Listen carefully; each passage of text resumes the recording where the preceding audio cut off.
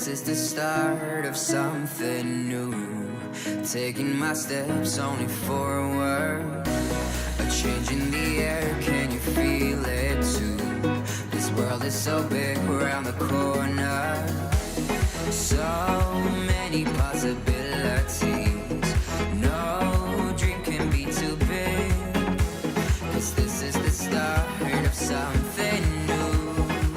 'Cause now I know this is my time. Time to just be me. Time to hold my key. 'Cause this is my time. Time for me to choose what I wanna do with my time. With my time. Life is a blessing, such a gift, and I am so lucky to be here. Live to the fullest, don't resist. No time to waste, so have no fear. So many possibilities. No dream can be too big. 'Cause this is the start of something new. 'Cause now I know this is my time. Time to just be me. Time to hold my key. 'Cause this is my time. Time for me to choose what I wanna do with my time. 'Cause this is my time.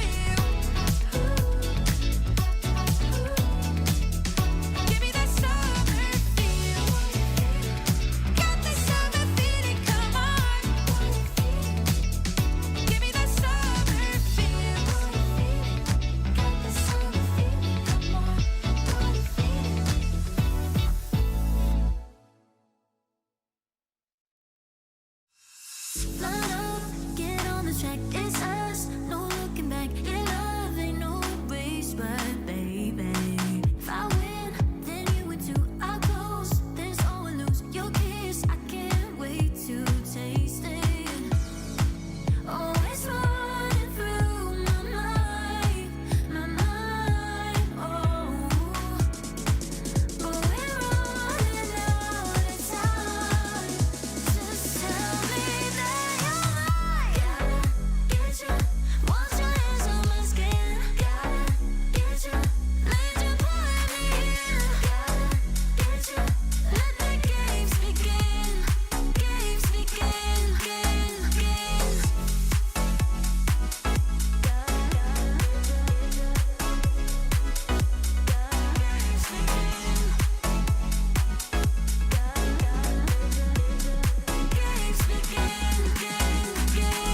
Green light, it's overdue, but right, don't leave me blue. We go mad in this and training. If I win, then you win too. I'll close, there we lose. Yeah, love ain't no race, but baby, ooh, oh, it's running through my mind, oh. But we're running out of time. Just tell me that you're mine. Gotta get you, wash your hands on my skin. Gotta get you, need you pulling me in. Gotta get you, let the games begin. Games begin, games.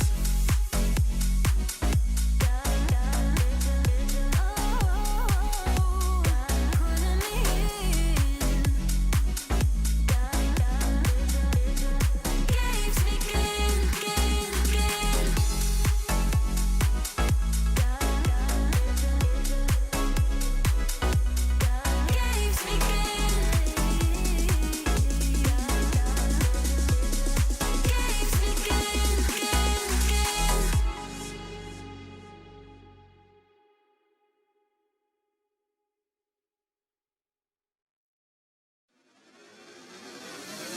It's the small things that you do to keep reminding me there's magic inside me and you. Dreams to reality.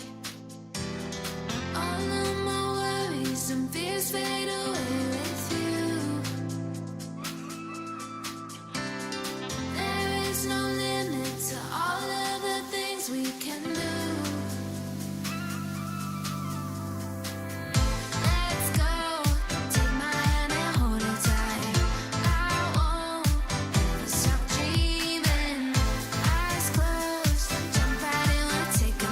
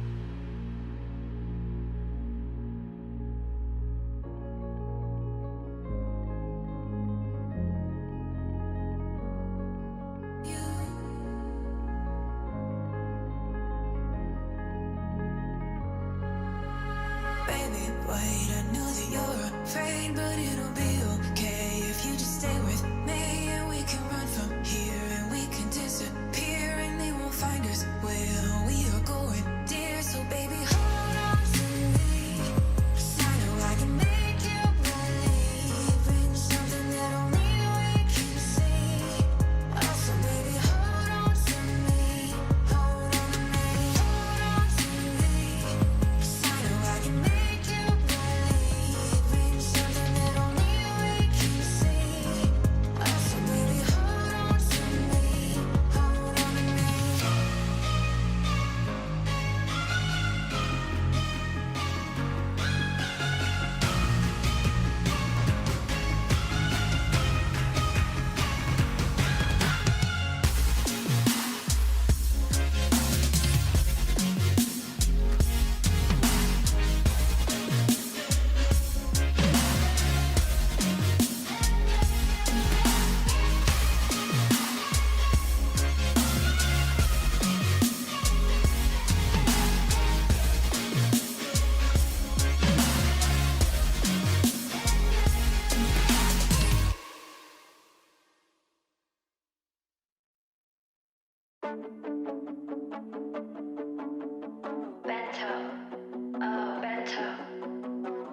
I can feel the walls closing in. Yeah, the hardest part is trying to get over them. If you could see, would you do it all again? Yeah. To take my time, I haven't decided yet.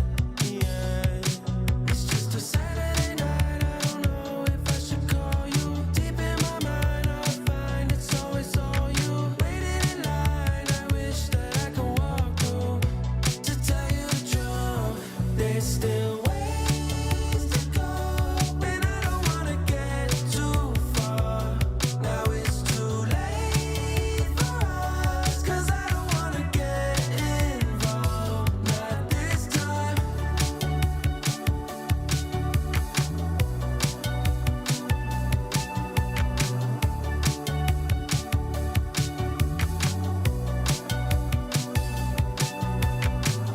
There you go, telling a lie again.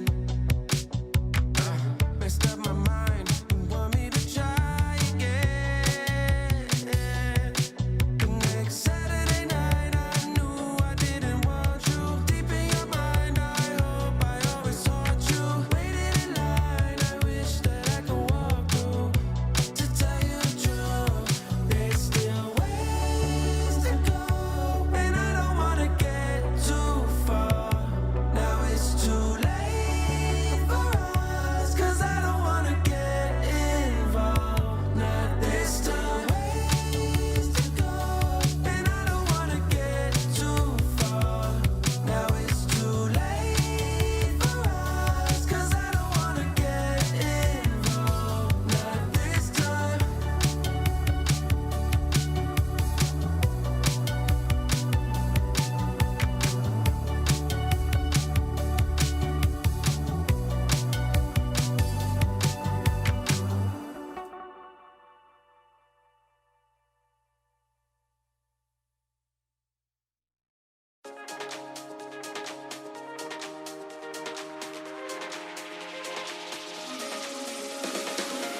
Every day think about you, every night dream of you.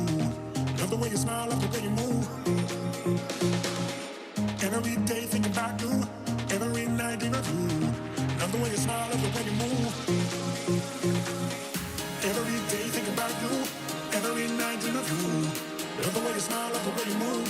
All I want now is you. Every day think about you, every night dream of you. Love the way you smile, love the way you move. All I want now is you.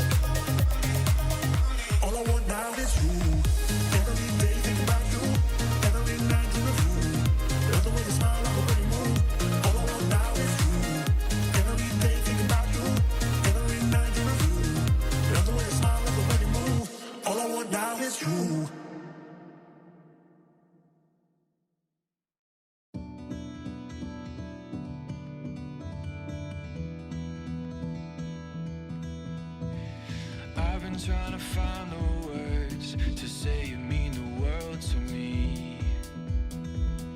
When I'm fighting and you see me hurt, don't walk away. I've been holding on for days, hoping just to see your face. Let me know you're coming back, and I can't wait. When it gets too much, my troubles, they can hold me down like heavy weights. Don't let go or let me fade. Just don't walk away.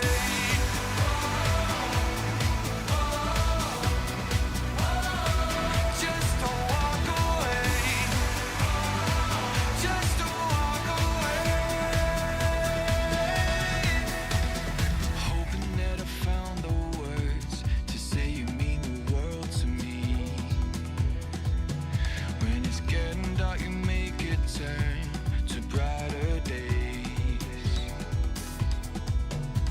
You found a way to lift me up, even when it's getting rough. You don't ever turn your back or walk away. When it gets too much, my troubles, they can hold me down like heavy weights. Don't let go or let me fade. Just don't walk away.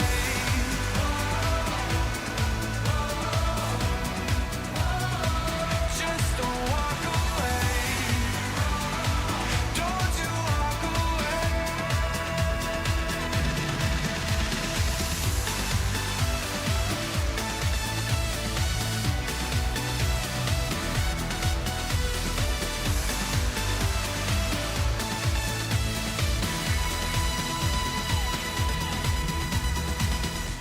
When it gets too much, my troubles, they can hold me down like heavy weights. Don't let go or let me fade.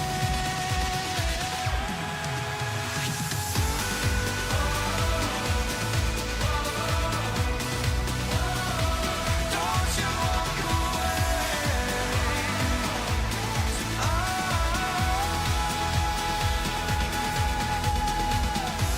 When it gets too much, my troubles, they can hold me down like heavy weights.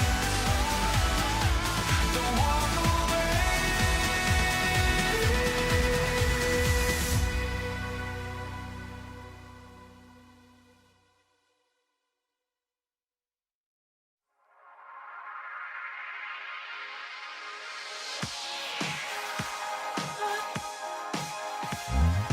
I don't know, can't fight the feeling that it just won't flow. We've been deceiving everyone we know. Do we let the secret out and take it slow? You say it's time to let it go, but I just don't believe it. Choosing if you take me or you make me disappear. Before the end begins, we lose ourselves and take control again.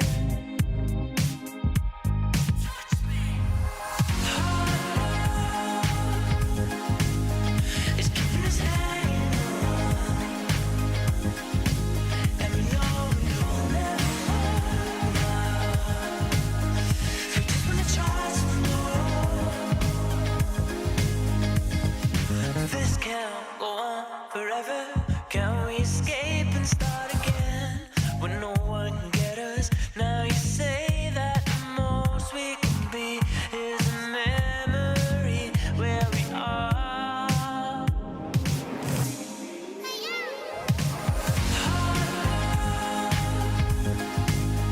It's keeping us hanging on, and we know we'll never fall out. We just wanna try some more.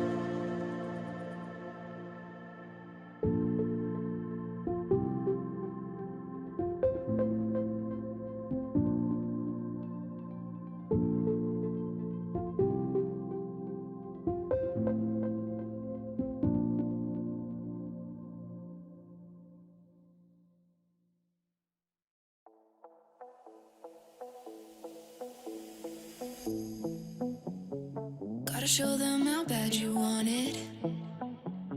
You don't always get them second chances. Don't start chasing till you got it. Do what I gotta do. I just break the rules like that. Maybe I'm just cool like that. Staying focused, don't sidetrack. Always when I don't come last. I never go less than 100%. I'll just keep waiting while you're catching your breath. I'm only living if it's close to the edge. So come and dive into the deep end, 'cause the best is yet to come. I'm like a song you can't get out of your head. You press rewind when you get close to the end.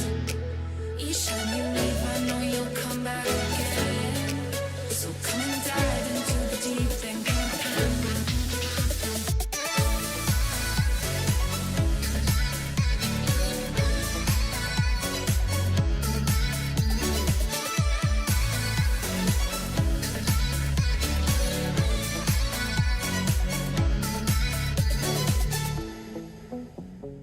You think I'm done, but I just started. I'm the fire that lights the darkness. Don't get strong, confused with heartless. Do what I gotta do. I just break the rules like that. Maybe I'm just cool like that. Staying focused, don't sidetrack. Always when I don't come last. I never go less than 100%. I'll just keep waiting while you're catching your breath. I'm only living if it's close to the edge. So come and dive into the deep end, 'cause the best is yet to come. I'm like a song you can't get out of your head. You press rewind when you get close to the end. Each time you leave, I know you'll come back again. So come and dive into the deep end.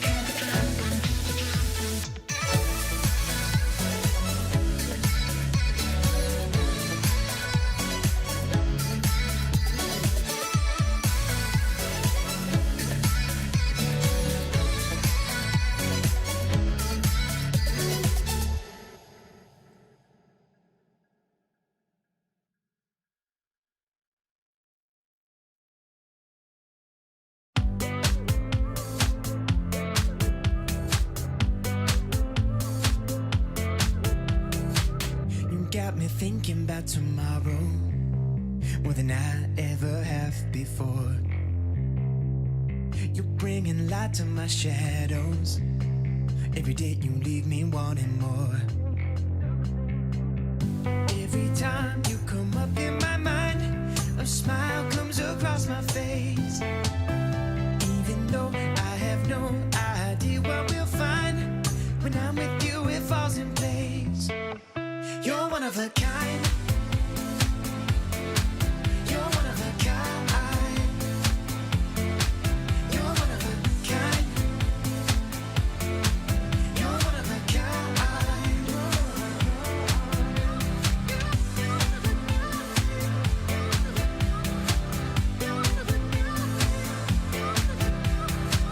You show up first to every party, and you think tequila is your friend.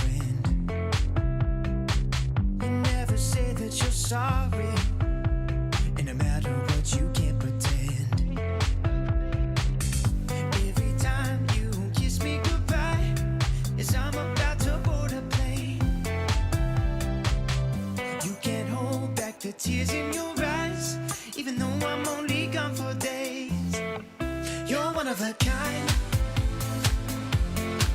You're one of a kind. You're one of a kind.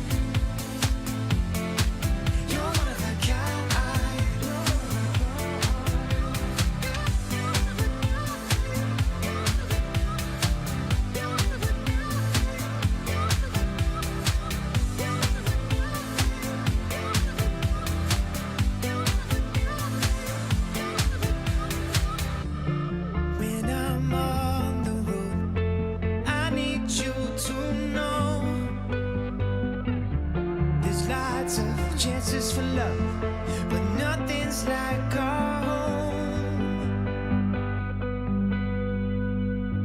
Every time you come up in my mind, a smile comes across my face.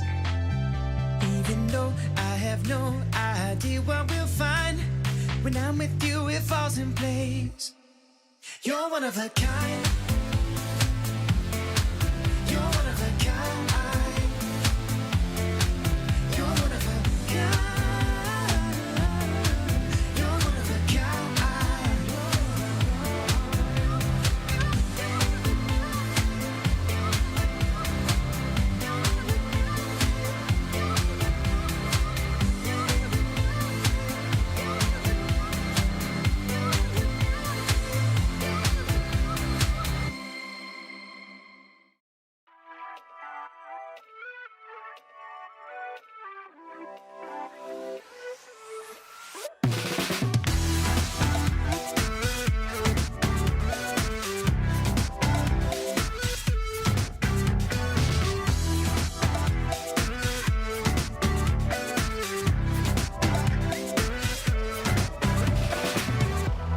Show me how to make it real.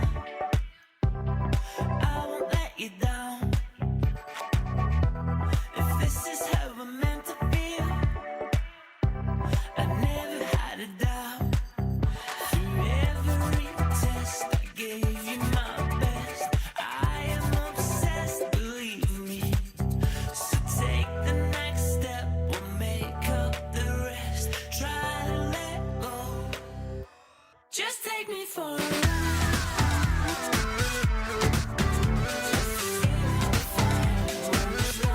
Just take me for a ride.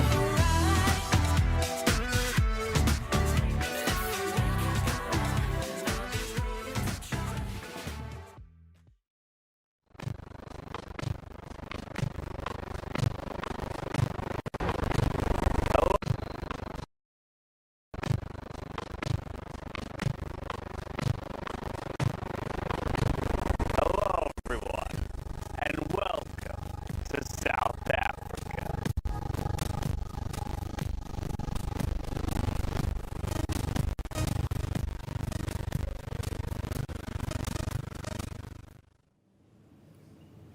Welcome to the semi-final stage of the Grand Slam Grand Finale event.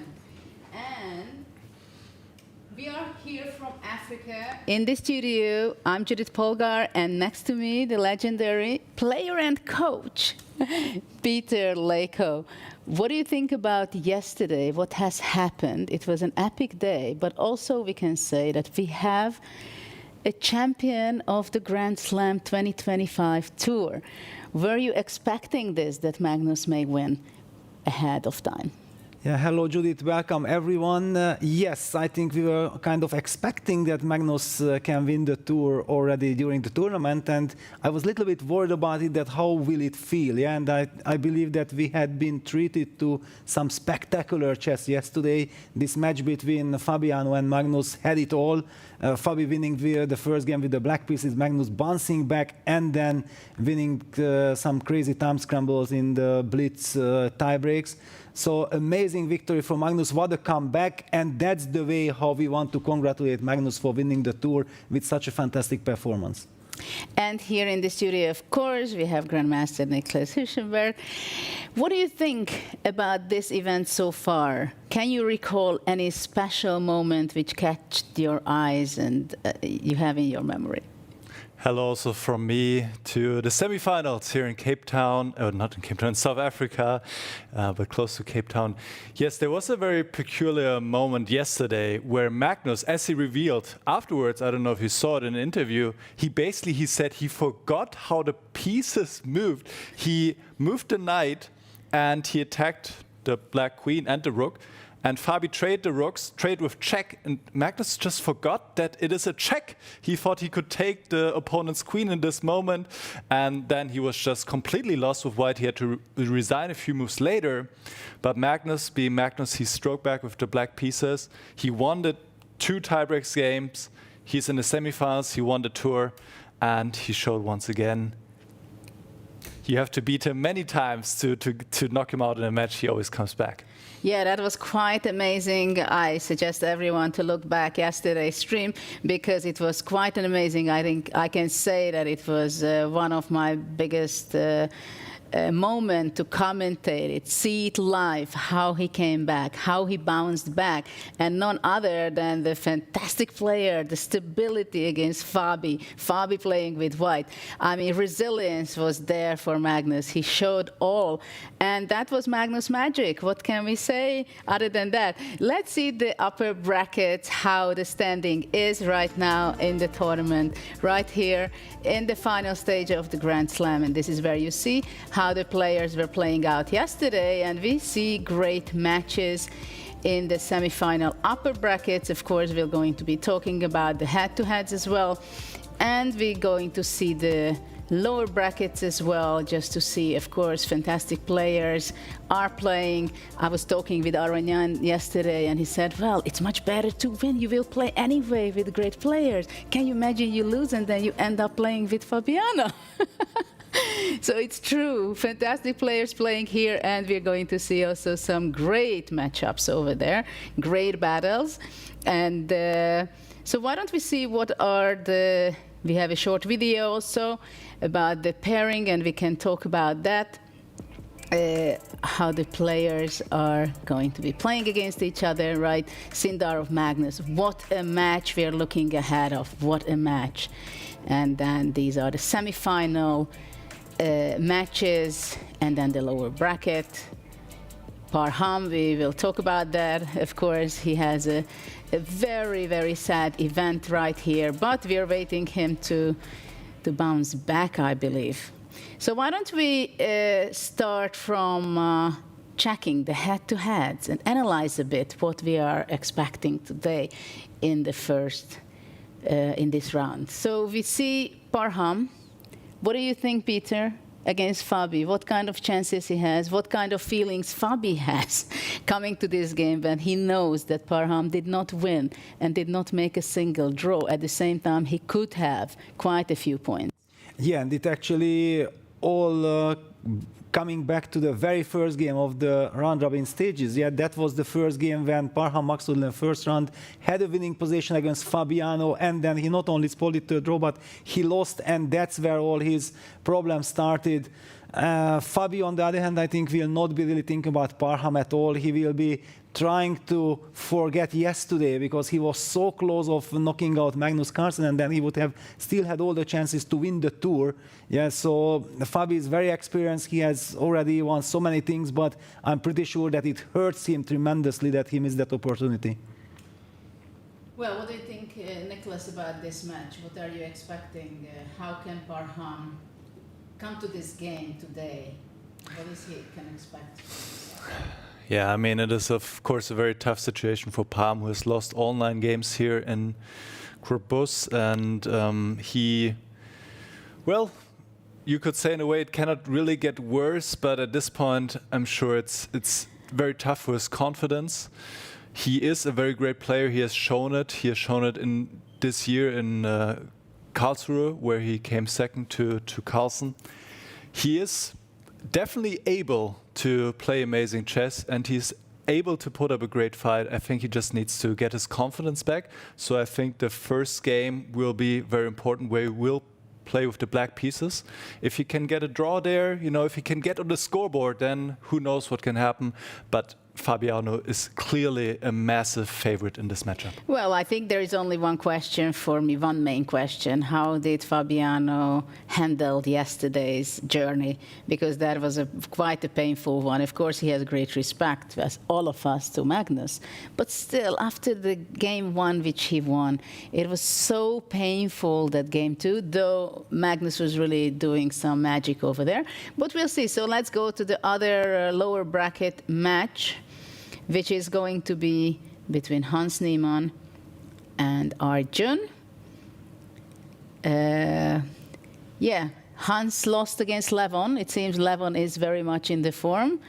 He won Las Vegas. Do you think he has chances, great chances to win this event?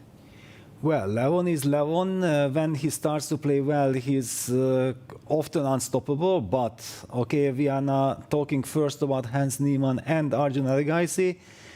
They both played an incredible wild match. Hans Niemann had all the chances. Yeah, he survived the first game where he had a horrible position against Levon. Then in the second game, if he wins his winning position, then he knocks Levon out. And we are talking about the Hans Niemann show.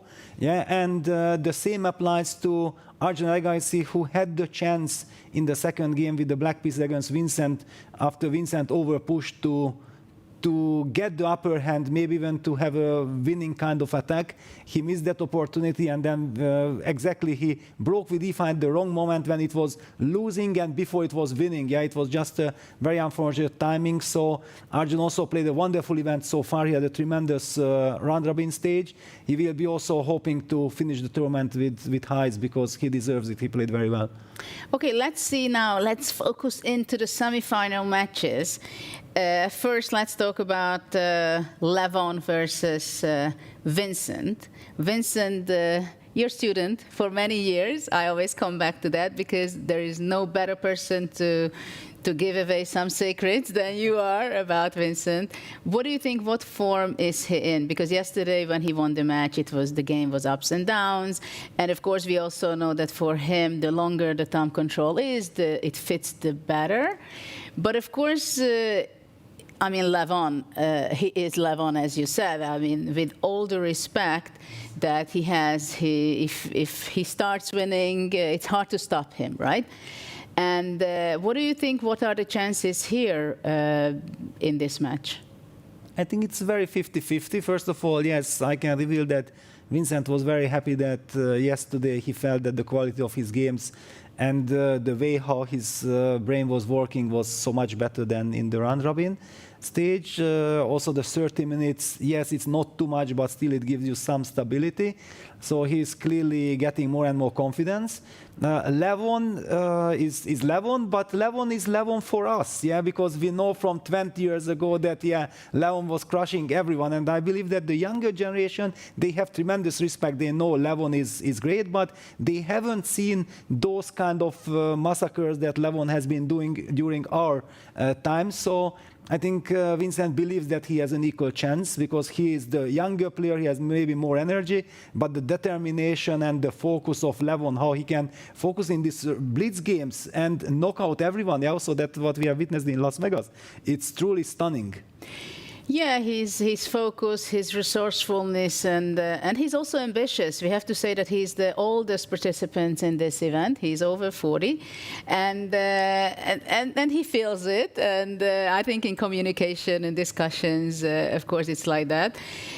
Let's go to the big game between Magnus and Sindarov. Because that is the game. And I have a very clear question to you both. What do you think that Magnus, I mean, basically he won the series, right? The Grand Slam 2025 won by Magnus Carlsen. How can he play this tournament on when there is not much at stake for him? I think for him there is a lot at stake. For him it's always about prestige. If he plays, he wants to win. By the way, let's not forget that he got crushed by Sindarov in the round-robin stage, and he hasn't forgotten that. I think that was one of the most painful losses of his chess career ever since he's the world number one. 15 years ago. So yeah, I feel that he wants to set the record straight just to show also that Sindarov, yes, you are amazing now, you have won the World Cup, you are crushing the field, but now you are facing me. I'm Magnus Carlsen, I'm going to show you. So Nicholas, you also think that Magnus is hungrier than ever, that he can play without anything at stake, or he says that, well, okay, I don't care, I'm just going to make moves? Well, I'm not sure about hungrier than ever, but he's definitely motivated and hungry to win this match, to win this event. And yesterday he was joking, he has won the war, but he still wants to win the battle. So he is definitely motivated. And I was just checking what the community thinks on Kalshi. They give Carlsen a 74% chance of winning, so Sindarov 26%. How do you guys feel about this? Is this accurate in your mind? Is it too low, too high? Peter, what do you think? About this match. 74% for Magnus to win. Okay, well, yes, of course I consider Magnus always the favorite whenever he plays against anyone, but Sindarov has now also this aura. I Yes. don't know, whenever I see him and he is so happy, so confident, he feels like, okay, let me play, and the natural result is that the end of the game I'm winning. Yeah, that's the feeling that I'm having from Sindarov. So in my mind, Magnus really has to show his absolute best to stop him, because if he can stop Sindarov's this confidence and all his brilliant energetic moves, then of course he's the favorite. But if Yavohir will be able to impose his will and be energetic and get the position that he got in their game, yeah, and then Magnus will be on the defensive, then it will be very tough. I would more say like 60-40 at that moment for me personally, but Judith? Well, I think over 70 is too much. Really? I think it's too much, and the reason is, one of the reasons is because, I mean, Sindarov in the last months, he performed incredibly. He could focus extremely well in the World Cup he won, which you need a lot of resilience, which of course Magnus has as well. Secondly, in the group stage, it was game one, when actually it's not only Sindarov won, he practically smashed Magnus in that game, right? Magnus made a mistake in move two, and Sindarov just played perfectly and highlighted what were the mistake of Magnus. And it does not happen with Magnus. It's like boxing. It's a full knockout in that game. And I think, of course, Magnus did not forget that, as you pointed out, but he really wants to take a revenge. And also, I think for Magnus, of course, it's a great challenge. He likes to play against the younger generation. And in the semifinals, we see both of the matches that the older guys play against the new generation. So this is also very interesting for me to see. And, well, Sindarov is very young, and it seems like they are really improving their chess day to day. So you don't know what has happened with him even during these few days, playing so well. Because, of course, his self-confidence is there. It was there even when he was in the first event in Weissenhaus. But of course, playing again and behind him in the World Cup and qualified for the candidates tournament, there is a lot. So I'm very curious what will be the battle between them. And here we see Eric Gaisi arriving and the players. Fabi, well, he thinks he can hide away from the cameras. Wrong idea. And we see Levon. They are always so cute. Ani, his wife. They came just from the beach. Look inside here, right? Yeah, Hans is not happy, and we can see that he's coming, but he would so much love to be in the semifinals. But for the moment, he has to deal with Arjun Regaisi. Well, yeah, the players are arriving to the playing hall. They're settling, and they have to be refreshed. They have to have their mindset in the right place, right? Because again, shortly we are going to have a draw what position they are going to be playing out. What do you think, Peter? How difficult is it for the players? Are they looking forward with excitement what position they are going to be playing out of the 960, or they just go with the flow? Yeah, I think they are always very curious. You see immediately when they get the new position, they're already looking and they are already thinking of their minds that what is the first impression, what their intuition tells about the position. I also feel that these 10 minutes are basically just absolutely nothing to do a preparation, but it's kind of nice to chat around, discuss with the other players, yeah, what are your feelings, and then we get all this fantastic analysis by the players, yeah, they are moving the pieces so fast, then somebody influences that, yeah, I think this is the right move, and the other guy agrees or disagrees, and there is this lovely atmosphere there. I just love to see how the players are so enjoying it. Yeah, it's always interesting, and we see also a shift. There is a difference when they are analyzing the position in game one of the day, out of the two-game match, right? Or it's already, this is what happened yesterday, that whoever won a decisive game was, of course, you have a completely different strategy because you are either someone who draw is enough, or the player has to be bouncing back, as Magnus did yesterday. So there's a very different strategy there. But I think now we are just about to see what is going to be the next position. Fiona.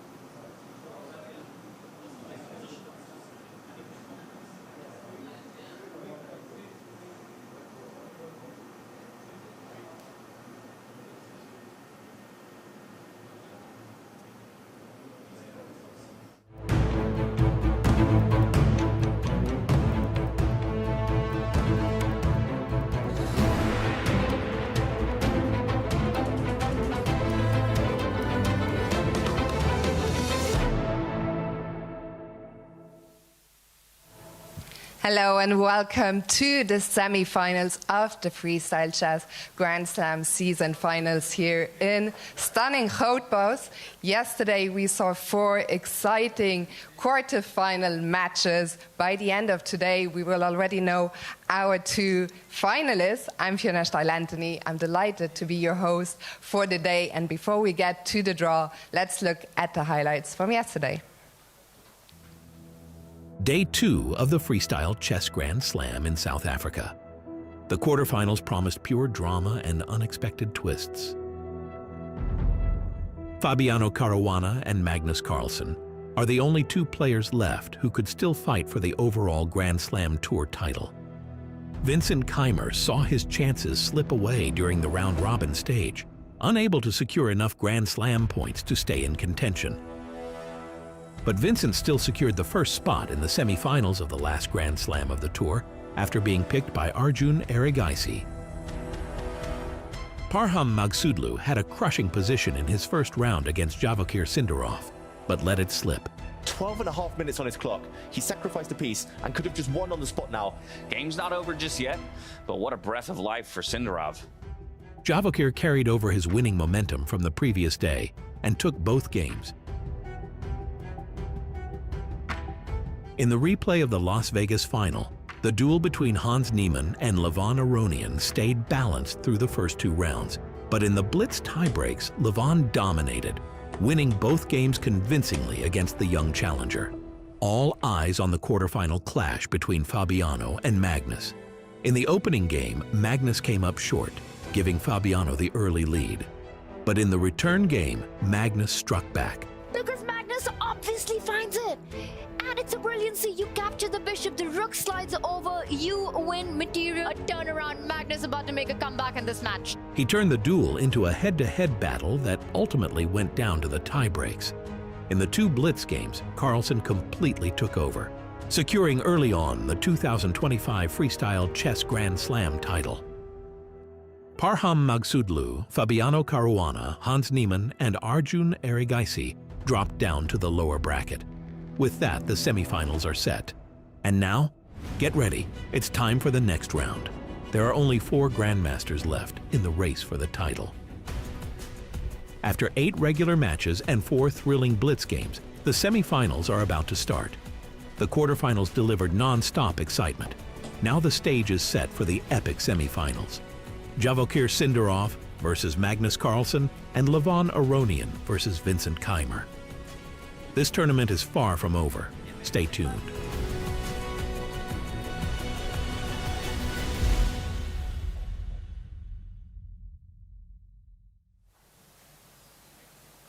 We are ready now to draw the first semi-final position, and I'm delighted to be joined by Vicky Magoo, the Vice President of Chess South Africa.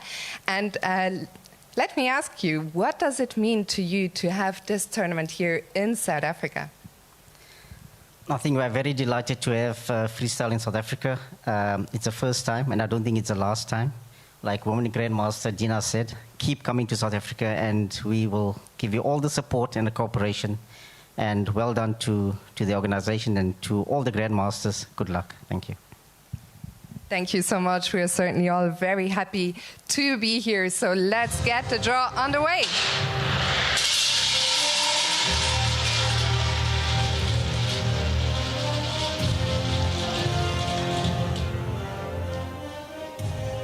Okay, we're ready.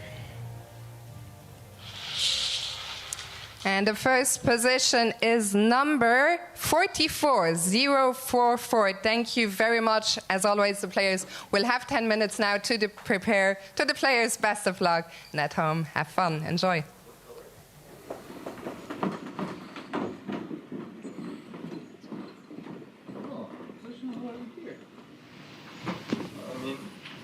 Different.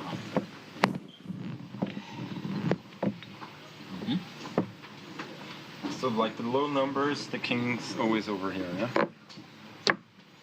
Some pieces were correct. Okay. Oh boy.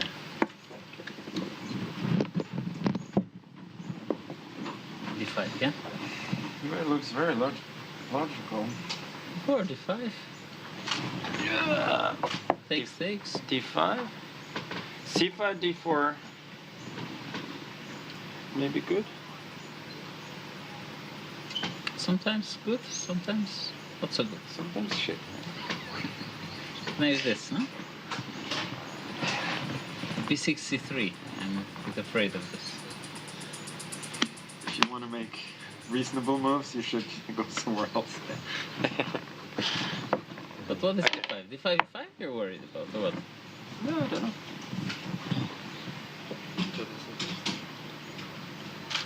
Yes. I was thinking C5, C3.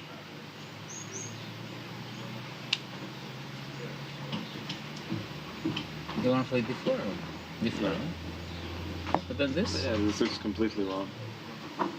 Too slow, no?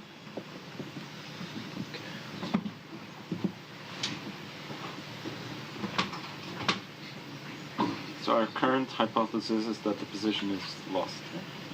No. Let's play this. Look at it here. Aha. Alright. So if I play C4, you're gonna play F5, yeah? But F5, what does F5 give? C3? No. To get an amazing French, right? Let's play. Think it's amazing French? Or I mean, if we get to trade it, yeah? Yeah.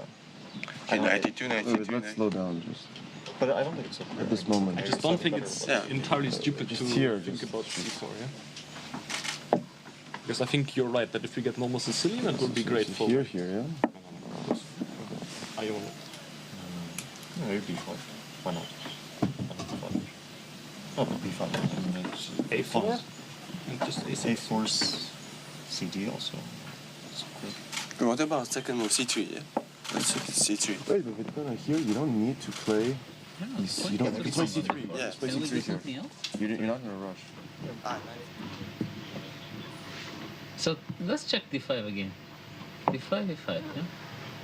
But I mean, for this structure, we have terrible pieces. And white has kind of perfect pieces.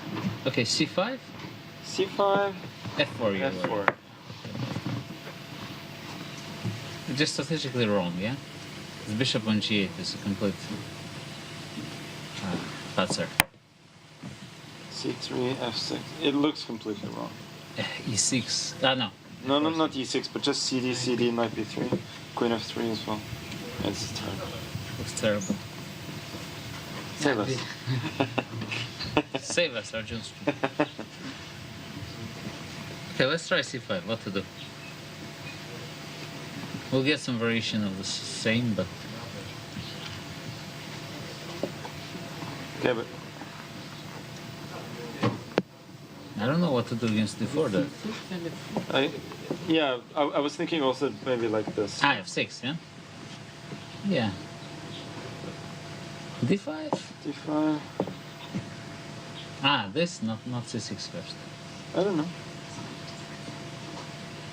Oh, maybe also this. C4 is... C4, I mean, C6. okay, it's very bad. Okay, and take. But Okay. take just looks... C4, C6, I was not sure we won... But F4 maybe first, yeah? And what? E5? I think that is... But also Here, bishop D5 does win a pawn. I don't know if it's... But I think... In general, I can put I think also E5, C3 we get nice play. Shit, so... Okay, maybe e5, d4 is just good. Okay, just 1 point. Let's say they play Like just f6. So what was the idea? d4, d5?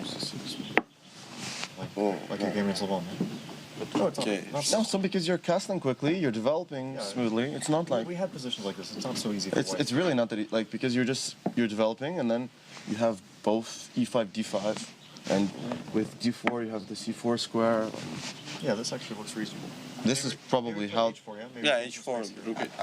Bishop. Maybe. Or just h5, yeah? Yeah. I don't want to. Just want to. No, but I don't like all this. play in the Yeah, center exactly. after Yeah, exactly. Not so sure if some even like some. No, but wait. Why not just no? But just there's no harm, yeah. Let them Is this like. such a big deal? So b6, c3. Maybe we can get some sort of variation of the similar stuff. It's d4, yeah? CD takes d5, e5, and we're busted. The knight No. This is not working. And d6 is the same. Kind of. It's terrible. What about any queen move? No, it doesn't look. Doesn't look too healthy. And queen c7, the bishop is stuck. But at least we're defending against the castle. Queen c7? Okay. What's the big deal? c3. C3, maybe c4. Okay, I'm desperado. What do you want? Then I take, play f6. Okay, I take Bishop probably. f6.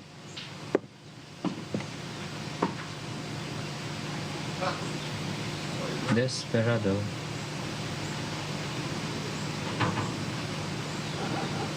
Why don't? Okay, this may not be terrible.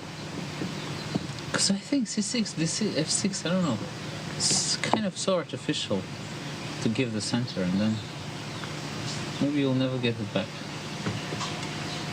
You're not confident enough in your manhood, yeah, to play f6, No. e6.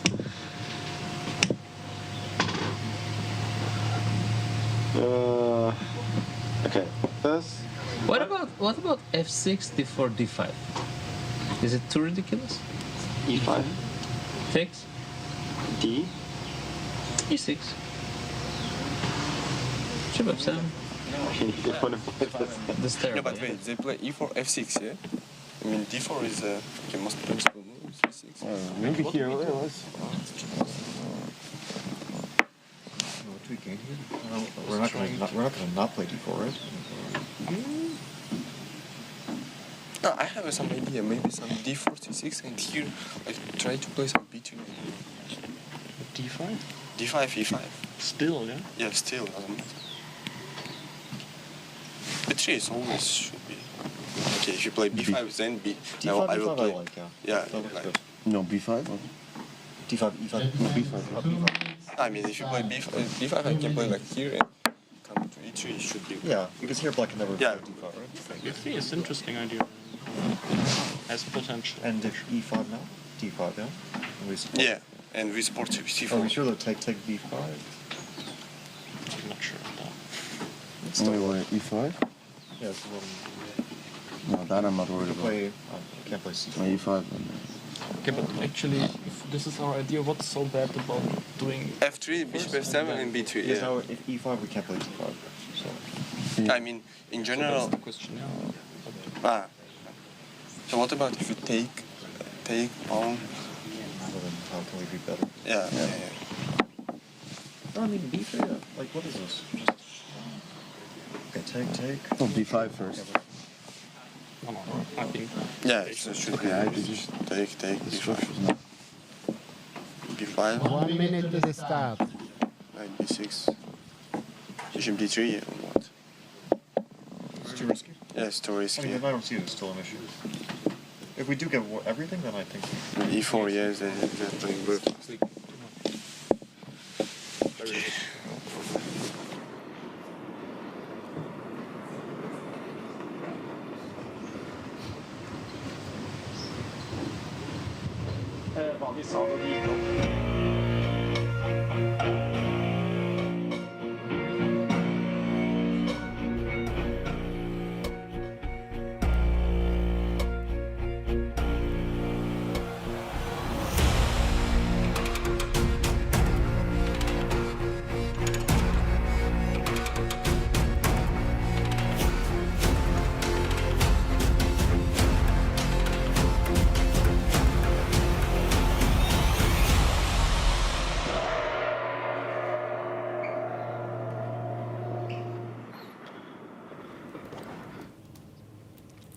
So we are just about to witness the first moves of the semifinal, game 1.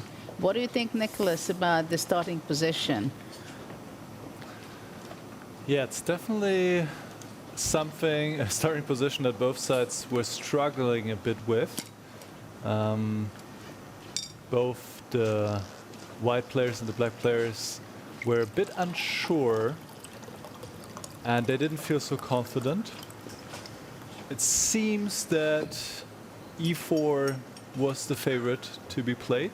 The only one who has not played it yet is Vincent Keimer. He is still thinking. And we see an interesting situation in the game Caruana against Maxudlo already, where e4 was answered by c6 and d4 by f6, opening up both bishops. Bishop on b8, bishop on g8. And this is something that the black players were definitely discussing. And I had a look as well, and it seems to be definitely an interesting way to play. We have the same position again, Niemann against Erigaisi. Not the only way for black to play, but in general it feels like the black position is quite solid. Peter, what is your impression with the starting position? Well, it was very funny to hear the players. Yeah, the white players were not exactly sure how to assess, and Magnus and Levon were a little bit pessimistic at start.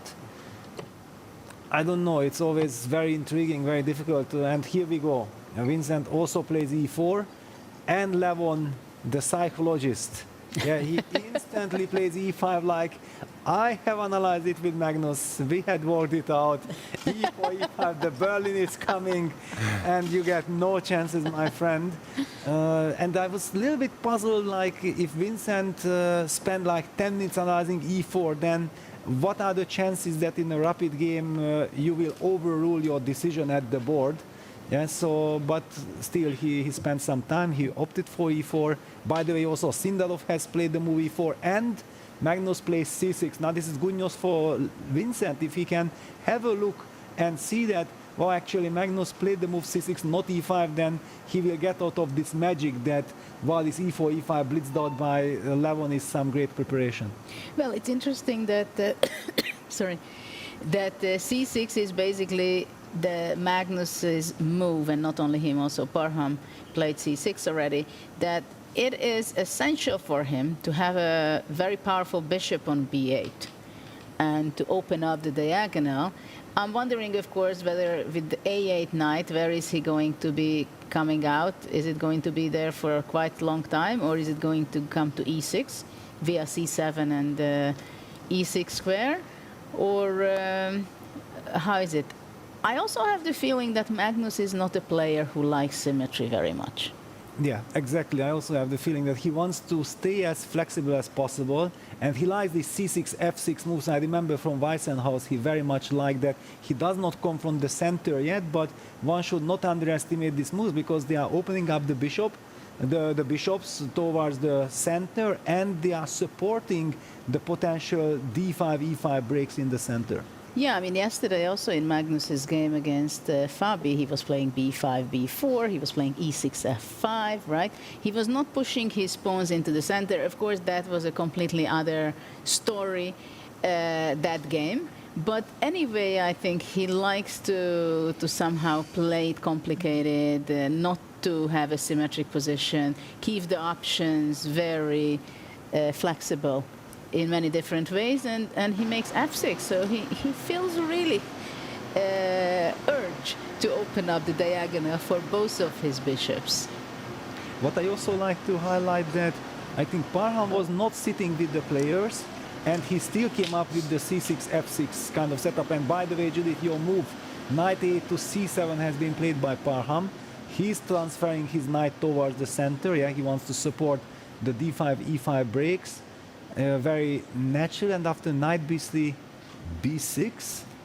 I'm puzzled with this move b6. Okay, stopping knight c5, but do you really have time for everything? That's my question. Nicholas, tell us. Yeah, maybe black doesn't have time for everything. So having a look at this game, let's take a look together from the top, just to also help everybody understand what is even going on. I believe that the players did not go e5 like Levon because they did not like d4. Maybe we can get into this later. This is the current position between Vincent Keimer and Levon Aronian. So they went c6, giving white the center, but saying, well, we can put a pawn in the center later, but black doesn't want to go d5 right away in the Caro-Kann style, because here white could play e5 and white could support with f4 and really claim a lot of space in the long term, and white would be clearly better. So black goes f6, and this looks strange, of course, if you think about normal chess, position 518, classical chess. But here it does make a lot of sense. Both bishops are opened up, and the center squares are controlled. And black, in the right moment, can play d5, or maybe more likely even e5 to put a pawn in the center as well. So f3 was played, also makes sense, opening up the bishop. And now knight c7, honestly, is a bit odd to me, and also Parham played it very quickly. It does not feel like it is necessary to move this knight right now. I am guessing that he wants to prepare e5 without allowing d5, so he's controlling the d5 square one more time. But it seems like he could have played e5 already, and d5, well, it's not really possible. The pawn cannot be supported, the knight comes to b6, and the pawn actually drops off immediately. So a little bit puzzling decision by Parham. It was completely fine to play e5 here. Actually, sorry to interrupt, that Arjun played the move e5. Yeah, e5 happened. So Arjun went into a different direction, and also Magnus actually played e5. So both players, Arjun and Magnus, said, well, there's nothing wrong with e5, and there doesn't seem to be anything wrong with e5. Knight c7, it's not clear that the knight is really that well placed here on c7, also blocking the bishop. So knight ab3 was played quite quickly by Fabi. Not the only move, but it does make sense, because also this idea of knight c5 can be a bit unpleasant, and b6 is now stopping knight c5. But yes, this whole setup is not really instilling a lot of confidence for black. It feels like c3 makes sense, and yeah, it feels like that white can have a better setup with the pieces. Probably there will be a lot of tension. Let's say black goes e5 now, but then they can play knight e3, and it seems white can put more pressure and has more harmonious setup with the pieces here. So white should be a bit better in the opening. Can you imagine that in this game, white or black will castle long side, Peter? Possible. Well, yeah, depends very much which direction the game goes. First of all, you don't have to develop the bishop from b1 in order to castle to the queen side, yeah, to the left side of the board. This is one advantage, but you still have to kind of move the knight out to d3, activate the queen to d2, and then you are ready. It will depend, but with the knight on b3, there will be some a5, a4 idea, kicking the knight with tempo.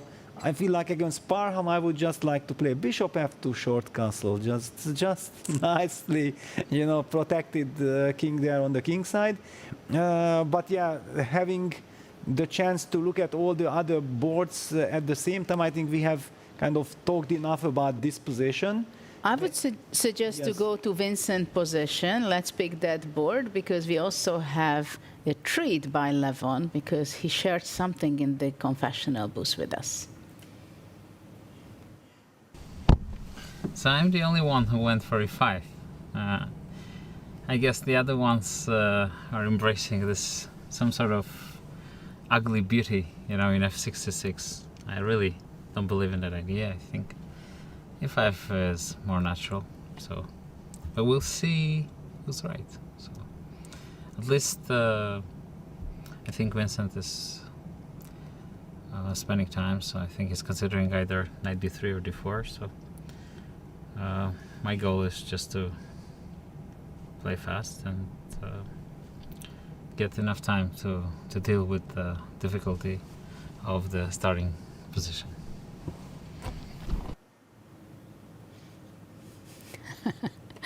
Well, he was kind of criticizing f6 and c6, but this is exactly what we see on his board after all.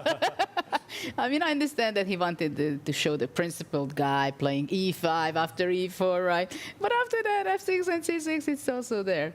Well, actually, it might be transposition of moves. Yeah? Yes, if absolutely. now, for example, Magnus's game and also Arjun's game was bishop f7, bishop f2. Let me even play this move just to highlight what we are talking about. Bishop f2, castles and castles.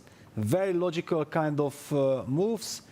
And, okay, where is Black's problem? I don't really see Black's problem. And if they transpose to this, then it would mean that we have 3 games with the same position coming from different angle. I mean, 2 exactly the same. By the way, Arjun has already played knight a8 to b6 here. So in Arjun's position, we are having this current situation. It's always one of the toughest kind of things to decide that you really want to develop that knight to b6, you want to go towards the center with c7, and then maybe hope for the other knight from c8 to find a good square on b6. Maybe Arjun is thinking like, my knight is heading to g6, or if I'm able to play d5, who knows, this knight can jump to d6. Very natural kind of setup. Judith, do you have a feeling like white can fight for an advantage here? I don't know. At first, it seems like Black is doing very fine with his development, because that b8 bishop seems to be a much better choice than the b1 bishop. And somehow it seems like Black was smarter in the setup. And well, the b6 knight, yeah, what it's going to be doing, I don't know what the d7 pawn, where it's going. Probably eventually d5 is the move, what Black wants. And then the b6 knight, maybe it's not so bad supporting the d5. It can also actually go back to d7. It doesn't seem anything bad. And after d5, I would really love to see the other black knight on d6. I think that can be a very useful knight there in the center. And somehow I have a feeling that as black is more developed a bit. Well, okay. I also feel that it's a very strange position, because let's just imagine I play the same strategy. I play knight a b3, and you play d5, and that was the move that you wanted to play. And then we have the symmetrical position that it is my move with white, but I don't know how much does it help me. Yeah, because I have the feeling that it is much easier to claim equality in this symmetrical position than to claim some advantage from white's side. That's my kind of feeling. Of course, black is also not forced to play the move d7, d5, but we both mentioned it as a possibility. And black has certainly different options. But for the moment, okay, Levon has played the move bishop f7. So yeah, we are in fact heading exactly down the lines. And it's also interesting that, of course, they play with longer time control, 30 minutes, and every move they receive 15 seconds. But they're not walking around, right? Though, when Levon went to the confessional booth, probably he looked around because he had the information that others were playing f6 and c6. And it's a good information that you have what the others have been playing. Now it just says, okay, others are doing this way, so maybe probably it's not so bad. You make your judgments, your evaluation on that. Of course, you cannot rely on anybody because it's freestyle. So in 10 minutes, nobody could figure out whether this is the very best setup. But I mean, the time is not enough for walking around. A little bit I'm disappointed. Little bit I'm disappointed. And you From know what why? aspect? Because we are having too many of the same positions. And we spoke once, I remember also Nicholas, when highlighted we have 4 different first moves. I think as commentators, as spectators probably, this is the dream scenario, yeah, when we have 8 billion players, 4 top matches, and everybody is playing differently. On the other hand, now we will be able to compare their play with each other that who was finally smarter in these symmetrical positions. But for the moment, I would be more happy to be black here, because I feel like there is less pressure, as Levon highlighted. I just want to play quickly to make sure that I have extra reserve time on my clock for the later stage of the game, and let my opponent think, can I use this extra tempo? Good luck, my friend. I think the answer is no. So, Nicholas, tell us, just to prove us wrong, what we have been speculating with Judith. Well, there's nothing to prove wrong. I mean, you're spot on.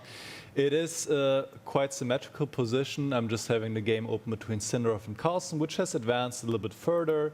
If we just take it back a few moves to see how it happened.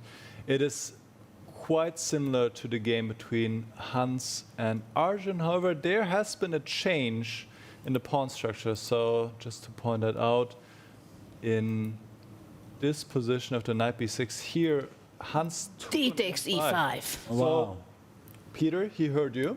Yes. And he said, okay, for Peter, I'm going to change the pawn structure, so it's at least something different. Thank you very much, Hans. Thanks. He took Well, on d5, it which wouldn't is be- a committed decision. But it wouldn't be the first move that comes to mind. No, it would also not be the first move. No, Give for up sure the not. center. To give up the center, but definitely a change, so we welcome that. And in the game between Sindarov and Carlsen in the semifinals, Sindarov played knight to d3, and Carlsen just played d5. So we indeed have an almost symmetrical position. If white goes knight b3, white would have one extra move, but well, knight b3 is not necessary. Instead, Sindarov has taken on e5. Wow. Now pawn takes, and this is the current position. So yeah, knight b3 seems obvious to bring the knight to c5. And actually, I like this kind of transformation for white. Yes, this one is much more natural, Yes. now that black committed d5, no? d5, because Yes. black has to be careful about taking on e4, since if I can take with the rook, I can play against the isolated pawn on e5. And white always has the option to take on d5, open up the bishop, to try to play against the two hanging pawns in the center. Black can usually also not push d4. So it seems that after knight b3, white has some or you could rather say black has some inflexibility, whereas white has maybe some more flexibility. But actually, just now, Sindarov has played knight c2, and this is a move that the computer does not like. It actually gives black an advantage here. Isn't because it d now takes e4? You can take, and I cannot take with the rook because of Bishop tactical G6. reasons. Tactical reasons, bishop g6 is putting a lot of pressure on all these pieces here. And I cannot hold them together. Rook e3, there's just knight c4, and I'm going to drop material. And I was just saying it, I want to take back on e4 with the rook, but if I cannot do it, and I have to take back with the pawn now, then this is not so impressive. Now the bishop is locked in. Of course, the position is symmetrical, but it seems that maybe now the black pieces are slightly better placed. I mean, the only difference is really the two knights, but apparently this is enough to give black some advantage here. And also what I don't like from Sindarov's perspective is that this is very Magnus's style. Yes, solid position, fixed structure, there is no real activity for white. Yeah, it will be a long maneuvering game. And okay, we know what Magnus is capable. No, Judith, what are your feelings? Well, I also had the feeling that it's not Sindarov's position. But actually, we are getting to a symmetrical position. And we said in the beginning, Magnus doesn't like it, but somehow he... But this is a different one. Yeah, knight c2, somehow at first it seems to be better to go knight c2 and knight e3, going more towards the center than knight b3. But because of this tactical problem, it was not very fortunate. Well, knight b3, knight c5 looked so inviting, didn't it? I mean, to me at least. Knight b3 here, if we bring it back, this was the position. Knight b3 to bring the knight to c5. Now, if black takes on e4, I can take with the rook. But I thought it's also possible maybe to go bishop g6 and e4. After takes. After takes on e4. The rook e4, bishop g6. Maybe it's possible to simplify and open up the line, the files. And now e4. This is maybe what he didn't like. Yeah. Of course. I mean, that b8 bishop still, I don't know if tactically. It is indeed working for For white. For white, yes. Well, what we can say for sure is that he rushed a bit, it feels like. This was an important moment, knight c2, and he played it quite fast, I believe. So this is the current position after knight d6. Magnus in the driver's seat. He's a bit better now, and he can definitely be happy with the outcome of the opening. Yeah, let's just also highlight with knight d6, he makes sure that white is unable to play knight e3 because of the hanging pawn on e4. That's kind of a very important nuance, and without knight e3, then the bishop gets stuck on b1, and white is losing the harmony. And that's why I felt like Magnus is super happy, because small little nuance, the knight on b6 versus the knight on c2, but this small nuance seems to favor black in this construction. His bishop on b8 is so much more useful. I just loved the way how, Judith, you mentioned there that you feel like that bishop on b8 is more useful than bishop b1 3-4 moves ago, and here we get to see exactly what you meant. Yeah? Well, it's hard to convince people that the b8 bishop is different than the b1 at this stage. Yeah, but you felt it. And also, I think we should then maybe head to the Vincent game against Levon, because Vincent is the only player who did not decide to castle, but wants to be original. He spent his time and he developed his knight from a1 quickly via c2, e3, an idea that, Judith, you right from the very beginning, you said that knight a8, c7, e6 is an idea that you like in the position. Well, Vincent was listening to you. He said, wait a second, if Judith mentions black can do it, why can't I do it? Let's see. But you know, there are some incredible things happening also in the game, Hans' game. Yes, yeah, we have so much action. This is how we love. Yeah, it started out slowly. We were a little bit worried that symmetrical positions. No, but all the games are heating up. So just and in the center, many things happening. Yes, yes. So just very quickly, yeah, ED-CD, D5 is happening in the game. Very typical, very similar to the other games so far. But just to see that how the players reach here. So it was this move order finally reaching the same position, and if Vincent would have castled, then it transposes to all the games in the tournament. But Vincent always likes to go his own way, and he activates the knight, gives priority to this. Levon opted for knight e7. For some reason, he did not want to play the move d5. I don't know exactly why. D5 would have been very logical, but yeah, Levon also likes to be you know, this artistic, that, okay, you don't want symmetry, exact symmetry, I will also spice things up. And then with ED, CD, D5, knight B3, we are reaching the current position. And Vincent is still playing with his king on F1, clearly with the idea towing that I can castle at any moment, but not that at the end of the day he won't be able to do it. Exactly. It's still on F1. I don't know how to punish him. Not to that he did not castle yet, but it's risky. Yeah, I'm thinking about D takes, E4 takes, and F5 or something. That can it be something unpleasant for white? Yeah, well, I think then I can just take EF, because then my bishop from B1 comes to life. Yeah, well, you cannot take knight F5 because then bishop C4 check. Could be unpleasant, that's for sure. But I can take with the bishop, yeah? No, you take with the... I take D, Fe. F5, E takes F5. Yes, F5, E, F5, and yeah. I'm just collecting the pawn. I say thank you very much. We see knight C7. And Levon just, also develops his knight. And he wants to go knight E6 Knight E6, yeah. This is some kind of a Carlsbad kind of structure. But it's interesting, basically, in several games, we have the big question is whose knights are better placed. Yes. Right?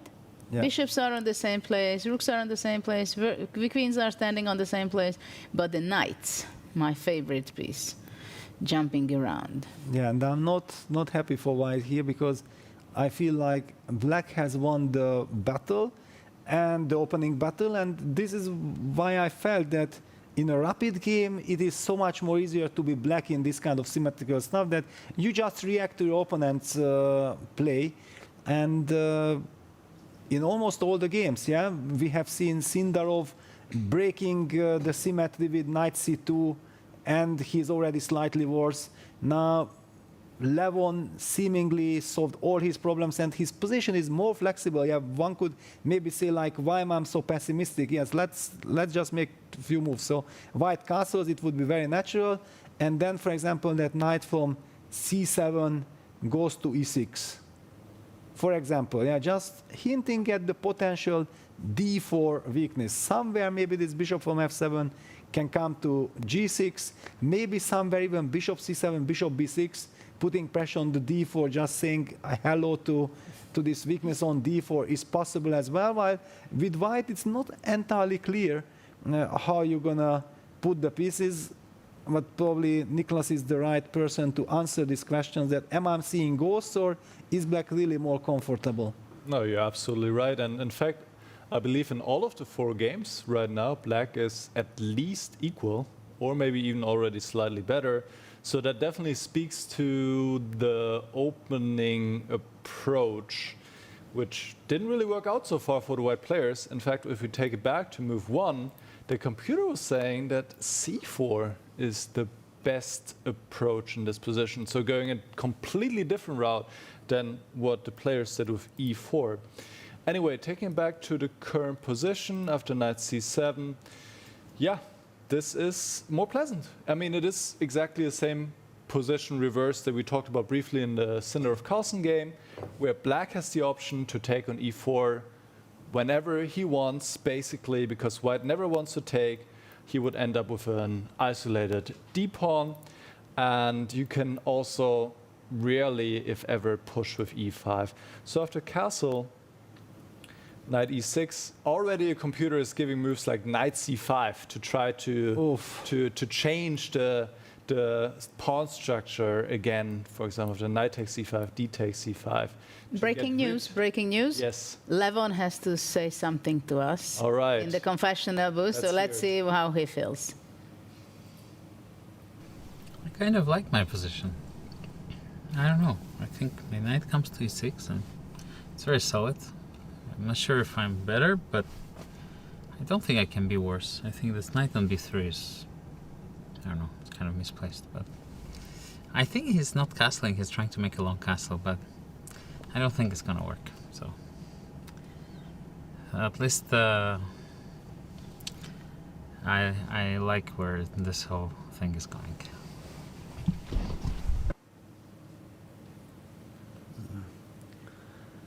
So He likes his position. Levon is feeling good about his chances, and he basically said exactly what we were saying, what Peter was saying. We're just looking at this. The knight can come to e6, and the knight on b3 is badly placed. So this exactly to the point. The computer was highlighting that after castle, maybe after knight e6, you could try to trade these knights right away. And maybe it's still a tiny bit worse, but it's nothing really too bad.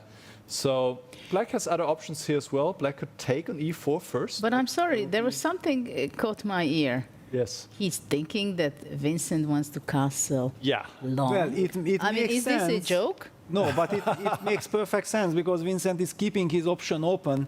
He should have castled way before all this whole procedure has started.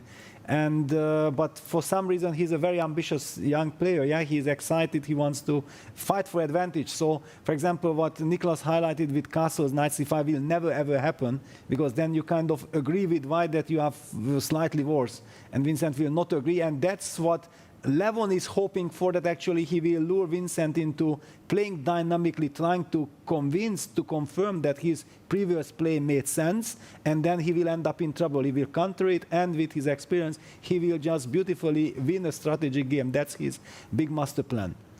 Yeah, I think, well, bishop c2 has been just played. I don't think Vincent is going to castle. But what is he doing? Bishop c2, I'm not quite sure what his plan is. Does he want to put a queen on b1 to force some kind of concession for black with the pawn on h7? Maybe this is his idea. But yeah, he's still delaying the castle, which he shouldn't.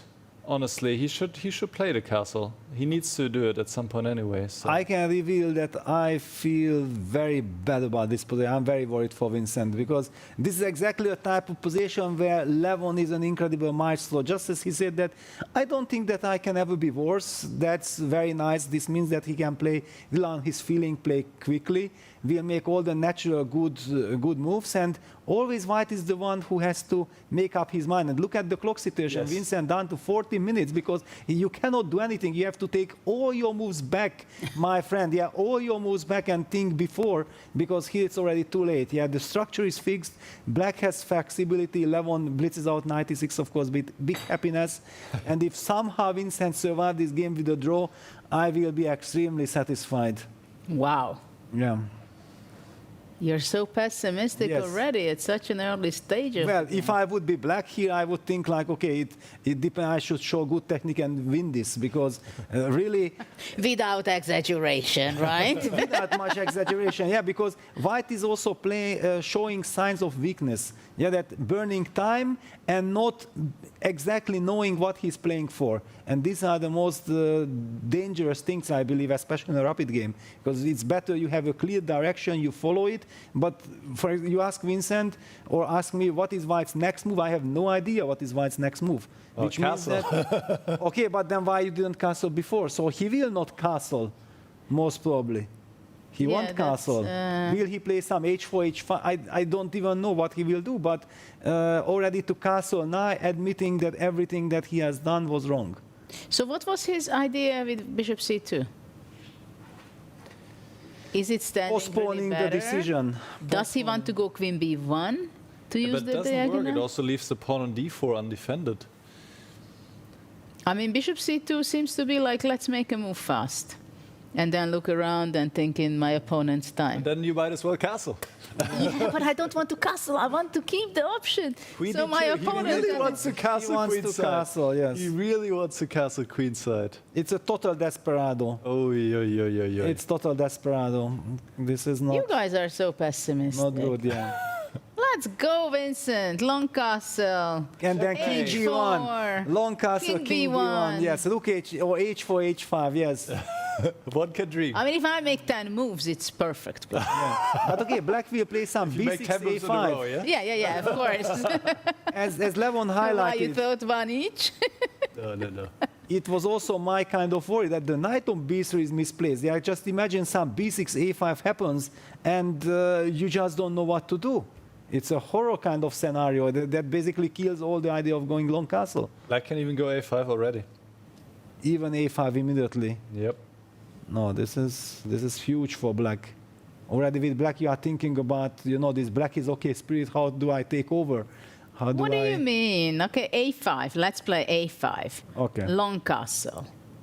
Wow, a long castle. Fearless. How do I make long castle like this? Yes. Okay, and if I just play b6, I don't even want to be a computer. So you don't play a4. You're just. No, I think computer plays a4 and wins the game. I just wanted to say, because why can't I play a4? No, actually, I don't understand why we played bishop c2. Why did I need that? Okay, to prepare king b1, but no, this But is my king was on f1 at that stage. this is all horror. No, I can't take it. If Nicholas wants to analyze it, please analyze. My heart is not taking this anymore. I just see problems. Okay, so before you have a heart attack, there is a confessional boost, but this time from Parham. All right. I thought it's interesting to listen him what he wanted to share with us. Hello guys. I know it's surprising to see me here. Okay, it's my first time in confessional room. I think I'm doing a good job for anyone cheering me up in this tournament. I think my first point is coming. Maybe draw or win, but something is coming for sure. Okay, I have a very good time advantage, also pretty nice position. I think I'm able to get the first point, hopefully. And yeah, I have to get it. So, okay, wish me luck, and I will come back with the point, hopefully. Bye-bye.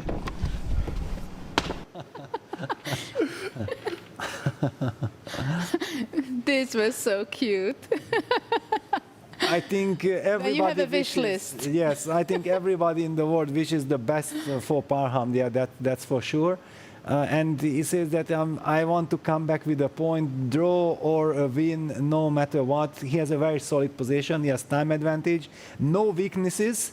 Yeah, so yes, everything is looking nice. On the other hand, if we would ask Fabio, he might say that I'm still optimistic that maybe I can do something. After all, I have one extra pawn in the center with the d4 c3 construction. Yeah, black plays the move rook e6, setting up the doubling of the rooks on the e5 with rook f8, but I would really love to see Vincent in this position with the white pieces, you know, compared to his position.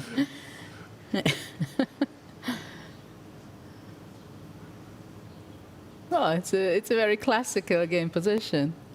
Yes, actually, just very quickly, we will not analyze it too deeply, just to see what happened here. Yeah, this we have seen. C3 5, and yeah, black is always able to confront the center. According to computer, Fabi had some chances, but he missed it. And then once these moves happened, black has very comfortably equalized. So Fabi breaks with f4. This reminds me of some anti-Berlin, where you push something, but then black will counter it with d5, and has a very stable structure. ed, queen d5, knight e4, queen d8, b3, rook e6. That's how we reached the current position. Solid stuff. But is Nicholas, is Parham's optimism justified, or are there some dangers in the position? I think before his last move, rook e6, they were justified. But rook e6 was a bit unfortunate because white can now set up with queen g4, and h4, h5 is quite unpleasant and difficult to meet. So for example, if I go rook f8, then h4 is coming, h5 will be coming, the knight has to go back, I can play h5, gain some more space. This bishop is very strong on a diagonal, king h8. And here white is actually clearly better. Rook d1 is a good move now, and maybe getting this pawn rolling. The black pieces are a bit passive, the white pieces are placed well. I also wish Parham to get his first half point or full point. I think we all wish that to him. I mean, nothing against Fabi, obviously. It's just a very tough fate for him so far, for Parham, 0 out of 9 in this event so far. But yeah, if Fabi plays queen g4 and sets up with h4, h5 after rook e6, he can definitely put some pressure on Parham. So the last move was not ideal. He should have maybe played queen d7, or maybe it was even better to put the rook on e7. Yeah, queen d7 followed by rook e7, rook e8. This, I think, would But queen be better. d7 runs into this rook takes f6 ideas. Of course, yeah, it does not work now because of rook e4, but humanly, he also plays his queen to d8 all the way back to be solid. Yeah. Yes, yeah, I think that's why he played rook e6, to guard the pawn on f6, but it's just a bit...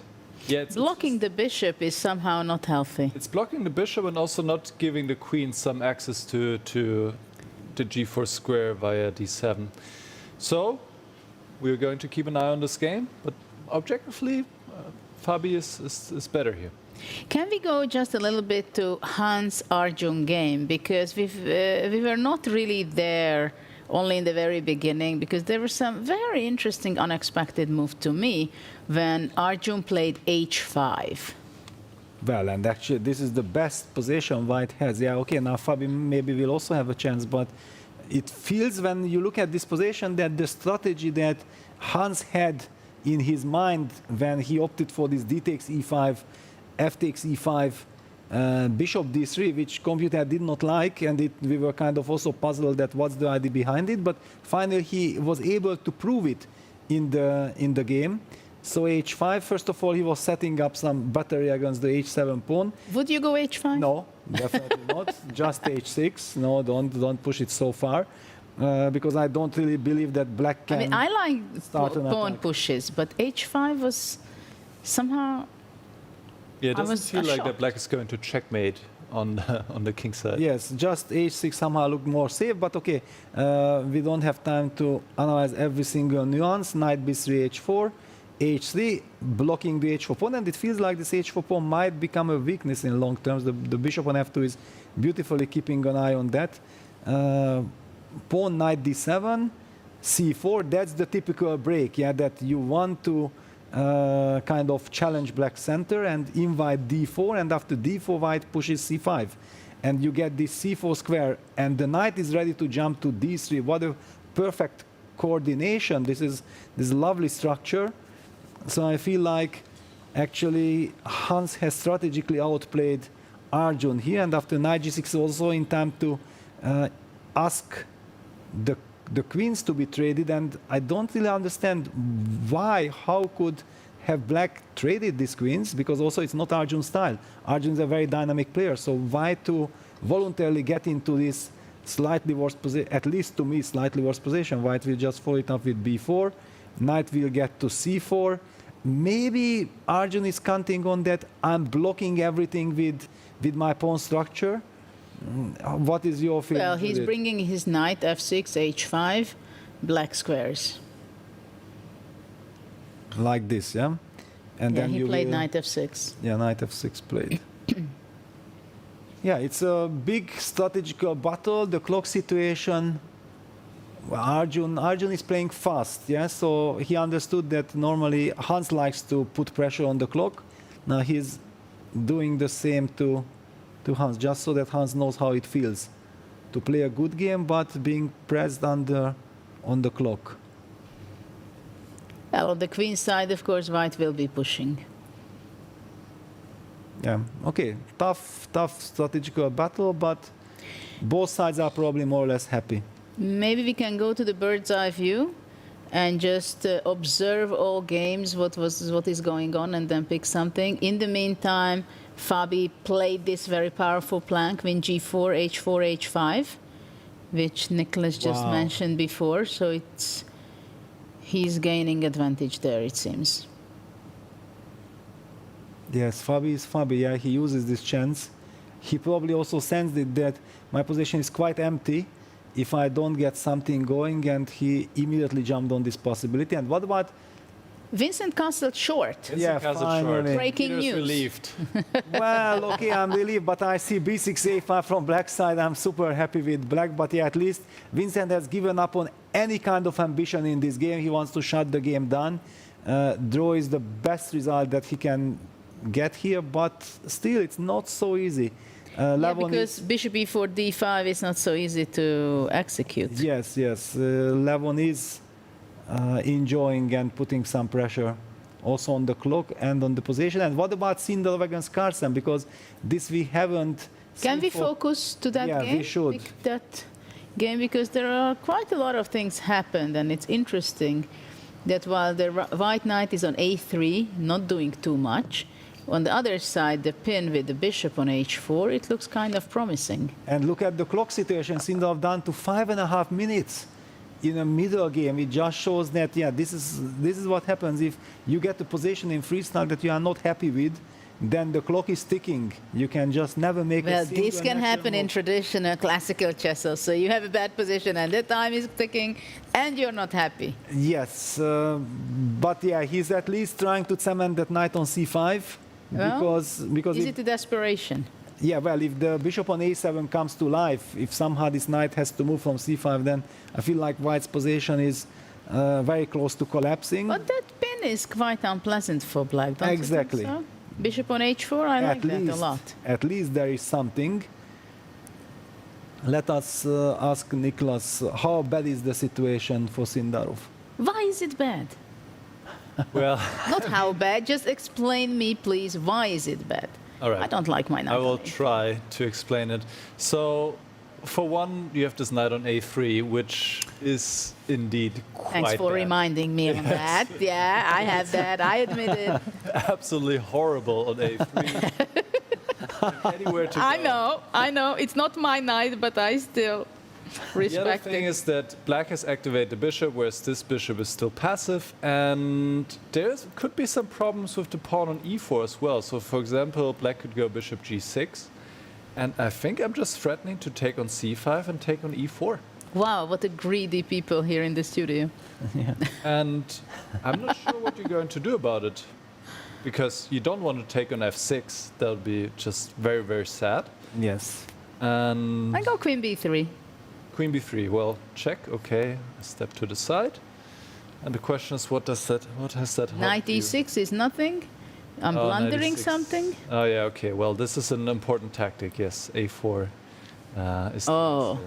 Ooh. So for Magnus to play bishop g6, he would need to see this variation. A4 distracting the queen, and here, what is even happening here? Rook takes e6. Okay, no, this is a very long and difficult variation. Yeah, you still need to evaluate this, and this is somehow better for black. No, this will not happen. Okay. I'd be very surprised. But I think what makes a lot of sense is to prepare it, to just go king h8, and then to go bishop g6 in the next move, put pressure on this pawn on e4. Magnus opted for b5. b5. A shocker. b5. Different direction. Unexpected. Also a good move. Yes. Also a good move. Maybe he wants to take on c5 later, and Yes. that's why he wants to have the pawn structure that way. Yes, yes. He already is dreaming of a lovely endgame somehow. Yeah, this is definitely also clearly better for black. And the time situation, 12 minutes ahead on the clock. Tough spot for Sindarov. Tough spot for sure. Clear advantage for Magnus. Yes, and the clock is ticking down to 5 minutes. There is just no easy way to solve the problems, yeah. Because if it's a technical position, then the clock situation is not a problem. But here you have this issue with the knight. The bishop on b1 is kind of also stuck to defend the a2 pawn. Let's not forget that actually that bishop on f7 is a lovely bishop.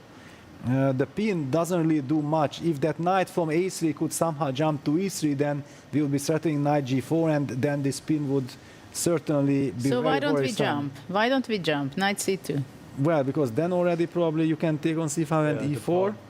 Can you? I believe if Or Niklas bishop already c4 highlighted first? in the other position that maybe this is possible, then maybe it's possible here as well. Seems possible. Yeah. And again, missing a tempo, yeah, that the knight is not yet on e3. b5, very annoying practical move. Yeah. No, very unexpected. Of course, bishop g6, king h8. I mean, you check it. Maybe you don't play bishop e g6 because of the tactical thing, but b5,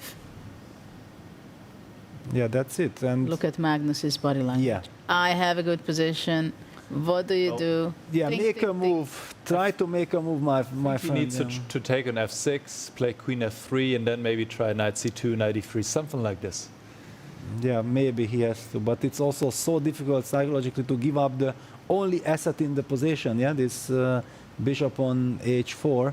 And what happens if, well, I understand that I should not, but I'm thinking about bishop f2 to stabilize on c5. Coming back, yeah? I don't want to, trust me. Oof. Yeah, okay, you will, okay, what happens if I just protect my bishop, I don't know, queen c7 or queen e7? I don't know where do I want to put the queen. Which The only is thing more is that natural. after bishop f2, you're not going to be thinking for some time to take bishop c5, right? Yes, definitely. Yeah, that's why I felt like I would. And we have bishop takes f6. All right. So it's lovely to see that even Sindao is listening to our broadcast.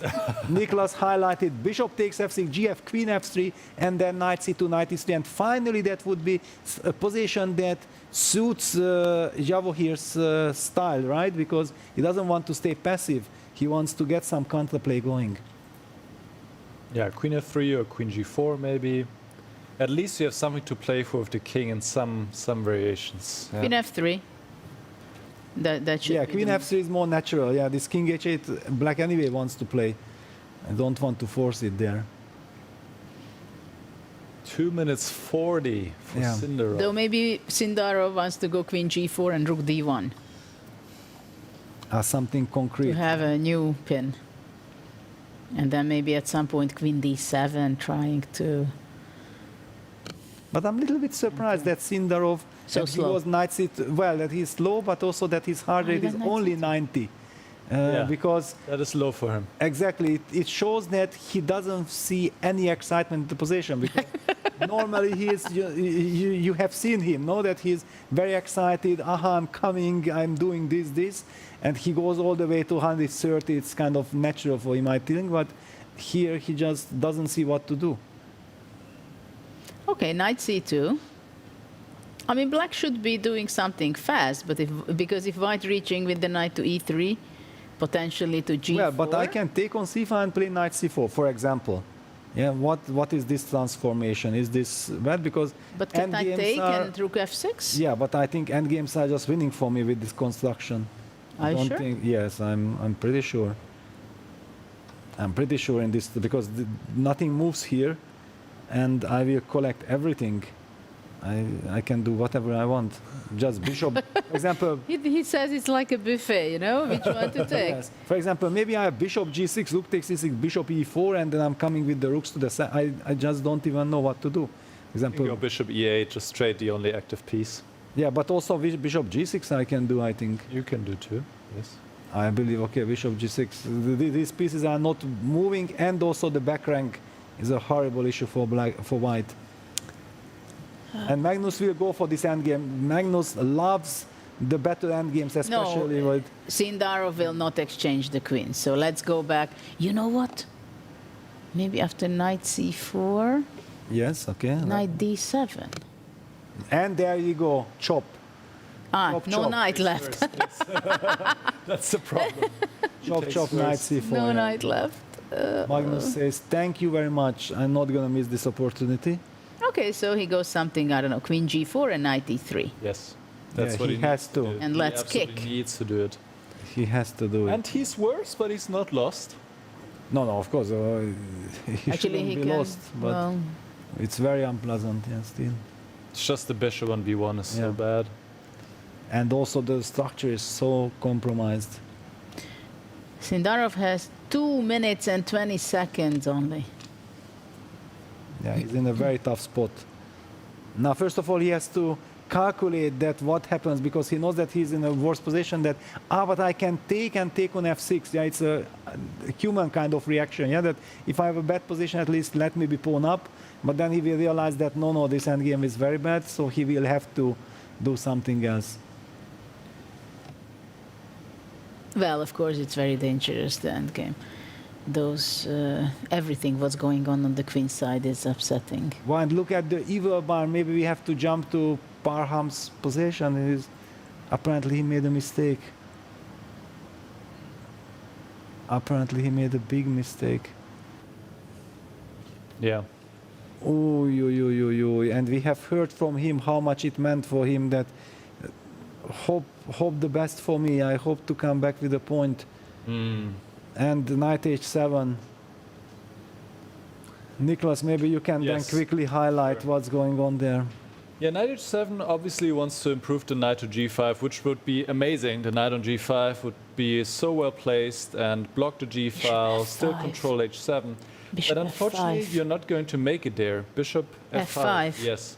So first, the rook is pushed to another square, and the rook only has these 2 squares. 3 squares and all of them. And all of them will be hit. Let's say I put it on e7. Now I can take on h7. And it's on the board, rook bishop and f5. I'm going to play knight f5, hit the rook, threaten checkmate. You could think, well, I still have bishop e6, but it does not help since I can move the queen to g6 with check. And now I can just collect the rook. And that is basically game over. It's just an exchange up for white. So knight h7, just blundered bishop f5. And Parham, unfortunately, is basically lost. In trouble again. Yes. Very tough. Yeah, it just all went downhill with rook e6. Maybe he how do you say, he cursed himself a little bit with the confessional booth appearance. Yes. Yeah, Yes. he was like so confident and. Well, it happens. Unfortunately, when you play in a tournament where everybody is just so good, usually I say, it's like Vaikanze, you know? You go to Vaikanze. Yes. I mean, this is still much better than Vaikanze losing one game after another. 2 weeks, cold, freezing cold. You lose a game, you play with Fabi. You lose a game, you play with Magnus. You lose a game, you play with Levon. Yeah. Anand, Levon. And then it's not a party feeling. Yeah, because you need to get this energy that everything is fine, and then you love the place, you are full of confidence, you are enjoying what you are doing. But if you start And losing, they're just hitting you. It's nothing personal, but they just want to win the game. yes. Okay, so let's go back to go back. Yeah. what's going on with Vincent's game. Yeah, Vincent's game is not too exciting, I would say. Oh. Yeah, he's slightly worse, but good chances to somehow I mean, hold Peter this. already calmed down, not having a heart attack, no long castle. Yes. So I think Peter's. I feel like So life it's is probably good? manageable. Well, no, it's not good. No. But it's much better than it used to be. Let's put it like this. Yeah. Much better, I think so. Yeah. by far. It's well, okay. The D4 pawn, you still don't like it. I understand. No. Yeah, definitely not. And Vincent cannot. But I think Vincent also time-wise, he has almost equalized. Like, it's definitely has improved. So let's go back to Magnus's game. Yeah, I would say. Yes, yeah, because also Sindar is in a lot of trouble with the clock. Yeah, just down to 1.5 minutes, or how much time does he have? He gets another 15 seconds increment. So this is good news. If suddenly Magnus is careless and he gets a chance to correct everything, then knowing how nicely he's able to handle the clock, clock will not be his issue. Bishop e6 played by Magnus. So just very quickly, the move Queen g4 had been played as we expected. King h8, knight e3, trying to trade the monster knights. If not, then who knows, white knight might jump to f5. But now after bishop e6, you don't want to jump to f5 with the knight, because it would mean that black can trade the bishop for the knight and claim a good knight versus bad bishop scenario, which is usually horrible. So I'm expecting a queen retreat somewhere. Where can we remove retreat, actually? Not so easy. Well, this is not so easy because, for example, on Queen e2, Queen d2 would show up, I think. Very Yes. strong. Yeah, there is this Queen e2, Queen f3 runs into knight d2 fork. Okay, Queen h4, Queen g3, Queen h5. Maybe Queen h5? Queen h5, but it's also a little bit this empty move. But okay, empty move. Empty move. I don't want to lose my queen. Okay? Okay, good. I have to go somewhere. But you mentioned the move Queen d2. What happens if anyway Queen d2 happens? I It's said your it, it's move. my move. You can't play that. It's your move, Judith. Queen d2, Queen d2. Oof. But the Like Queen h4. Queen h4, yeah, at least to cover some pressure on dark f6. squares. Yeah, and defend the e1 rook, yeah? exactly. So he played Queen h4. Computer doesn't like it, but it makes sense. It's probably the most logical move, yeah? The bishop captured an f6, now the queen takes its place there. How bad is this? Is this bad at all? It is bad. It is bad, yeah? Yes, yes. It's borderline winning for black. Wow, even like this, yeah? But is it knight? No, knight d2, rook d1. It is again your move, Jude, Queen d2. Queen d2. Again, even after Queen h4. Yes, yes. No. Give me some break. Even Yeah, here the you can problem play is Queen d2, knight c4, bishop c4, rook f6, Queen e1. Yes, this is a huge problem. Oh, that's an important line, yes, absolutely. It's important, yeah, but it's just Just winning. losing on the spot. Rook f6, rook f1, unavoidable. Yeah, and Magnus' body language is leaning towards the move Queen d2. He seems to be wanting to make a long move, and this Queen d2 is also so aesthetically pleasing, yeah, because you clarify the situation, and there you go, Queen d2. Sindar blitzes out knight c4, bishop takes c4, and then where is he hiding his pieces? Yeah, rook d1, kicking away the queen. And Queen g5, forcing the queen trade. Oh. Terrible endgame. That's horrible. That's a lost endgame, basically, I think. Yeah, it's Just the completely bishop lost. on b1, the pawn structure. But okay, wait a how second. do you I win? take and king g1. Yeah, takes, king g1. Yes. You have no d file, you have no f file too much. Yes, and everything is protected. So I'm losing here. And next I want to play a3. Just cemento. It's a horrible cement, but what to do?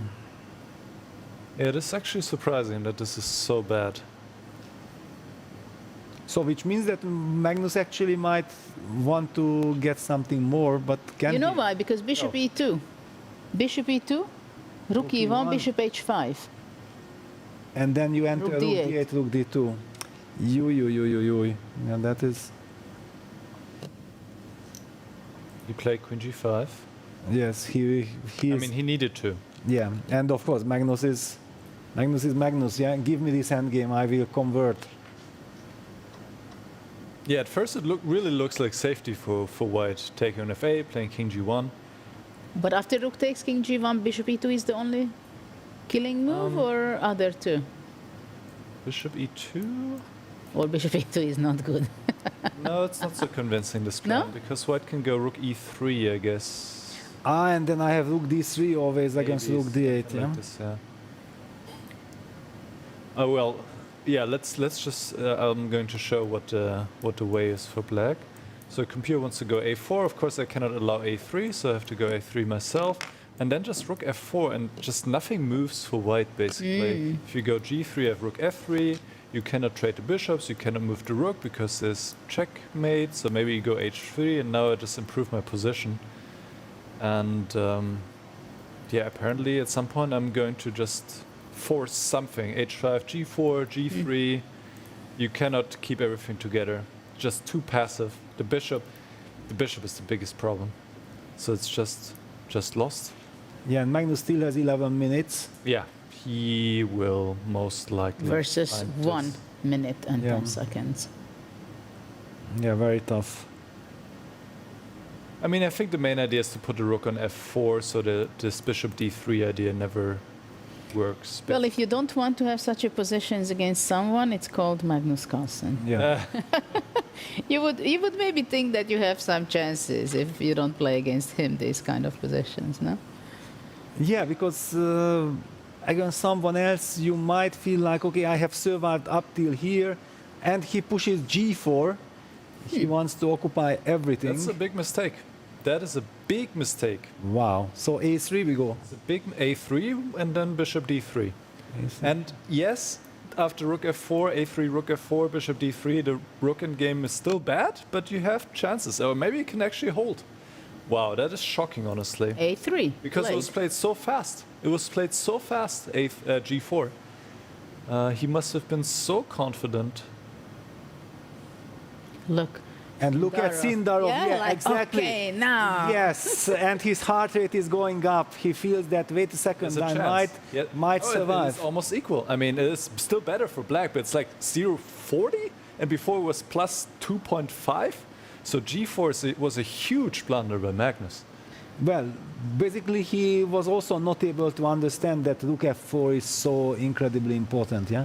Yeah, because after that rook e1 is, well, it's not forced. Well, that is a4, a3, the It's just g4 is... prophylactic against bishop d3. I mean, the last thing you want for white is to trade bishops on decent terms with bishop d3 or get this bishop back into the game.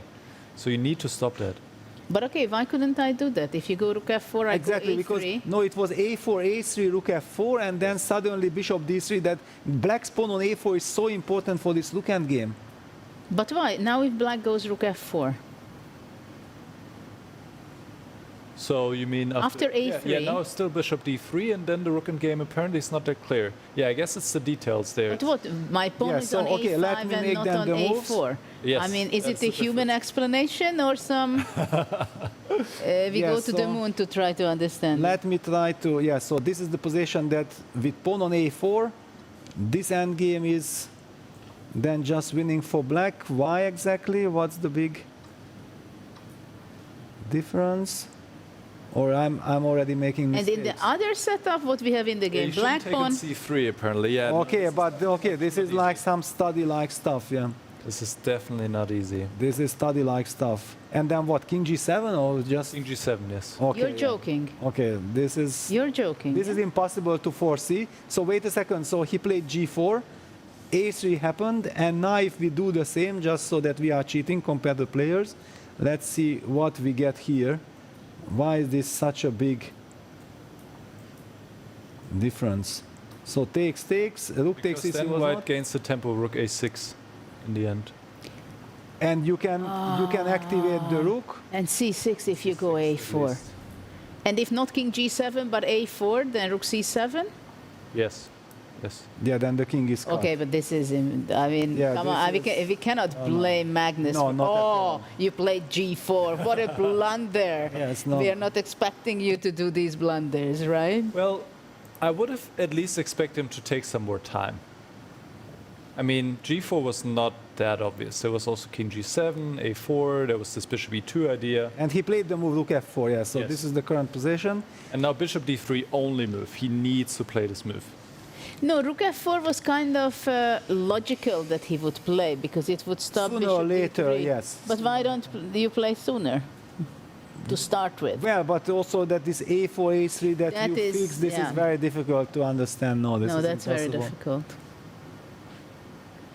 And probably Magnus is anyway very happy with guys. And So- down to 10 seconds. Forget all the finesses. Sindarov is down to 10 seconds. Needs to play bishop d3. Bishop d3. Now. Bishop d3.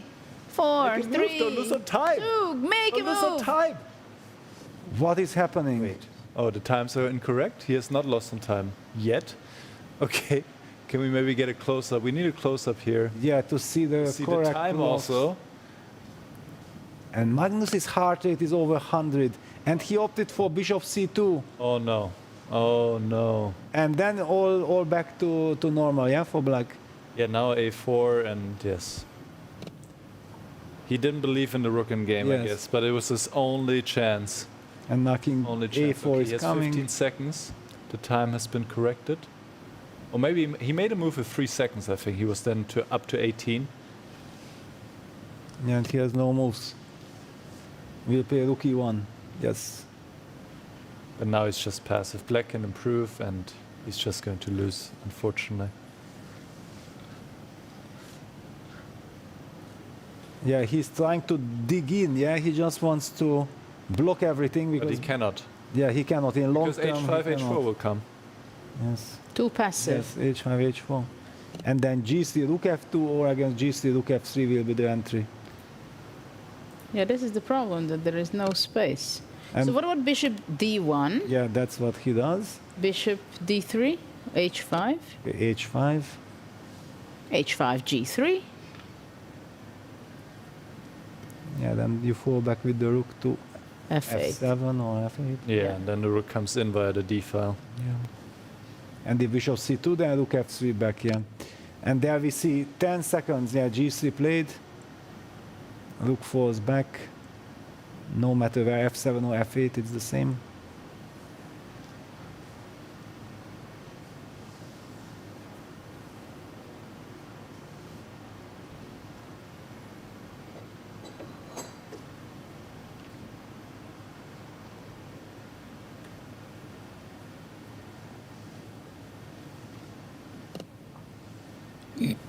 Rook f8 to the dark squares.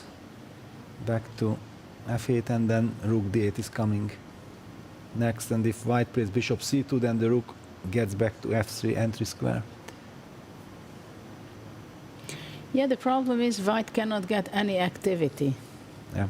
That was the only moment to exchange the bishop few moves earlier. a3, trying something desperado, but you can maybe just even ignore it with rook d8, but maybe you can take. Both, yeah. Yeah, rook d8 is very natural, no? Just ignore what your opponent wants and You can see how calm Carlsen is, 75 heart rate. He feels very confident.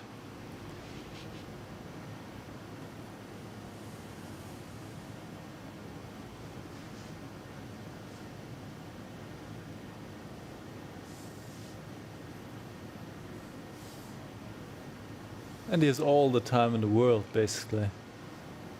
Jadoub's the position. There was some hair on the table.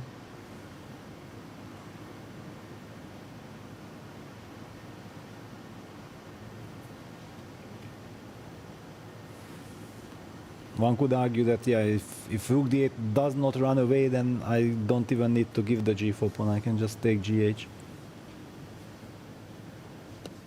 The trademark spinning But yeah, Magnus goes for rook d8. It's the stylish move, hg4. Just collect all the pawns on the third rank, basically. Rook d3. Rook d3. Okay, rook d3, gh5. Yes. And then you just take everything. Yeah. Yeah, if Well, you are take you? the pawn on Rook g3, king f2. Because rook then you go- give white some activity. Yeah, rook g1, Yes, rook g6. rook g1, rook g6. Yeah, but I'm okay. alive. But even some then, more moves. yes, some moves. Yeah, the bishop on c4 is just too strong. In general. But maybe h takes g4, it's also a question. That's It's what also he's good. Yes. hesitating. Yes. Yeah, he's Do hesitating. you give Sindarov a passed pawn on h5? Yeah, that's what he's thinking about.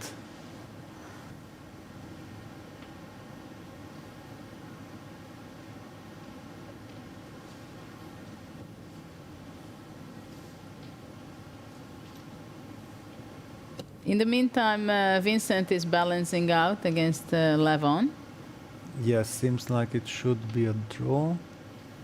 Fabi is still winning, and Arjun has sacrificed a piece. But Yeah, we'll very- stick with this one for now. Yeah, very interesting sacrifice. Yeah, it will be interesting to see it afterwards. But yeah, all eyes on the game Sindarov versus Magnus. Rook d3. The rook enters to the third rank, getting ready to eliminate all the pawns on the third. King f2, protecting at least the g3 pawn. But I think more importantly, opening up the road for his rook from e1 to h1 maybe. Or to e3, also not. Or to rook e3. Yeah, but Problem is rook e3 then takes and b4 will be b4, always yeah, there, the exactly. breakthrough. Yeah. Don't have chance, don't have time to do that. But it's also not the end of the world completely. But the beginning of the end.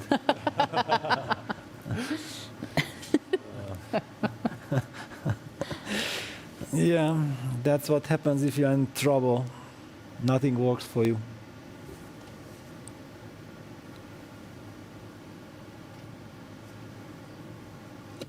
Magnus's only problem is he has too many options, but yeah, he simply grabs on c3. Rook e3 happened, but okay, now. Takes b4, king d2. And then coming with the king. That's what I'm saying. It's not over yet. Yeah. The youngster Sindarov is kicking. Does not give up so easily. Yeah, the trade wins, and so does rook c1.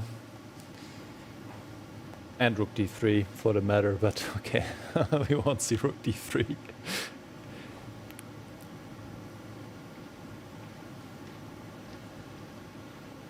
Yeah, it's And- looking hopelessly lost, that's the problem.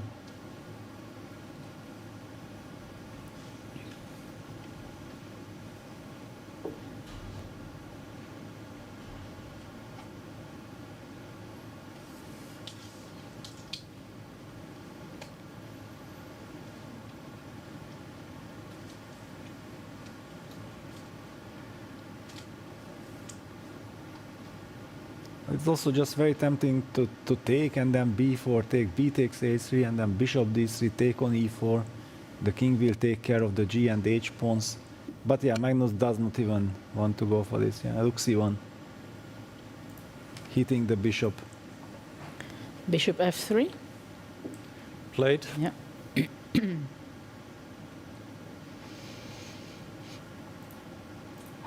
When will Magnus take 8g? Will he take 8g? Or He'll go check now on c2. I'm expecting, and maybe after that. And I'm curious if he's going to go b4. Yes, and then somehow try to use this bishop b3, a3, some rook b2, bishop Or b3. b4, rook a2, and push the a pawn. Yeah. But still, some technique is needed by Magnus. He still has 4 minutes. That's good. When you have so many options, it's always nice to have time to decide what to do.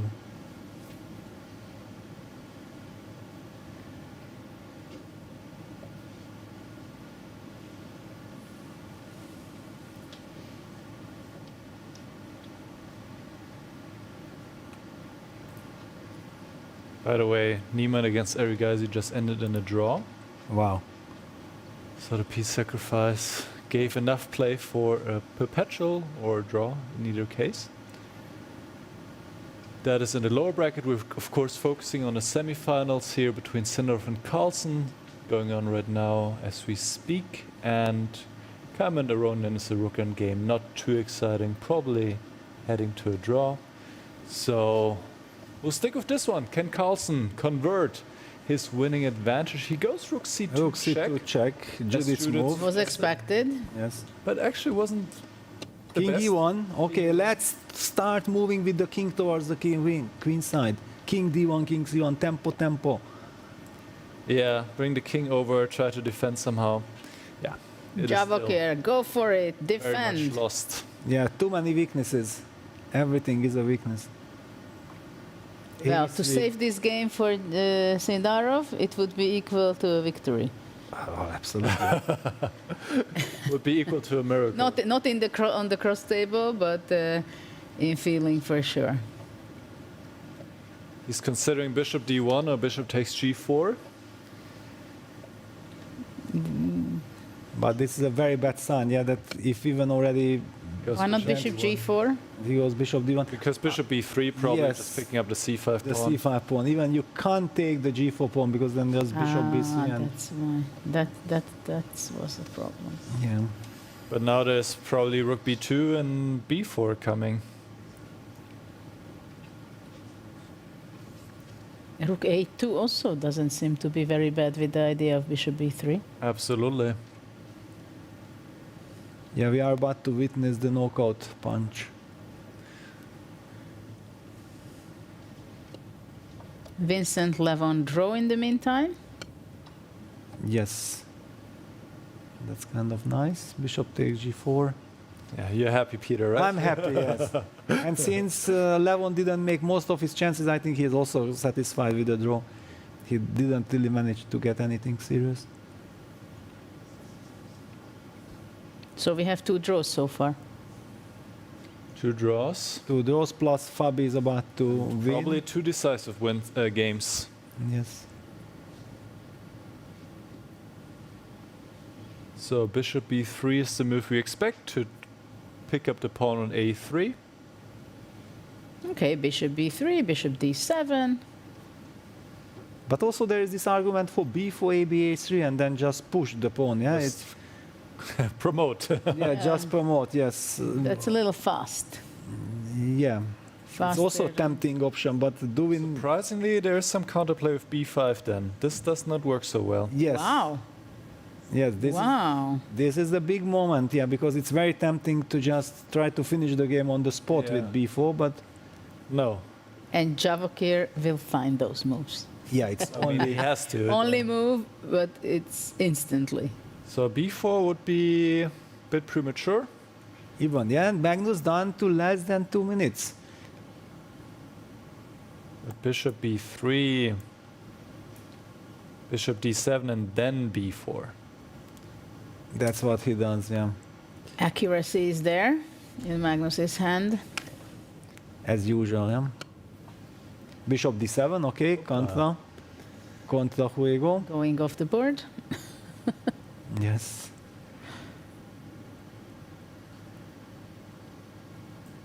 I'm looking at Sindav and I'm also shaking my legs already. Is this position so dramatic? But yes, I feel with him. Yeah, I'm also shaking. Well, you can also take on a3. Bishop takes c6, b4 is also looking very good. But okay, at least. At first sight, it doesn't. Which one? Rook a3, bishop c6, b4. Yeah, but bishop takes a4 doesn't work, so yeah, why not? because of check, but... Yes. And bishop d5. There.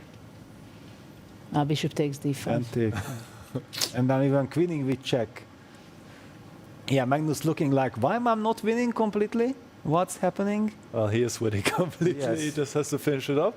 But Sinnerov has some hope now as Magnus goes under 1 minute. And you know, when there are many winning moves, or seemingly many winning moves, it's... Yes. Sometimes it's not Distracting. exactly every move is winning. how often we say that we managed to find the only way which was not winning, yeah? And Magnus is also going down in time. He's Absolutely. under 1 minute. It's 35 seconds. For the first time in the game, I think, has less time.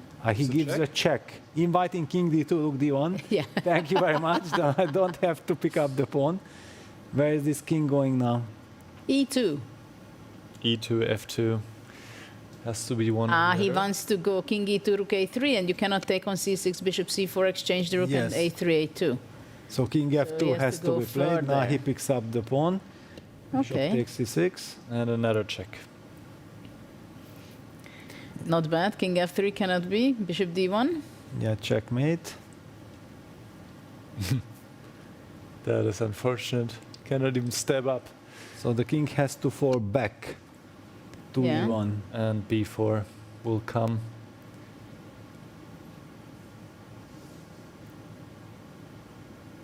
And yeah, That's that it. should be it, Yes. basically.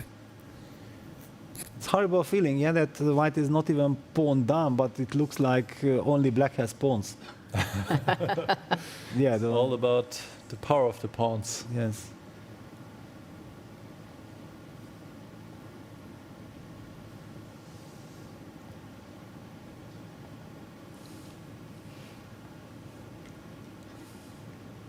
Magnus has his patience. Yeah, he knows that he has the 15 seconds extra, so there's just no reason to rush. But I think 10 moves ago, he thought it will be easier. And he goes to Convert. C2. That's a bit surprising. That's surprising, yes. Also wins. What happens? Just Why going do you after give a the pawn pawn? on B4? I don't understand. Yeah, he doesn't want to give any counterplay. He doesn't want to calculate anything. But the Yes. game goes on. Bishop D3, A3, King D2, A2, Rook E1. I mean, the game continues. Wow, and yeah, the material is already eliminated. There is only one pass pawn, no connected pass pawns to deal with. So Sindorf just has to believe the game is still ongoing, that's not over. But I'm pretty sure he blundered that white is just going King D2, Rook D2, E1. Rook E1, yes. I also thought that the pawn is just queening. Does the Sindorf still believe? No, but he plays bishop, Bishop E2, E2. knight's finish. Yeah. The rook cannot reach Yes, back. because it was not was logical. unusual. Not logical, Because yes. now A3 is not possible to Rook B3. Yeah, Yeah. So you would block with your bishop. It was so exactly. unnatural. To block the... Yeah, to play King D2, Rook E1, Rook A1. Yeah, Rook C1, King F2, Rook B1, basically. That's also not such an easy move. But then you It you does go. make sense. Then you go. A3, A2 will be unstoppable.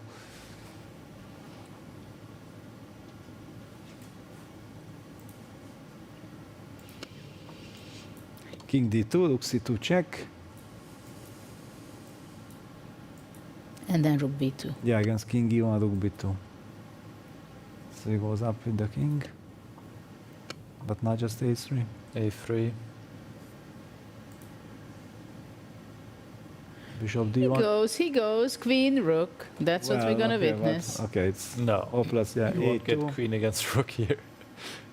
Just A2, no? Bishop C2, takes, A1. Yeah. Yes, but Well, it's with the resigned. pawn on pawn, E5. small details. Yes, Small small details. detail. Small details. Rook B2, by the way, is also a very good move. I mean, a move that... Yeah, but this A2 is such a completely winning position that why But okay, not? Rook B2, you just resign, basically. Yeah. He's going to go Rook B2, I think. It's just double checking. But okay, A2 is also... Yeah. A2. A2, yes, of course, A2. He knows it's completely winning, there's no fortress, and Sindorf resigns. Magnus wins with the black pieces and takes a huge step forward to the finals. Victor Joanna in the unleashed first the beast. Yes. Yeah, first game. Magnus won with the black pieces. And now they have some rest as the next game starts at 3:30 or around that. But still, Parham is fighting against Fabiano. It's not over yet. But yeah, just another stellar performance by Magnus Carlsen. Whenever he's comfortable, he's unstoppable. Yeah, this is what. And even when he's uncomfortable, yeah, when he had to bounce back, he creates the scenario of, yeah, just crazy what Magnus is capable of doing. So let's see what Parham is fighting for. Yeah, let's zoom in on the players here for sure. He has an exchange down, and unfortunately for black, there is a great passed pawn running to d5. Yeah, that knight on g3 just protects everything. Only h4 square is vulnerable. Yeah, if black's queen could somehow fly all the way to h4, give a check, that would be what white will be covering on the 4th rank. The threat of, for example, yeah, the d pawn decides the game here. Queen a4, queen b4. Yeah, bishop e6 back. Queen c2 also very yeah, queen c2 very strong. It just wins on the spot. Yes, basically. Kind of, yeah. Poor Parham losing another game. Heart rate at 50? That is very calm. I'm not sure if that's correct. Yeah, probably it's already not working.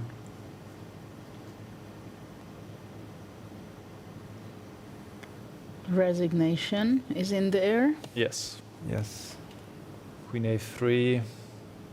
Knight e7 check. Yes. Or knight h6 also. Knight h6, very stylish. Yeah, poor Parham. Yeah, normally you would just resign, but it shows that how nervous he is. Yeah. There is the resignation. And Fabi takes the lead. Fabiano takes the lead. Okay, so all 4 games were quite interesting, very similar opening game, and we've seen the results. Basically, there were 2 decisive results between Sindarov, which we witnessed for a long time, the game with Magnus, very interesting game. Magnus won his first game in the 2-game match, and Vincent Levon became a draw. We were a little bit neglecting that game, but after we were not watching, everything turned out much better for Vincent. Yeah, Vincent castled short and started trading. You know, he just showed that he understands that what he has done was wrong and started trading pieces with clinical affection, with effectivity. And finally, Levon was unable to really create any chances there. Absolutely. Maybe we just see the brackets, how we are standing, so it's clear to everyone. And here we see Magnus won his first game, and Aronyan made a draw. This is the upper bracket. Of course, the 2 winners will be going into the final. But of course, soon we are going to see the second game of their matches, and well, Parham, it's a heartbreak. He was not able to score any point, half nor to win. And Erika Isiniman, incredible, interesting fighting, with full of interesting things, especially after they had the queen off the board. And that was clearly... Yeah, maybe if we have time, we can even check it out a little bit. Yeah, maybe we can take a look at that game, because we were neglecting that, just to see what was going on in the end of that game. Because also both are such amazing fighters. Yeah, it's when you see draw, but it was played between Hans and Arjun, you know that was some crazy fight. So this is the end game. This is the end game. Yeah, I just took it right to the point where the sacrifice happened.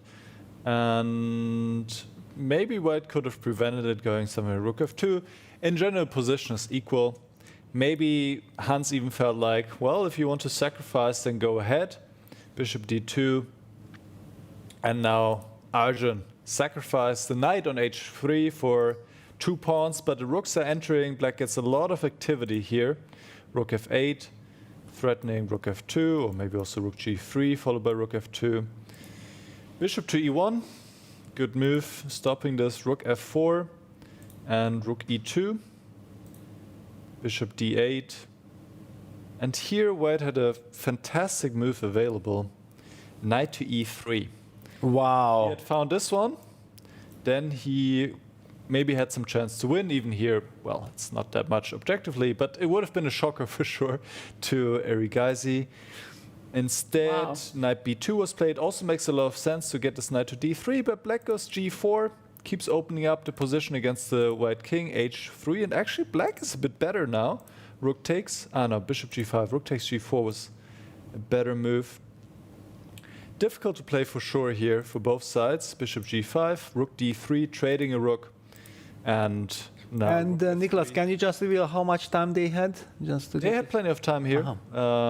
Arjun had 5 minutes almost, and Hans had 2 minutes.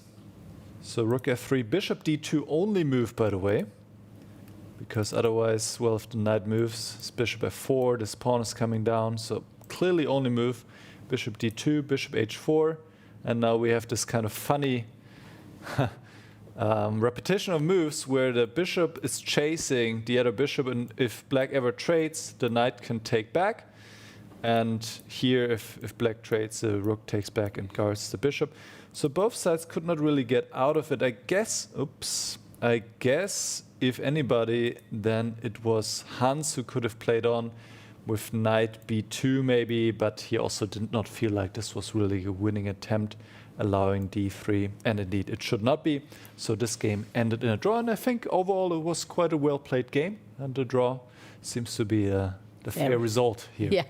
Absolutely. Thanks for showing that. I think we can just to go back a little bit before we go for a break to Magnus's game. What were the highlights there? Because I found it very interesting that basically at the early stage in the middle game after the opening, basically the knights where they were standing, that made a difference and the advantage to Magnus. Yeah, I think the first critical moment came pretty early in the game, in the 9th move only. And it happened as we were just talking about it. Sindarov had just taken on e5, Carlsen took with the pawn. And now this move knight c2 was played. And probably the knight should go to b3. And even here, okay, white is not better, but at least black cannot take on e4, since I'm able to take back with the rook, and this would definitely be much better than to take back with the pawn. Probably black goes knight c4, and maybe now knight d2 is an option, knight c5 is an option. The game can go into different directions, but definitely white is okay for sure. Instead, Sindarov played knight to c2, and now after d takes e4, he had to take back with the pawn, since rook takes e4 was running into bishop g6, and after pawn takes e4, knight to d6, just the black knight on b6 is better placed than a knight on c2, and from here on Magnus just took over. It was just, he outplayed Sindarov. Sindarov put a knight on a3. This knight really had a poor journey in this game, and eventually we got into this endgame, which was really bad for Sindarov. So it was this position, and here there were different options for Magnus, maybe king g7, a4, but it was all about being prepared for this rook endgame, which could have arisen. So g4 was a mistake, and here after rook f4, Sindarov needed to grab the opportunity with both hands to go into rook endgame, finally trade this terrible bishop, which had not moved the entire game, the bishop to d3, trade the bishops. And indeed, this rook endgame after rook d6, rook c4 should be objectively a draw. Black can certainly still pose some problems, but it should end in a draw eventually with correct play. Rook takes c3, rook b6. Maybe you would get something like 3 versus 2, I could imagine. But it is equal in the end. Sindarov, being low on time, he missed this one chance that Magnus gave him in this game, and he played bishop c2, and now after a4 already, this rook endgame is already lost. The small detail here, because we saw it in the one line, if rook a6 wins the tempo against the pawn, now this pawn is protected, and here already the rook endgame is lost. So he tried to defend passively, but it did not hold, and Magnus converted in the end. And there was no further chance that Sindarov had. So Magnus takes a huge win of the black pieces takes the lead in the match, and it will be a big struggle for Sindarov to strike back. Judith. Absolutely. It was a lot of interesting things happening in the games between the players in the semi-final part and also upper bracket, lower bracket. This was game 1. Now we go for a short break, but don't go anywhere or come back when we are coming back when the next game starts. So many possibilities. No dream can be too big. 'Cause this is the start of something new. 'Cause now I know this is my time. Time to just be me. Time to hold my key. 'Cause this is my time. Time for me to choose what I wanna do. My time.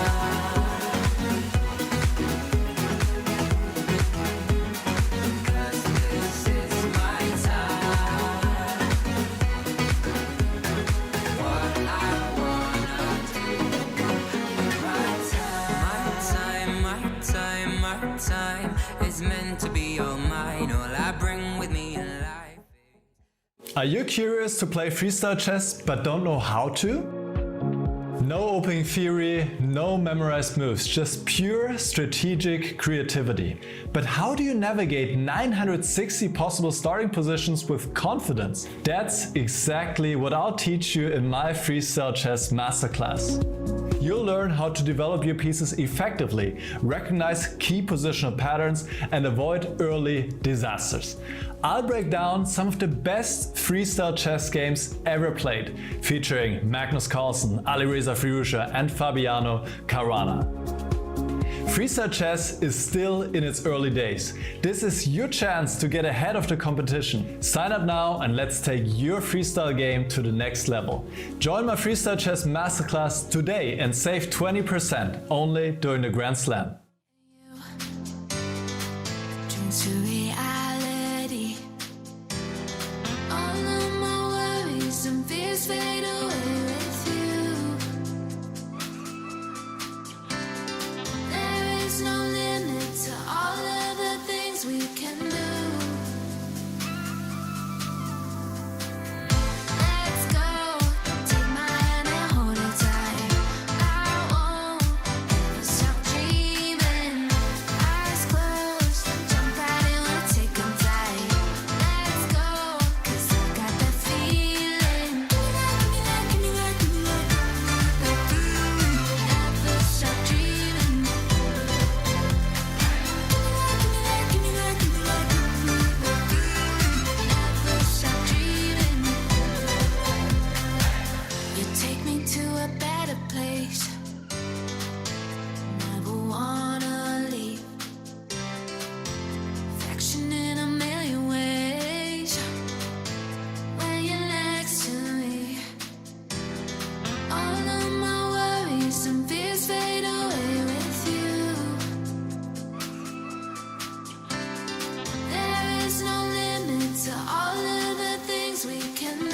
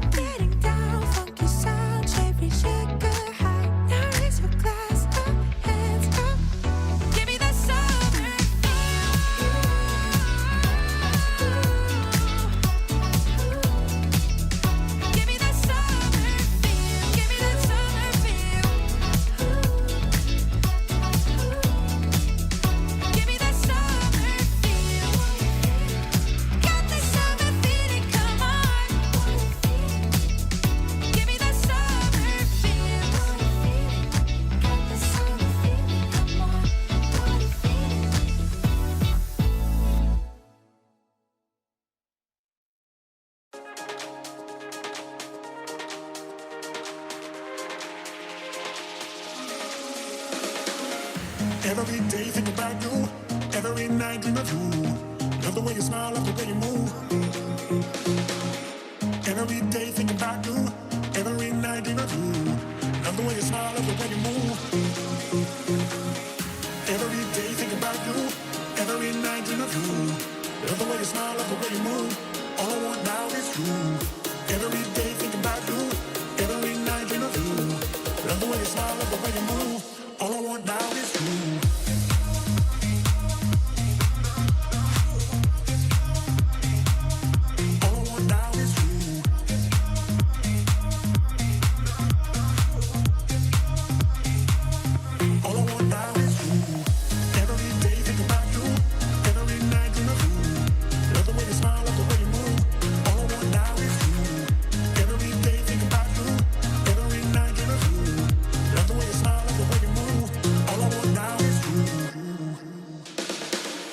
Doesn't really matter if the stars don't shine. Who can love you better? Doesn't really matter if the stars don't shine. Who can love you better?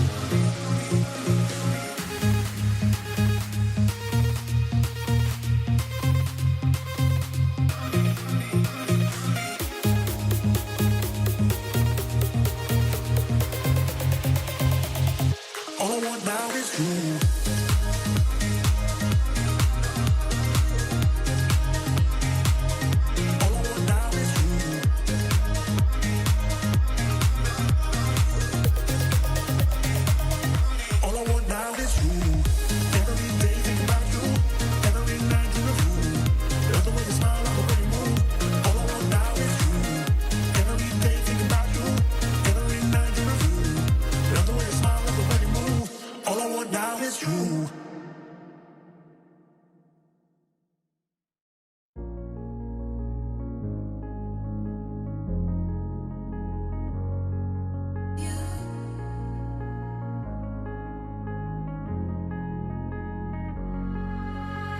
I wanna know you, I wanna show you, and I wanna give you everything you wanted, and I wanna see you, don't wanna leave you. I just wanna give you everything you dream, but hold on to me, 'cause I know I can make you believe in something that only we can see.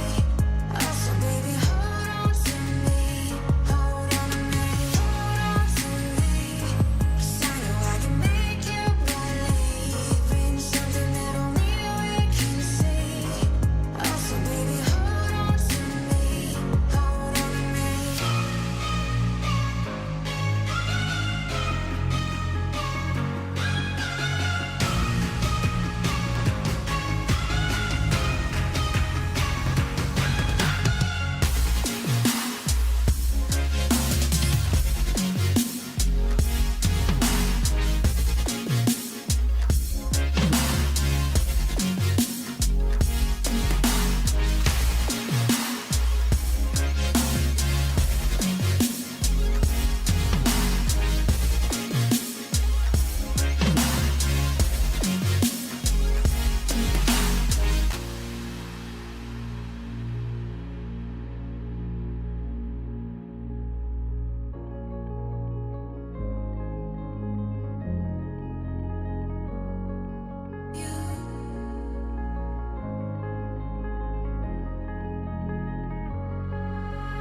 Baby, wait, I know that you're afraid, but it'll be okay if you just stay with me, and we can run from here, and we can disappear, and they won't find us where we are going, dear. So baby, hold on to me, 'cause I know I can make you believe in something that only we can see.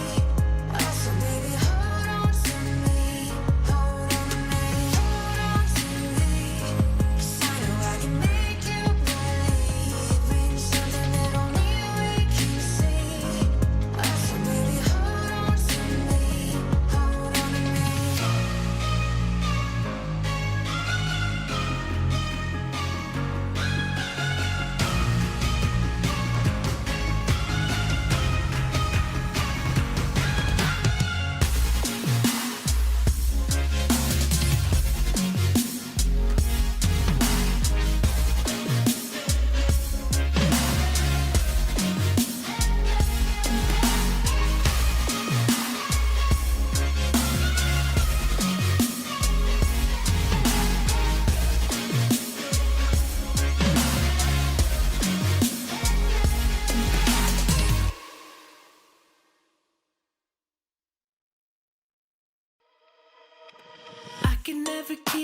my distance from a little mischief, I admit. Now I'm hanging on my hopes on us and letting you decide. I will never lose my interest if there's something in this. I'm convinced there's a glimmer of a hope for us, or is it just a lie? So why you selling me a lie? La la la la, la la la la. Are you selling me a lie? La la la la, la la la la. Show me a way to get lost, to run from all I want. There's too many ways to get high when you're my every thought. It's like I'm invisible, visible, visible, visible, yeah. Show me a way to get lost, to run from all I want. So did your luck run out? Are you running dry? Did you realize I was everything you hoped for now? I never had it down. And so now, from the moment you came over, I'll be anything you wanted me to be. Now I know that it was only curiosity that led you to me. Show me a way to get lost, to run from all I want. There's too many ways to get high when you're my every thought. It's like I'm invisible, visible, visible, visible, yeah. Show me a way to get lost, to run from all I want.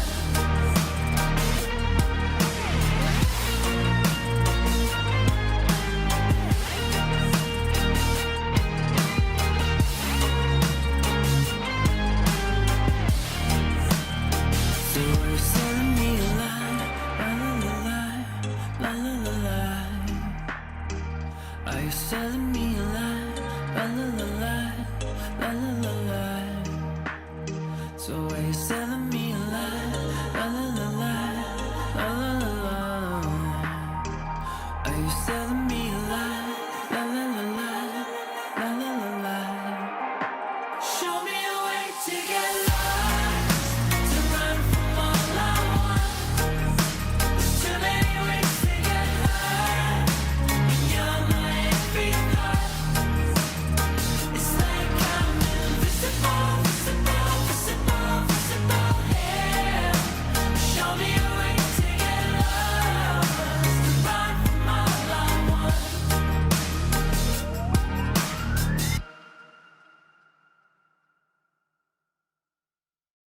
Underneath the neon, in them jackets you can lean on. In the drop we can be gone. Like a dream, I think I see one. On the reg, you know I need that. On my neck, your name is ink black. Got your hands up on your hip, like a pin up in that fit. I be lying through my lips, say anything to see it dip. Drop it low, let it show. Do your thing out on the floor. I'ma count to 1, 2, 3. Chorus on the phone. I'm better when I'm with you. I feel it in my bloodline. Ice cold with the go-to, but you the one shining bright. Pump it like woo, baby. Better get your thing ready. I'm better when I'm with you. So would you be mine tonight? Mine tonight. Too bad we breaking woke pink. Might have taken slow back into the moment when the summer had a summer glow. Body like somebody gon' be missing, they somebody. Twerk it like a ratty, I'ma eat it like a zombie. I'm better when I'm with you. I feel it in my bloodline. Ice cold with the go-to, but you the one shining bright. Pump it like woo, baby. Better get your thing ready. I'm better when I'm with you. So would you be mine tonight? Too bad we breaking woke pink. Might have taken slow back into the moment when the summer had a summer glow. Body like somebody gon' be missing, ain't somebody. All I want is Underneath the neon, in them jackets you can lean on. In the drop we can be gone. Like a dream, I think I see one. I'm better when I'm with you. I feel it in my bloodline. Ice cold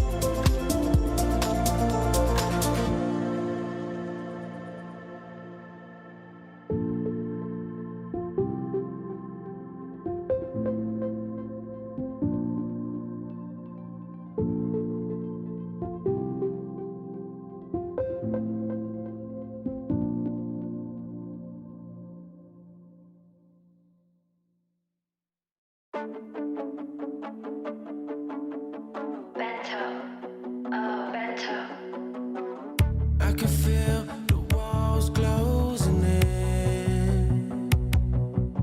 Yeah, the hardest part is trying to get over them. If you could see, would you do it all again? To take my time, I haven't decided yet.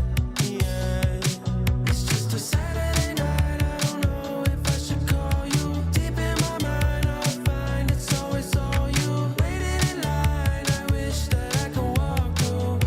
To tell you the truth, there's still ways to go, and I don't wanna get too far. Now it's too late for us, 'cause I don't wanna get involved. Not this time.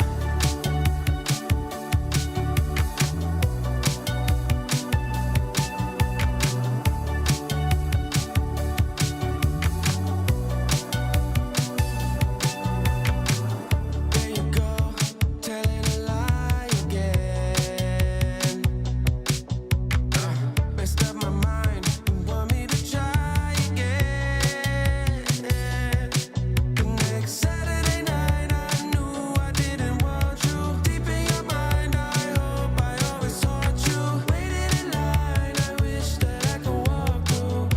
To tell you the truth, there's still ways to go, and I don't wanna get too far. Now it's too late for us, 'cause I don't wanna get involved. Not this time. Ways to go, and I don't wanna get too far. Now it's too late for us, 'cause I don't wanna get involved. Not this time.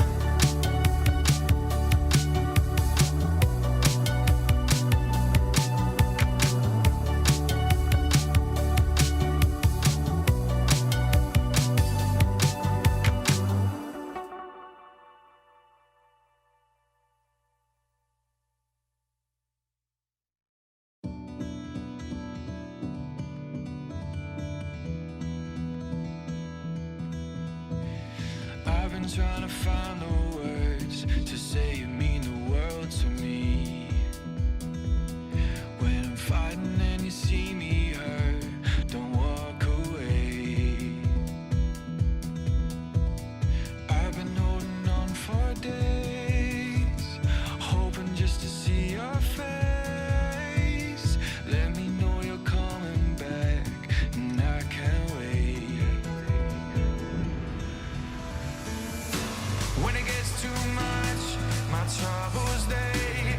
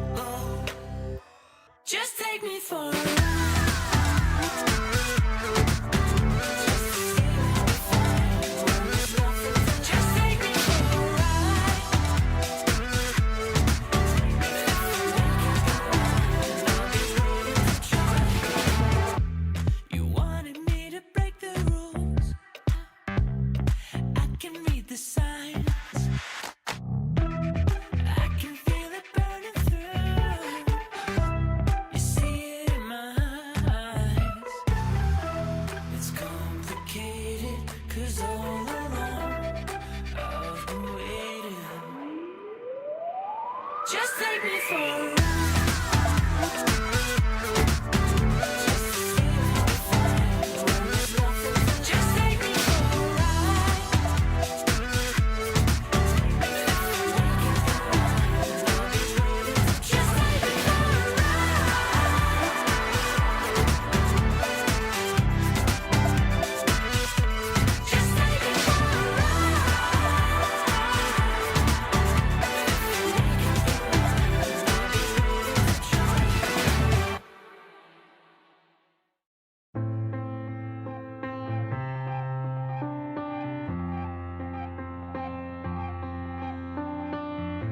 Frustrations keep swelling, I'm spiraling out.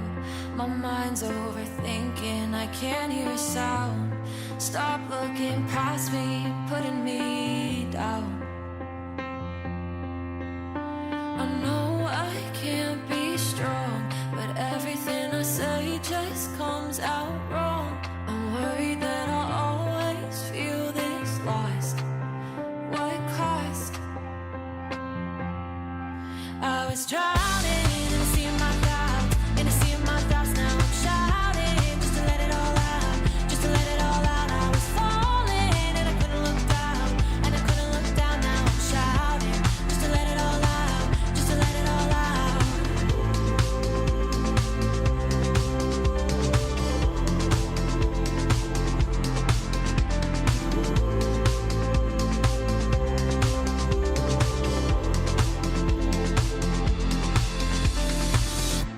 Resenting is easy, but anger gets old. Have trouble believing the things that I'm told, and I wish I could go back to the person I know. I know I can't be strong, but everything I say just comes out wrong. I'm worried that I'll always feel this lost. What cost? I was drowning in a sea of my doubts, in a sea of my thoughts. Now I'm shouting just to let it all out, just to let it all out. I was falling and I couldn't look down, and I couldn't look down. Now I'm shouting just to let it all out, just to let it all out.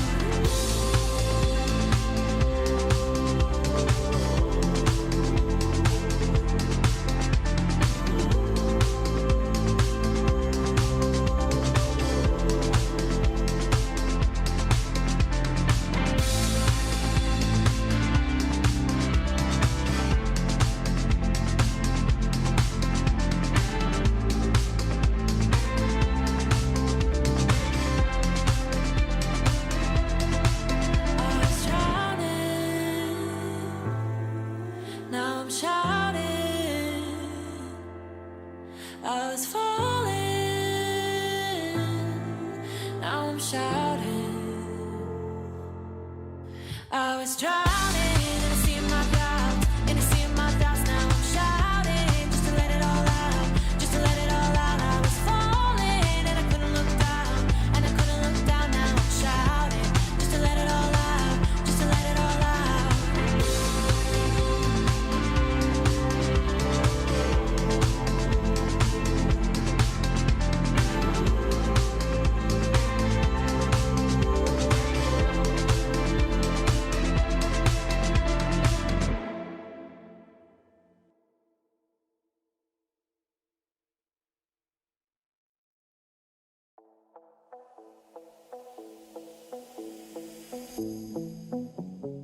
Gotta show them how bad you want it.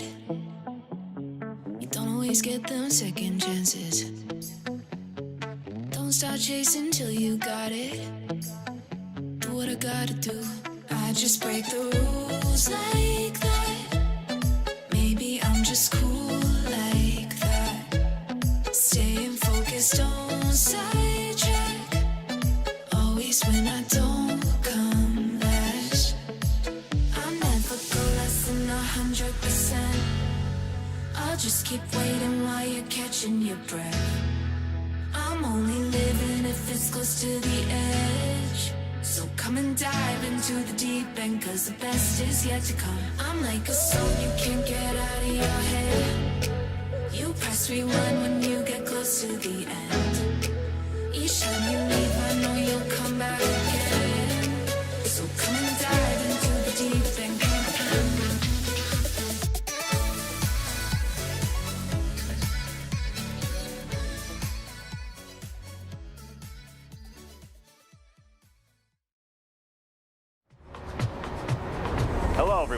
and welcome to South Africa.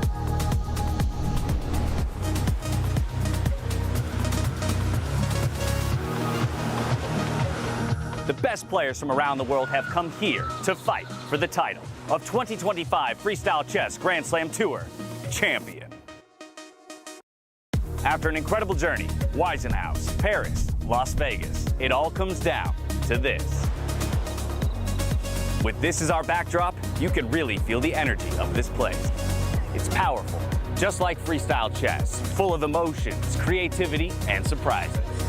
From here, we're heading south to one of the most beautiful places on Earth. A place where luxury meets nature and where the 2025 champion will be crowned. Welcome to Grootbos Private Nature Reserve, the home of the Freestyle Chess Grand Slam Season Finals 2025. It takes your breath away. The perfect place for the grand final. Where strategy meets beauty and champions are made. Set between mountains, forest, and ocean, Grootbos is not just a location, it's a world of its own.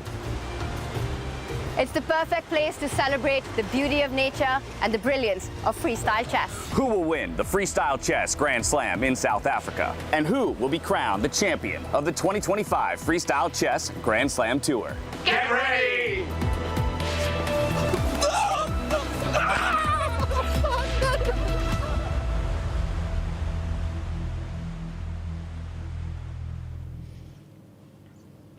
Welcome back to South African final stage of the Freestyle Grand Slam, and we are here with the semi-final stage. First game was played already, and we are just about to start, few minutes away from knowing what kind of next position, starting position, the players are going to be playing.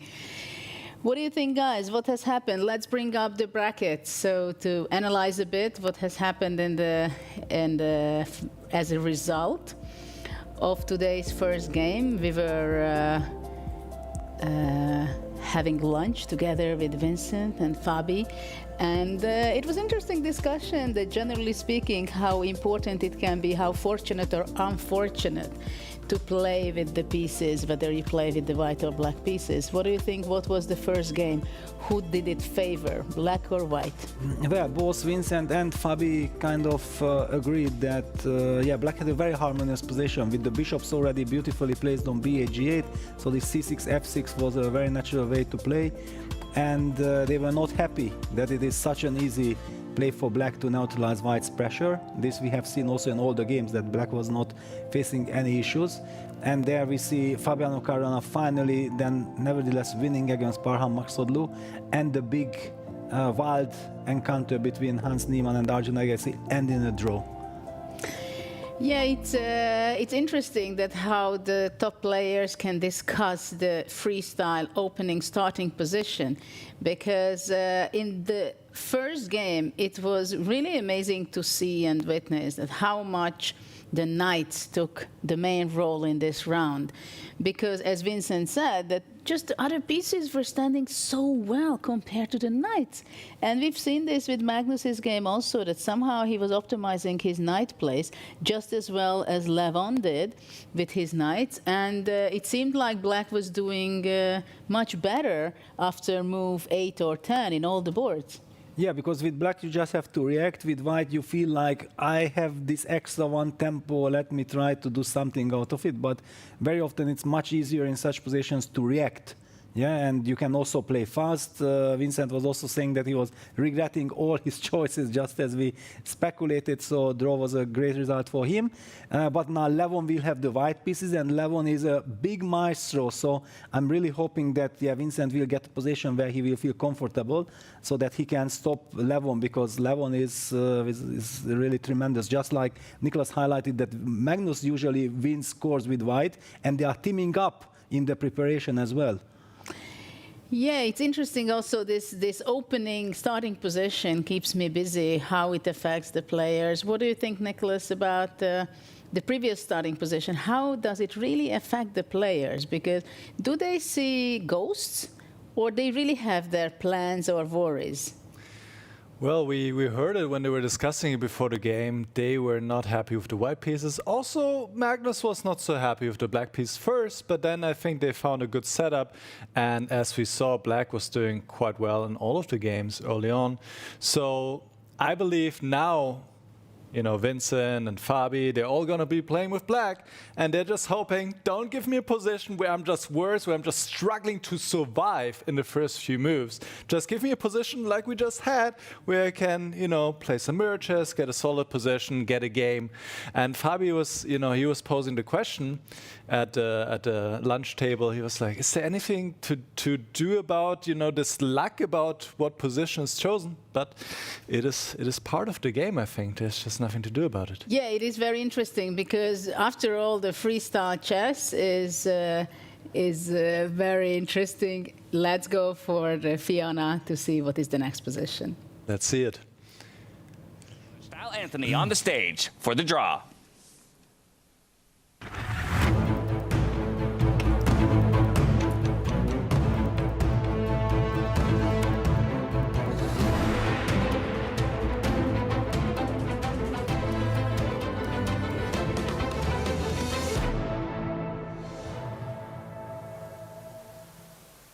Welcome back. The first game of the semifinals is in the book. We saw a draw between Vincent Keimer and Levo Daronian, and a win for Magnus Carlsen against Javoki Sindarov, who is now in a must-win situation to force a playoff. And in order to draw the next position, I'm delighted to be joined by Ella Carlsen. Ella, you've been to all the freestyle chess events. What sets this one apart for you? We brought our son. And the place is beautiful, so I'm very happy. Well, I'm happy you're having a good time, and you're going to be responsible, actually, for drawing the next position. So let's find out.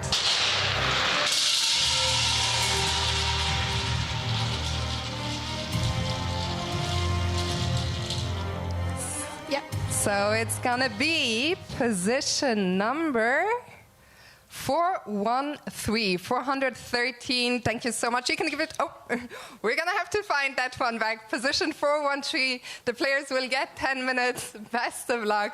And to the spectators, have fun.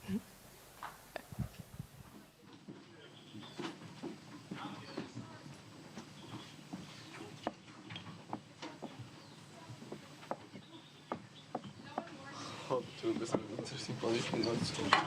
Look the body like last night. I don't know what I'm hoping for, so I will just. That's a sit. It's too hard.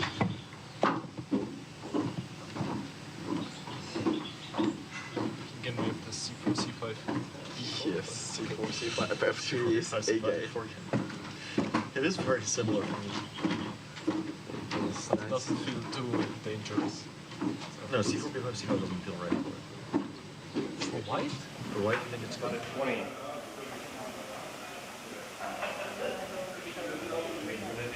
Usually it's 10 minutes. But it's 10 minutes before, no? But you did it early? Maybe you did it early. But you should be 8 minutes ago. Okay, you also need to... Okay, I want to play some interesting position, not too boring. Yes, but... So C4, F6, you should be happy with C4. Right? C4. Okay, what direction do you do? C6 and D5, right? D5, CD, or I see. Why you play C6? Okay, maybe D5. we should D5 immediately. Okay, now let's go for it. It is fine for us. Yeah. Okay. I don't think C4 is critical. D4. Sorry. But D4 feels very weird. Or D4, B5. B4? Yeah, probably not B5.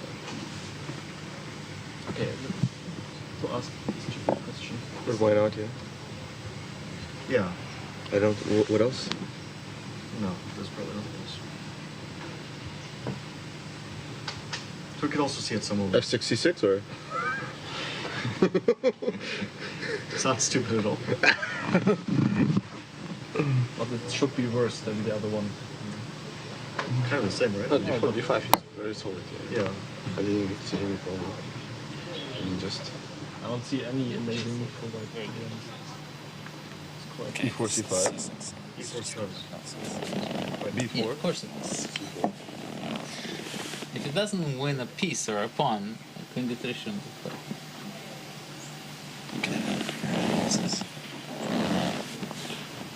Rubbish. How about d4?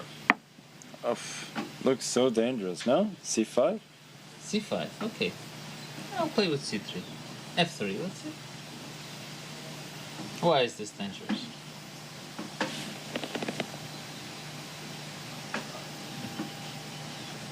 You mean it's just the same position as we were discussing earlier, right? Bishop 6. So you want to meet c3 with c4? Mm-hmm. I don't care about that. e4. Takes, the king. No, it takes. Takes. Yeah. Okay, wait. Bishop 6. How if I? How about if I play slow? No, slow. a4.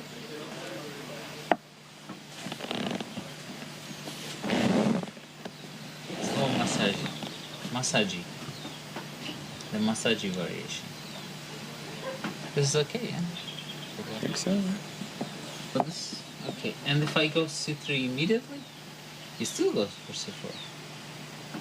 d4 takes. c3. This is so strange. Bishop 6. Now we can try. Now we have a match for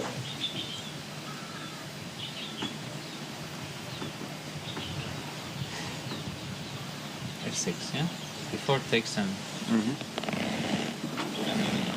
takes and d5. Yeah, it's okay for play.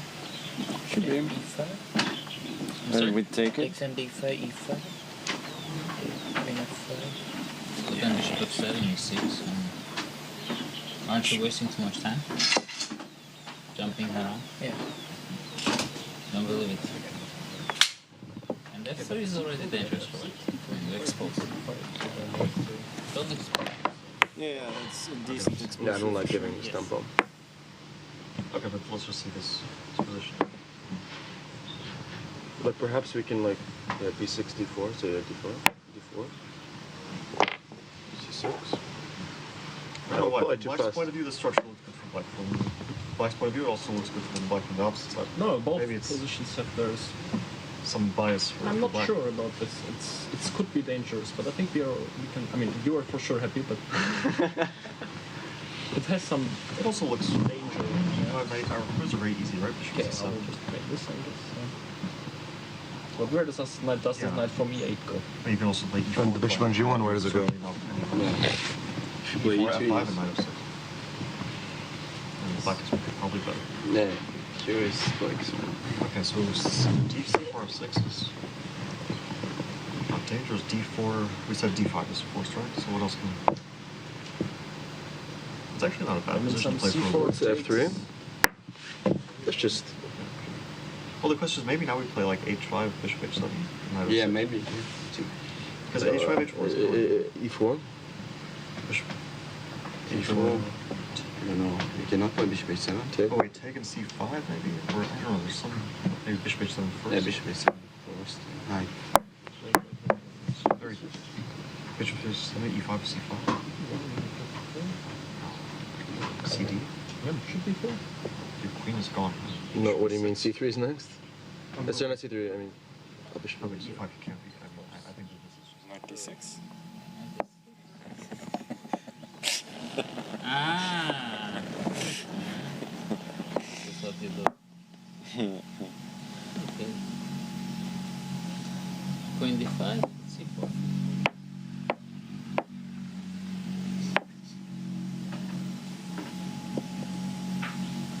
I don't know, c3.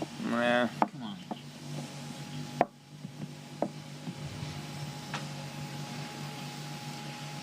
Find something.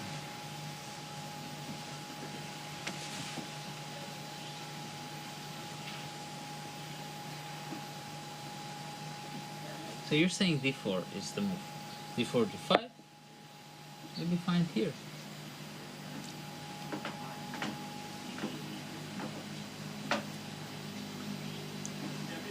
Well, the only kind of semi-idea could be that I can play bishop c2 and kind of... No, but now we can play e4. Ah, so he goes c6, yeah? No, I think you go knight d6 or something. Knight d6.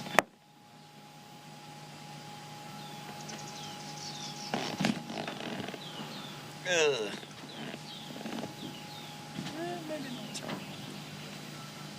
No jumping.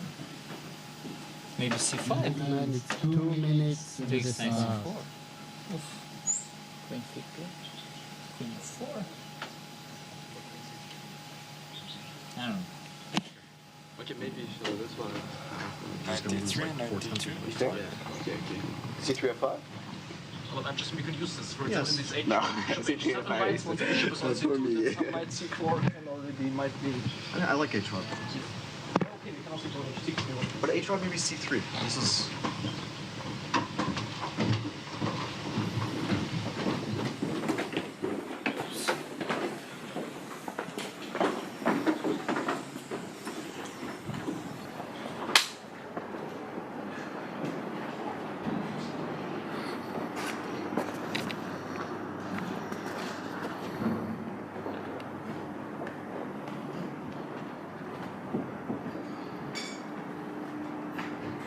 We start in 1 minute.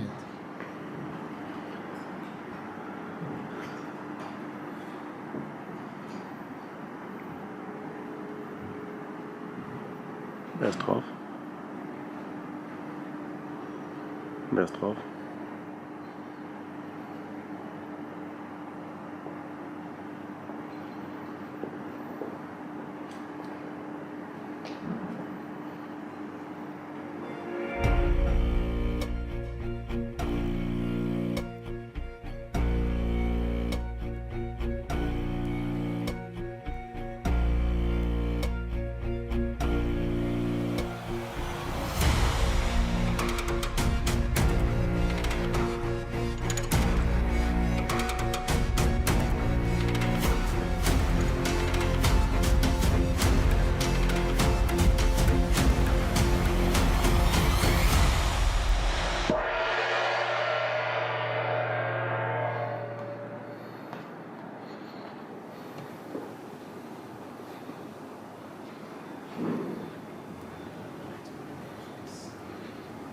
Playing already for the championship title.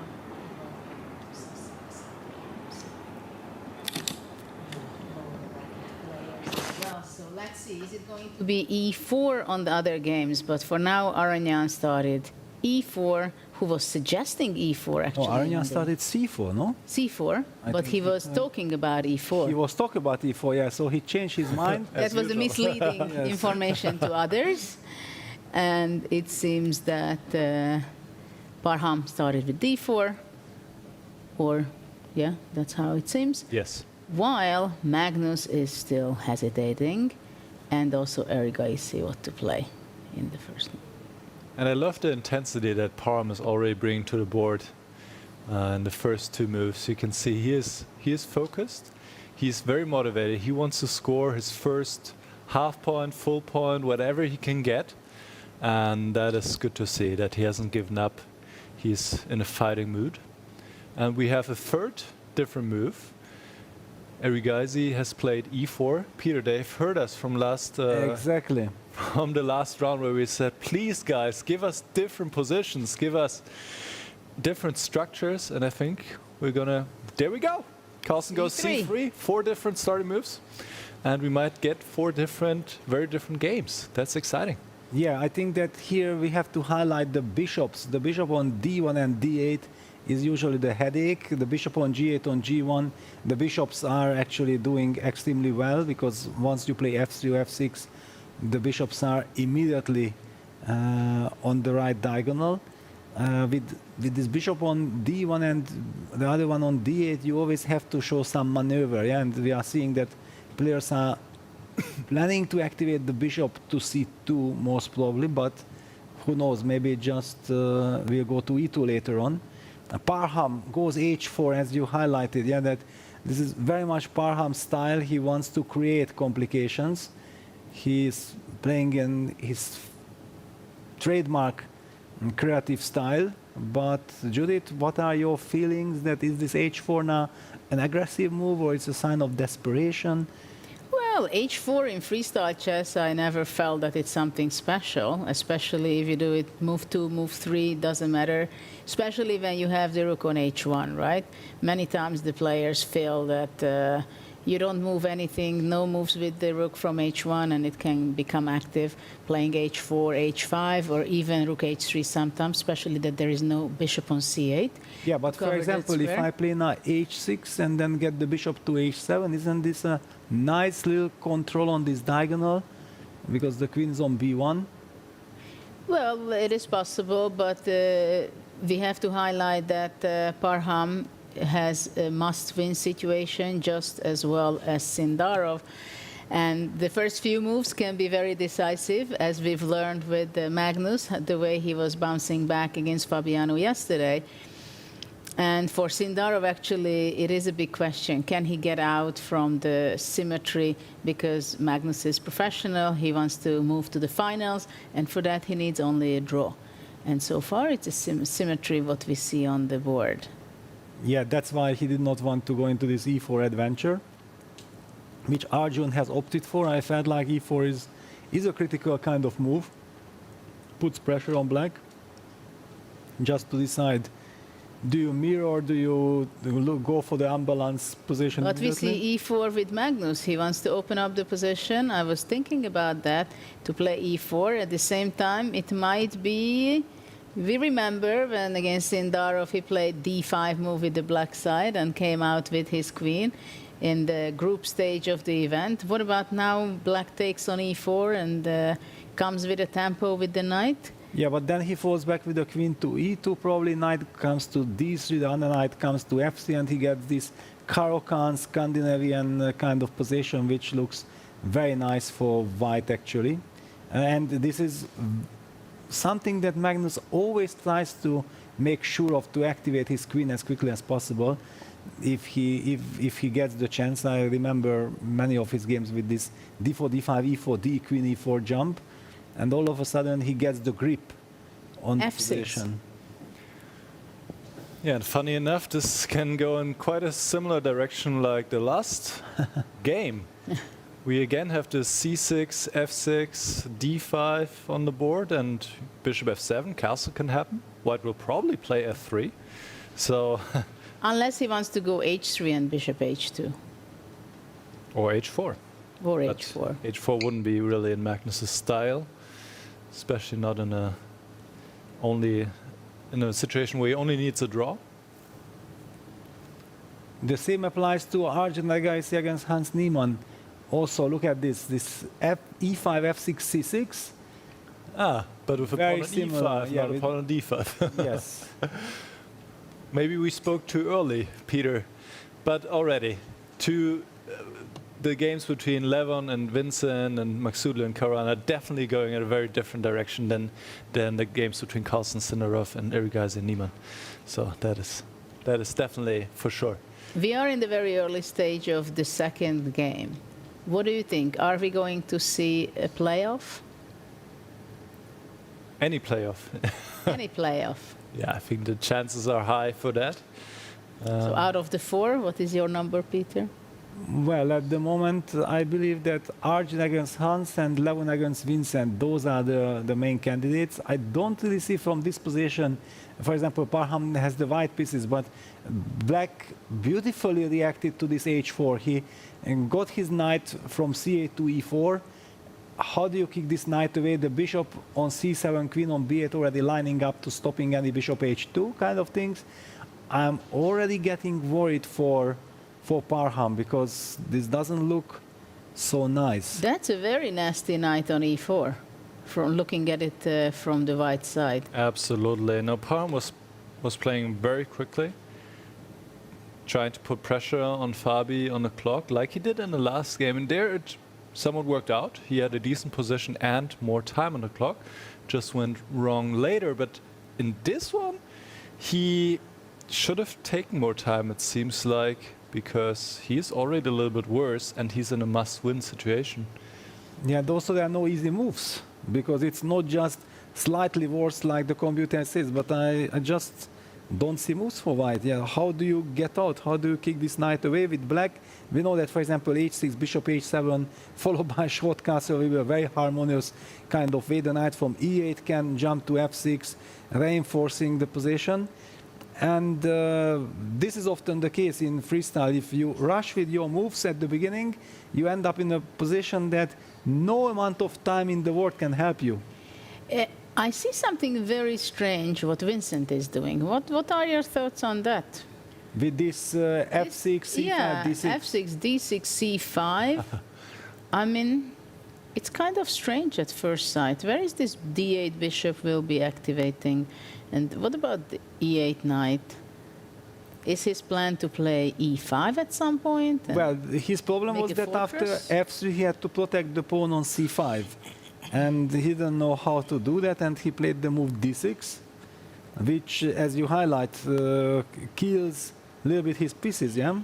So he yeah, might... I mean, the b8 queen is also has limitations. The bishop on c7 will not find its place anymore, or not in the near future. Now the question is black actually planning to play a move like e5, yeah? Also or b5. Yeah, yeah, but bishop e4 bishop e4 is for the moment. It's, is a threat, kind of. If b5 happens, then bishop e4. So, well, maybe it's an intriguing position enough to take a closer look. What do you guys think? We can just head there. Let's have a look, because it's somehow very unusual to me, the Levon. Yes, and let's start from the starting position. So, Levon and Team Levon with Magnus were discussing e4. Well, the first reaction of Magnus was that e4, c5, and no, I don't like it. Well, definitely in a situation where he doesn't need to win, he doesn't need it. c4 was played by Levon, f6, targeting the pawn on c4, so Levon defended it with b3. Apparently here computer is quite happy for black. Honestly, this c5 a little bit surprises me. I thought like maybe this kind of idea of just going c6 and then later to go d5, it's maybe more natural, because after c5, Levon played the move f3, targeting that pawn on c5, and here Vincent already had to make a difficult decision. Learning from the previous game, he did not want to spend too much time at the beginning, because he certainly felt uncomfortable being behind on the clock the whole game, so he opted for d6, and then bishop c2 appeared, saying hello to the position. Yeah, so well, like Judith highlighted, b5, bishop e4 is a problem for the moment. And I'm also worried that maybe white will break the position. So my first question would be, can I play a move like e5? Is that a possibility? And then try to get knight e7, or I don't know exactly how. At the same time, it will be not easy for castling, to castle with black, right? After having this battery with the queen on b1 and bishop on c2. Yes, but okay, also with white you have to do something. I don't know, I would even think to play h4, h5. h4, h5, and you just come immediately like this. Okay, I will move the knight, for example, to e7. h5. You play h5, but I'm getting center control. Okay, let's pretend I don't care, yeah? Wait a second, I have bishop a5. I have bishop a5, a nice little tempo move, hitting your d2 pawn, the vulnerable pawn. That's true. I'm very happy with this bishop a5 find. Okay, bishop a5 is strong.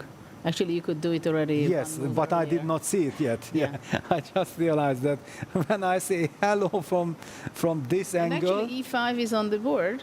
E5 on the board. Yeah, black has to play like this. It's absolutely justified. He needs to try to block everything, and white has to decide, that what is your plan. Also, do you castle short with developing the bishop? Is it too slow to play bishop e4 with the plan of knight c2, knight e3, taking control over the good classical, very classical regrouping? Yeah. Okay, I'm gonna play knight e7 anyway. I mean, it can be very slow. I feel like after e5, at least I know my next move with knight e7. Yeah, I can't even go knight c2 because f5 can be the f5 is there as well. Yeah, clearly if white could somehow jump with his knight to c3, it would be lovely. But this is What what... about going G4? Okay, but I feel like if I'm getting time to Would you go coordinate D5? my No, forces... C5 is- No, maybe just bishop a5 again. I like this bishop a5. Okay, queen. Queen c2, yeah. Queen C2 or queen D3, I don't know. Yeah, It okay. looks ugly on D3. At the same time, it can be also useful. F4 on the board. F4 But happened. the best move, by the way. Wow. F4. Yeah, Levon senses this kind of positions, the dynamics. And let's not forget that the pawn has already moved. Yeah, the pawn was on f3, which makes it even harder F4 is the best move? F4, yeah. He needs to challenge this. And what's the idea of the sacrifice? It's a gambit, Levon gambit. But I will not take it. I don't even consider taking it. I wanted to, build a very solid construction, fortress-like construction. Brilliant move, F4. And Levon 25-21, which means that he makes a decision like F4 in, 30 seconds or 1 minute? What's happening? 97 played. But you still didn't answer me on the question. I know it's evident for everyone, but still, let me represent myself and the viewers and asking what happens on e takes F4. I will let Nicholas answer the question. Otherwise, we'll be discussing it for half an hour. Yeah? We don't have that time. All right, let's have a look together. So after I E5, will just give a small insight of that. after E5, Levon sacrificed or offered a gambit, a pawn sacrifice here with F4, and Vincent quickly declined it, probably just like Peter, did not even consider to take this pawn. If black takes this pawn, white will... Well, there are different options, but knight cd3 is a good move to try to win back the pawn. And if you take the pawn, then I guess you have to go g5 here as well. But g5 would weaken the king a lot. There's h4, there's maybe e3. I guess e3 looks good. Just try to get more pieces into a game. If black takes, then the bishop comes out, castle is ready. I think this is just not looking great, and white has superb compensation for the pawn. So instead, Vincent, after f4, played knight to e7. Yeah, cemento Pawn takes. But I think this is exactly what Levon wanted. He wanted to be able to develop the bishop, play castle, have some squares for his pieces. Even though bishop e3 the computer did not like so much. Apparently it preferred bishop f2 to be able maybe to put the bishop on g3 or h4. Not so easy. Levon is playing quickly still, bishop e3. Yeah, because he has a clear plan, yeah, that after bishop e3, knight f6, he wants to castle immediately, and in this case you cannot develop the bishop because the h7 pawn will be hanging. Yeah, that's why he put the bishop on e3 compared to bishop f2. Yeah, surprisingly, black has the time to go bishop f7, castle, and h6. And then this is very difficult. This is difficult. It looks very scary, especially you are in this pin. The bishops are pointing at your king. But black is ready to castle next move, and white can actually not exploit or do anything here. Black has a solid construction and is okay. So this is probably what Levon was relying on, and Vincent now has to recognize that he can get away with going bishop f7 or h6 in one way or in one order or another, and play like this. But guys, I need us to go to the Magnus game because we have some crazy developments there. Magnus has played in a very ambitious fashion. So I'm taking the game, I'm going there because we need to catch up what happened here. We saw it after e4, we saw f6, and now we thought, all right, well, Magnus will probably play f3, maybe h3, something like this. But Magnus sacrifices a pawn going knight cd3. Did somebody tell him that he just needs a draw to win the match and go to the finals? He obviously felt this must be very good. Let's see what happens. Takes on e4. The knight goes to c5 with a deadly fork threat of knight to d7. And black absolutely has to give a check here. But this check, by the way, means that the king, the white king, is lured and stuck on e2 for the moment, but it also means that the light squares are weakened. So this is what Magnus saw, and he was quite happy about it. And honestly, at first sight, it looks quite promising for white. The computer is not so impressed. Knight b6 is possible, or very interesting, and I really hope we see this, is the move castle, just sacrificing the exchange, where black will definitely have quite decent compensation with the king on e2 stuck in the center. So I think, depending on what's going to happen now in the next few moves, we might be in for a very entertaining game here, Judith. Absolutely, and knight d3 was a very interesting, unexpected, the way Magnus continued, right? But with Magnus, I think it's simply that he found this interesting idea and he thought, okay, why not to try it? Exactly. I mean, he's not going to be playing for a draw, right? That's very clear. The only other option was to play more solid, not to give up material at first. But we see that actually he's not giving up real material, because it's a double attack. He threatens knight d7, as you pointed out, and he can gain back the pawn on e4 very easily. Yeah, it basically, humanly speaking, it looks almost winning for white. Yeah, I understand the attraction. Yeah, this bishop c4 check, bishop e2, and castles is the only thing that comes to mind, especially. Yes, but after castle, I'm sorry. You can take queen takes e4, exactly. right? Exactly. Yeah. I'm not hunting the exchange at all, because knowing Sindarov, and I have tremendous respect for his dynamics, I would just have the king in the center. Okay, king in the center, but let me develop. And then, okay, knight goes to d3, knight goes to e6, blockade. Computer doesn't like it. Computer does not approve this queen takes e4. Some rook f7, could that be a move? Certainly not a move that we are scared of, but... Well, knight cd6, I think, is more human. Knight cd6. And after queen e6 check at f7. Yes. Yeah, and then knight comes to c7, bishop b6, and who knows, we are overextending. The bishop is still on g1. It's not the usual, now we would play bishop f4 kind of move. Well, h3, bishop h2, right? Yes, but that's one extra tempo. Yeah, knight c7, d5 comes very fast. Yeah, okay, so this is good news for us, because if Sindarov gets a chance to fight back and create mess, that would be the best thing that can happen to us. To see an incredible fight, and he will be forced to go along these lines, because otherwise it looks very bad. In Vincent game, if we can go back, Vincent did not come out with his bishop, but he went knight f6, which means that it's postponing the castle option, and actually for him it was a serious problem in the game 1, where he was not really sure what he wants, and he was waiting until how to castle. He gave the impression that he wants to castle alongside, and then after all he said, okay, no, he doesn't want to go into dangerous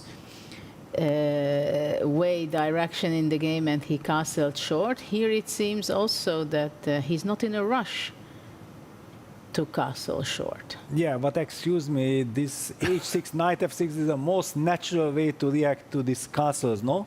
Because, Nicholas highlighted this bishop f7, Maybe h6. we can choose the... I just felt like it can never happen. Yeah, this is so artificial, so unhuman, that you block the check with bishop f7 and seemingly you are losing maybe in 1 or 2 moves. You just can't do this to yourself. And h6, knight f6 is kind of the logical, solid setup. Yeah, next move probably Vincent wants to play bishop f7, but I'm gonna play bishop f7 when it's solid, not when in this position to play bishop f7. Who knows, maybe rook takes f7, exchange sacrifice wins the game, because the light squares and everything will be so horrendous long terms. You just humanly can never answer such question. Yeah, and then just slowly play. Yeah, for example, rook f7, king f7. Please, everyone, ignore the evil bar. Evil bar will not appreciate what I'm talking about, but some knight cd3. Okay, black plays knight f6, white plays knight f2, then white plays knight f3. And just slowly then knight e4, and we will be getting very similar position like Sindarov got this lovely exchange sacrifice against Parham, and then later on went on to... Exchange sacrifice? Yes, Not it was exactly, a desperate... But it's Later on it exactly turned out to be. So normally what I want to highlight that this is something long term which a super grandmaster will never give his opponent, because maybe this is possible, I don't want to deal with this. So Vincent's idea was to, and what did he do? He played knight f6, and now Levon retreated his bishop to f2. This is the current position. Well, this makes a difference compared to bishop f7, because now black does not have time, just simple continuation, bringing out the bishop, bishop h4, no time for castling that much. Or is there? And do we need it? Because white is also losing too much time with this bishop e3, bishop f2 kind of idea. We do know, however, thanks to Nicholas, that computer was saying that why did you play bishop e3, bishop f2 short castle was better, so actually Levon is also adjusting, jadoubing his bishop back to f2, but black actually gained this extra h6, which should be useful. Well, useful for who? Well, I would say for black, because this pawn was always hanging. At the same time, if now black would go away with the e7 knight to open up the bishop to defend on f6, suddenly knight f3, knight h4 could show up. But I will only move when your bishop goes to h4. By the way, Vincent goes bishop a5, the move that we talked about, and who knows, maybe we'll play queen c7 and castle all the way to the other side of the board. That would be the shocker. And say to Levon, okay, my friend, you are targeting my king, but I will say goodbye. I will get safety on the other side. Well, we were discussing this move, bishop a5, that it can be a quite unpleasant move, and especially that the bishop was on e3 in the previous move, went to f2, so now it's unprotected again on d2. And look at the effect of this move on Levon. No more chilling. No more, yes, exactly. No more enjoying my time. Walking around, looking around, and thinking that, yes, I'm a maestro. Okay, if he could do f4, what do you think about b4? Wow, but then also c4 pawn will be vulnerable, So it's, okay, b5 will take bishop b4. I wanted to go knight b3, threatening with a3. No. But maybe it's too much pawn. This should be too much.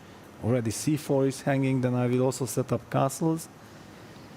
But I understand, humanly this bishop takes e4, a3, bishop takes b3, ab, but okay, I'm 2 pawns up, let me... But no, bishop b3 you take back and you have light squares. I can never do this. Even if it's winning, I cannot do this. That's why I wanted to try b4. Yes. So can I play some stability, some queen c7, a3, bishop a5, then takes queen b7? It's a completely different scenario. I'm not so happy about it. And I'm going to show up on h4. With my bishop. Interesting. It's a Levon move. Well, but it's the semifinals, and well, I feel like he wants to find something more solid. If he feels like he has a solid way, he will play. Well, obviously, he's not going to play bishop e3. I think. Is he going to? No, he cannot play bishop e3, and he doesn't want to play knight d3 f3. as well. D3, knight f3 would be the. Knight f3 would be the move, like, okay, yes, you attack my pawn, I play knight f3, and what happens Nicholas, can you back up me with my b4 idea, or is it just hopeless? Wow, he did something. Bishop h4. Okay, this is a question, what is this? But what's going on after bishop d2? Well, he wants rook f6, and then bishop f6 trapping the rook. He wants this, but also e1 knight is, I don't know, we have to calculate the pieces. What was the best move? Knight f3? Knight f3, yes. Bishop h4. Pouring some... Oil in the fire. Oil in the fire, yeah. Okay, I think that black has to take on d2 because black is not in time to castle yet with the queen on b8.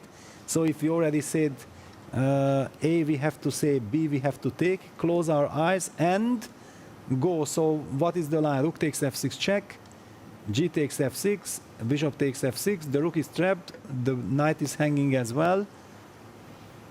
And we can still castle. Wait a second. Okay, let me just collect, take on h8, and I'm setting up, for example, my long castle business. Oops, queen c7 was unfortunate, does not work. He took off the bishop, by the way, so... He took, okay. This is a different scenario, but okay, we are seeing this. But bishop f6, I do not understand. Takes 6. Now there are no more dark squares for Yeah, the white. dark squares are gone. The dark squares are gone. But okay, why did Levon play like this, so committal and so quickly? You see, even b4 was better, maybe. Actually, I think so. Yeah, compared to because this is practically very good for black. I Well, think. it seems like black is better. Practically and objectively. Unless there is some rook f3, rook g3, but e1 knight is hanging. No, you have to go back to f1. You have to go back to f1. No, this is a dream for black. This So is- bishop a5 completely unbalanced the Levon. Yeah, bishop a5 just was a complete shock. Yes. And he responded way too fast, I would say. Yeah, Basically, he continued with the plan, exactly, which was not able to. D2 pawn was too important. Very impulsive. And the black decision. squares are more than anything, yeah, right? That's the most important. I think what hurts him, and that's why the move rook f1 is not blitzed out, because he doesn't want to play rook f1. But then what do? Two pieces are hanging at the same time, and with the rook on a1, queen b1, knight c1, we don't have the feeling that there are enough attackers against black's king on g7. I think Vincent doesn't believe his eyes. Yeah, he's sitting very comfortably now. No, I don't think he. I don't. I mean, two moves ago, we couldn't believe it that this can happen.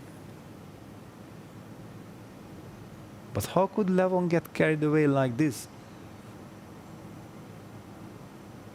So, Nicholas, tell us actually what Yes. is something happening, or was there something happening before? Yeah, let's break it down a little bit. So it all started after knight f6. Here, Levon just completely lost the thread with this idea of bishop f2, bishop h4. It's just too slow. Too slow. He should continue development, knight c3, for example, bishop f2, bishop f7, or bishop e6, knight f2, something like this. This would have been normal chess. Maybe, you know, for Levon, g4, g5 could show up. And white is a tiny bit better. It's a complex game, full game, nothing crazy. Instead, bishop f2 was a step in the wrong direction. White is just not doing anything for his development, moving the bishop a second time. And bishop e6 was a good move. Just as bishop h4 is not really a big threat, but bishop a5 was also good. And the deep 2 pawn, you cannot give up this pawn. It's just too important for the structure and the squares. So bishop h4 was a big mistake. b4 was interesting, actually low depth first, the engine suggested it, Judith, but it doesn't work out so well for white in the end, because after bishop takes b4, knight b3, there's a very strong b5 move. And it seems that here the tactics work out. CB c4, yeah? For black, CB, c4, and okay, the line continues, knight d4, but now bishop takes d2, and black should be on top at the end. So white instead should have played the move knight f3, which was not really Levon's idea. He wanted to put pressure on this knight. After knight f3, black could go bishop e6, castle, and I think black would be also quite comfortable here. However, this was still the better choice than going bishop h4, because in this position now... Sorry to interrupt, but bishop h4 is the principled move. I'm not surprised that Levon did not go with knight f3. Yeah, but what is shocking that he is not thinking, yeah, which means that he somehow completely misjudged or misevaluated or blundered some. That I think he blundered that his knight on e1 is hanging. This is what he was I relying on rook f3, rook g3 threat. Yes. Because that's why you go for this decision for so quickly. Yeah, maybe he's checking something like this now, something in this direction with knight d3. Actually, the only way for black to win here is to go bishop h4, but it's not so easy. difficult. Yeah, I think bishop h4 could have been blundered. And here you just g3. It's part of the board. But it's also aesthetically so pleasing. Bishop a5, bishop e1, bishop h4. Yeah, you make the absolute full circle with the bishop. But yeah, so what is going on here if I go bishop f6? There's some queen f1, maybe some play, but even this doesn't really look like it's working. So yeah, after rook f6, king g7, basically white needs to come back with the rook to f1. Now black can Yeah, first, this is a very sad news for white. yes. Black can first give a check on e3, the king has to go to h1. Now black goes bishop e6. Perfect harmony, as Peter would say. All the pieces are in play. This bishop is a monster on e3.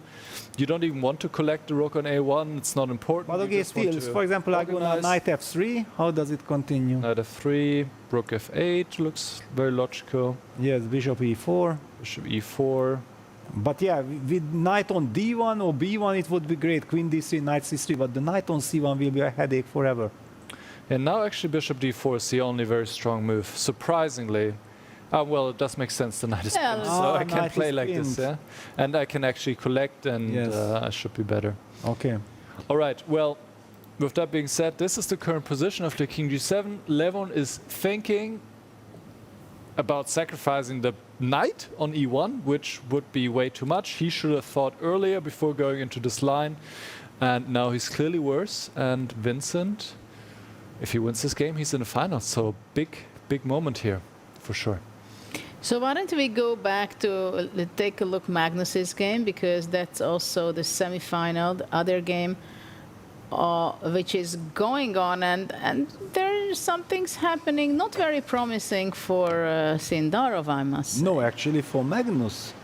Or for because okay, it's Well, such a which crazy side would position. you like to play? Yes, okay. First of all, whose move is it? That's a very important. Yeah, black's move, because okay, probably c4 is kind of a threat. No, what attracted my attention was some bishop e6, bishop g4, kind of touching this queen. And can I try even to trap it, because queen gc, knight f5 trick is there. So can I play bishop e6? That would be my first question. What if I just go knight f4? Or I'm blundering something, I think, because of queen a6 shows up. Okay, that would be a blunder. Yes, then just takes, and queen a6 wins the game. Thank you very much, Judith. I haven't seen this square at all, and we have a move, but a5. He played the move a5. Best move. Best move. Wow. Also kicking away this bishop with a4. We are getting a game, a real battle. Absolutely. Sindarov is better. He's better here. Wow. So let's go back. Yeah, let's just calm down. We have seen d takes e4, knight c5. It looked horrible for black. I'm just very curious to see how did Sindarov actually coordinated forces. So knight b6, queen e4, queen c8, a quiet little move. At this position, we would have been very skeptical about black's chances, but bishop b3 was a misjudgment. Magnus is fighting for the e6 square, but It's the most logical move, I'm sorry. Yes, exactly, but black was able to react to it with knight d5, and now the bishop is kind of shut down, and black will get an extra tempo with knight d6 and with b6. Yeah, This just is kicking all the white pieces away. Yes. Wow, very similar to, yeah, this is very much Sindarov style, and vamos, contra juego, and he's showing his energy, yeah, what we talked about, that when we think about Sindarov, why he's so dangerous, because of his energy, his determination to get contra chances and create trouble for his opponent. Judith, what's your feeling? Well, now I start liking it very much with black, because yeah, a4 is a very important move, which is a threat, and white cannot really stop it with a4, because probably black jumps with his knight, I would think. Knight e3, taking bishop, white square bishop can be very important for white. At the same time, if white cannot stop a4, then black is going to be pushing back. Look at Magnus. Yeah, he's not shaking happy. his head. He's What very is this unhappy. position? How come I'm Very sitting at this unhappy. table? Yes, it's horrible, because if things get out of control, it can be also very bad for him. Well, black's pieces are much more harmonious, right? Those two knights, look at that on d5 and d6. Yes, and suddenly the light squares are in black's control, yeah, what we were so afraid of at the beginning of the game, that the light squares are so weak in black's camp. Well, at the moment it's exactly opposite. It is white who is stuck with the king on f1.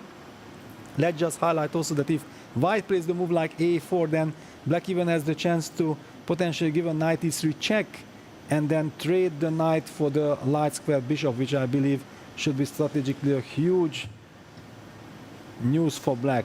This is kind of almost strategically winning the powerful monster bishop. So Magnus is unable to play a4, and then what do you do? Because this a4 is not only kicking away the bishop, but then creates the threat of pushing it to a3 and destroying the pawn structure. Oy, oy, oy, oy, oy. This is some great news. Yeah, this is serious. Yeah. This is serious business. At the same time, Vincent is halfway into the final, I think, because he has a winning position. He's just winning an exchange. Well, he actually goes for the exchange, but I was not sure that against Levon. Do you want to go after the exchange, or do you want to, play the position? Well, he has a great position there, and he's the one who is choosing how to play the best and limit the counter chances for Levon. Well, we can jump in there because we now have seen that Magnus is in some kind of a trouble. He will be taking his time. So what happened here? Not too many moves had happened after But Rook also, F6. Vincent has 8 minutes advantage. It is very important to notice because for Levon it happens very rarely that he's behind in time, especially in this measures. So it shows that he definitely has blundered something because he was in a state of shock, and Vincent goes for the exchange with bishop c3. And I do like Levon's move. Computer gives a question mark to e3, but I very much like this route, knight e2, knight g3, hoping for some knight h5. This is the direction, and it's a rapid game, and you don't play against a computer who can always masterfully somehow eliminate all the dangers in the position. So is this so clear, or is computer just too optimistic for black because he picks up the exchange? Of course he picks up the exchange, but there is no rush. Okay, well, after knight e2 you will have to take anyway. After knight e2, indeed. Indeed. I feel like will be very important against knight g3, you will have h5. Yeah, that Also, will queen be e8 is a nice spot for the queen, I think. Okay, Judith, now you are black. You are ready to take my exchange. Let me Okay, so try I to go create a bishop mess. h7. No, bishop h7 I don't go, sorry. No, bishop h7? No. Tactics I don't allow for you. Okay. I don't know. What about playing queen e8? Okay. I promise you knight e2, so I will keep my I word. grab it. You take, I take it back. And bishop h7. And bishop h7. Okay, I will play on the light squares. I have to... Good for you. You just don't have enough pieces. And your queen gets to g6. Yeah, But once what is you your trade. problem? Yeah, once you trade a rook with a pair of rooks with rook f8. Now you have problems, yeah? Then I Now will you're have problems. complaining. Now I'm complaining, yes. Ay. So, okay, let me take on h7, bishop h7, rook takes or king takes? I don't know. It doesn't really matter. I can. There are pros cons for both. King h7 also makes sense to me. Makes sense. Actually, I'm more worried of king h7, but Well, queen b1, I have to go back king g7. yeah. But somehow I don't like my rook on h7. No, you can. Yeah. Okay, just to highlight that king h7, queen b1 check, queen g6, rook f7 check, king g8 actually forces the trade of queens, but the b7 pawn is hanging at the end. Yeah, this I didn't want to give. And then there is some compensation. But even there you have rook h7. Maybe I should not even take on b7, yeah, because Maybe you have rook rook f6 h7. takes on d6. Yeah, I was just not so happy with black. giving Yeah, this but okay, you have given enough reasons so that I'm already much more calm for black, that you have a lot of defensive resources with black. Yeah, you exchange up and probably are better. I agree. And this queen 8 bishop h7 is a nice little touch. Well, to eliminate the bishop, I think it Yes. would be quite significant change. And the g6 square, yeah, and we can also highlight, I believe, in this line that after takes, yes, there was this queen b1 check. You can even take with the rook and then put the queen on g6, yeah? Yeah, and also go back king g8 and bring the rook to the f Yes. file. So basically what I was hoping for was something like knight g3, queen g6, knight f3, and then try to get knight h4 in, but it's just too slow. You are coming probably with rook f8, you are just in time to shut everything down. Yeah, it's hard for white to see enough counters. I mean, you don't even have a Wow, but Vincent plays b5. What on earth is b5? The house is burning on the king side, and Vincent goes b5, breaking the structure. Why would you do that? Now Even probably, I played queen e8 and bishop c7. of course. No, now Levon will win the game. No, now this is exactly the tempo that white needs. How can you play b5? It's just impossible. It is impossible. Unexpected side of the board to play for Vincent. Yes, because okay, knight e2, knight g3, knight h5 is coming. You cannot do something like this. Oi, oi, oi. Well, and the problem, it can be also knight e2 takes on a1 takes. Also rook f3 is there in there. Yeah, but how on earth can you play b5? What is this b5? No, really, it's okay. The king is the only problem on g7. You are exchange up. You are not supposed to be breaking some construction. But on the actually, other it's not side. Vincent kind of move. Yeah, I don't know. But it also shows that they are very nervous. Yeah, because we cannot explain Levon's kind of Maybe decisions. we can see the heart rate. Yeah, let's see That the heart can rate give because some information to us. the players are going crazy. Just too much tension. Levon is nervous. He feels that there is something going on. Yeah, he feels that if But is there any other option for white than playing knight e2? Well, there's also bishop e4 maybe now. yeah, bishop, but okay, I feel like okay, please take back that exchange. I'm also like, I just want to get rid of the white square bishop for white. Yes, no, of course, knight e2. We don't look in any other direction, just knight e2. How is, and there you go. Of course, Levon goes knight e2. Well, bishop a1. Bishop a1, queen a1, and then I don't know, is there a move, intermediate g3? move, knight g3, or Yes. it doesn't make there is also knight g3. Of course, it's threatening checkmate. Okay, but I it's play only h5, checkmate. I yeah. go bishop f7. Or h5. I'm not sure Interesting that you want to go this h5 continuously. You're not afraid of all these weaknesses. No, I'm afraid of knight h5 checkmate, yeah? Yeah, but Compared to that, the there are other G5 medicines against that. Well, okay, I can live with other medicines. No, this is just I cannot even understand this b5. Nicholas, I have a feeling that shortly we cannot see this game for health reasons. And we will have to switch to Magnus's game. Actually, Magnus is struggling. Knight g3 is on the board. Knight g3 is on the board. played. So now the big question, queen e8, bishop f7, h5. Right? This is the three options for black. Yes. Exactly.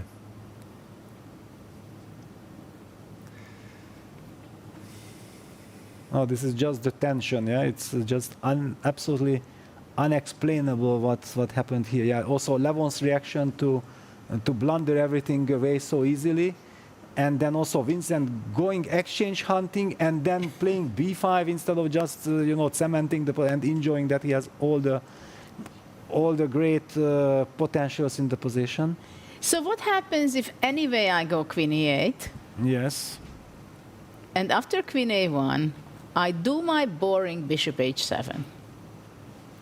Yeah, that would be amazing. To finally trade these bishops.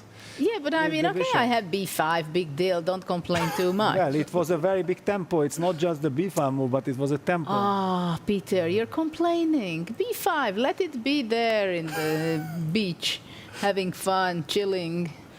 So queen, but I even Bishop don't need, h7. apparently according to the computer, I have better move than queen takes a1. You have a better move? I have better move, maybe queen d1. Yeah, can I come queen d1 actually? What's happening after queen d1? What kind Why of am I not moves? winning? I have queen g4, knight Queen h5, d6. and queen d6. Triple threat. Triple threat. No, from the beginning I felt like e3 had tremendous potential, yeah, that it's dangerous, and then Vincent gives a tempo, and Levon played the brilliancy of his life. Well, it's far from over. No, yeah, what is the defense? Tell us the defense. Bishop f7. Bishop f7. Is it the only move? The only move for equality, yes. It's equal after knight g3, bishop f7. Yes, it is equal still. Wow. But yeah, if you take the exchange and play bishop h7, you're basically winning. So But after bishop f7, queen d1 is not an option again? Well, now at Ignoring. least knight h5 and queen d6 are no real Yeah, big I issues. understand, but queen g4 is kind of a threat, Well, but and not a bad one.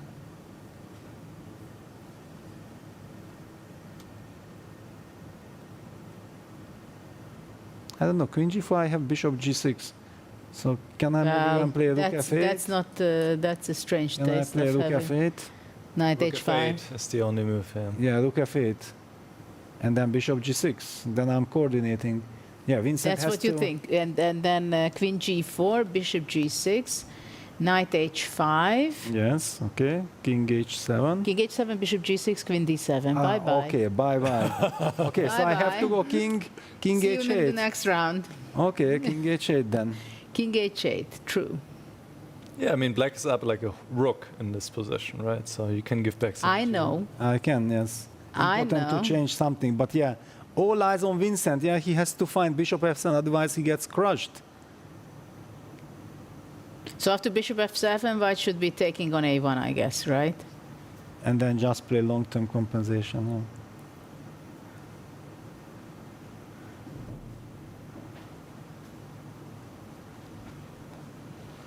No, I just can't.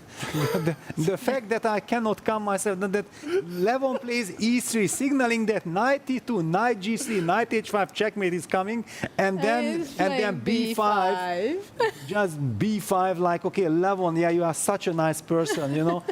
you made this beautiful exchange sacrifice. Let me reward you, but he is fighting to get into the finals. How can you think like this? Oh my God. Two gentlemen are playing. Levon gave it. Gave it, yes. Please, kill me. Yeah, exactly. No, it's just too much tension. Even we see what it does with Magnus, yeah? Maybe we have to get the bird's eye view just to get an update, or you want to focus on Vincent's body language? No, because we how are he's worried suffering? about you. So I think it's time to switch to Magnus's game, and then we keep an eye on this. But actually, Vincent may still think, 2-3 more minutes, because he has a time advantage, and he knows that it's a critical moment. What do you think to focus on jumping into Magnus's game? Yeah, we can go back to Magnus. Or enjoying the bird's eye view for the moment. Enjoy this, calm down for a moment. Well, first of all, Fabi is in a wonderful situation, yeah, because he won the first game and it also looks very promising, his position. Okay, so let's look at the other games for a moment, and then we can focus back. What about Arjun against Niemann? This is now like a normal classical chess type of position, right? That yes, black has these powerful central pawns, but white has lovely blockade on the dark squares. I would intuitively pick white in this position, actually, but yeah, those pawns should not be underestimated. And white goes rook d4, apparently a bad move. And yeah, because it gives time for black probably to get knight g8, knight e7. There's this regrouping of the knight, and then the black, the white rook will maybe not feel comfortable on d4. But do you have time? Knight g8, rook fd1, knight e7, knight takes e4.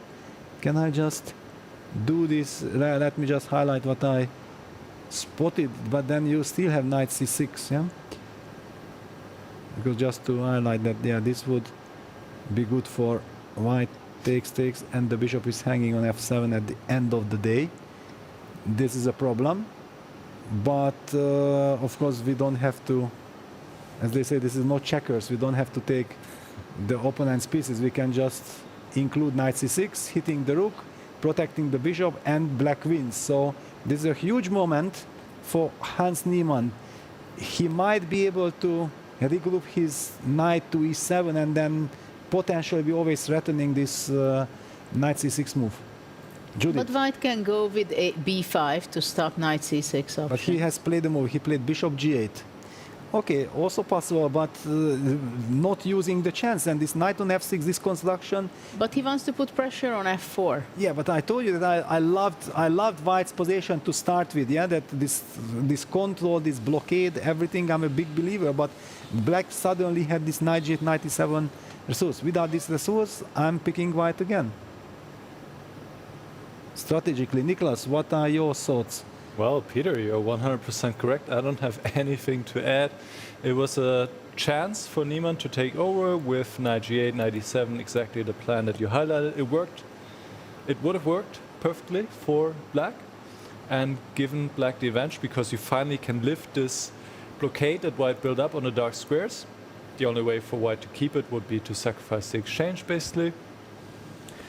So Niemann played bishop g8, he missed his chance, and now actually white is better, indeed, queen e4. Yeah, white is better. And here I would like to add one thing, yeah, that we have access to the evil bar, yeah, even that I don't see computer moves. The fact that I know that this position is all about that if white has the blockade, white is better, and the evil bar jumps in black's favor, it automatically gives my mind the information that there is a special kind of move that changes the assessment or the character of the position, and that's how, of course, knight g8, knight e7, it's possible, and that's how we come up with.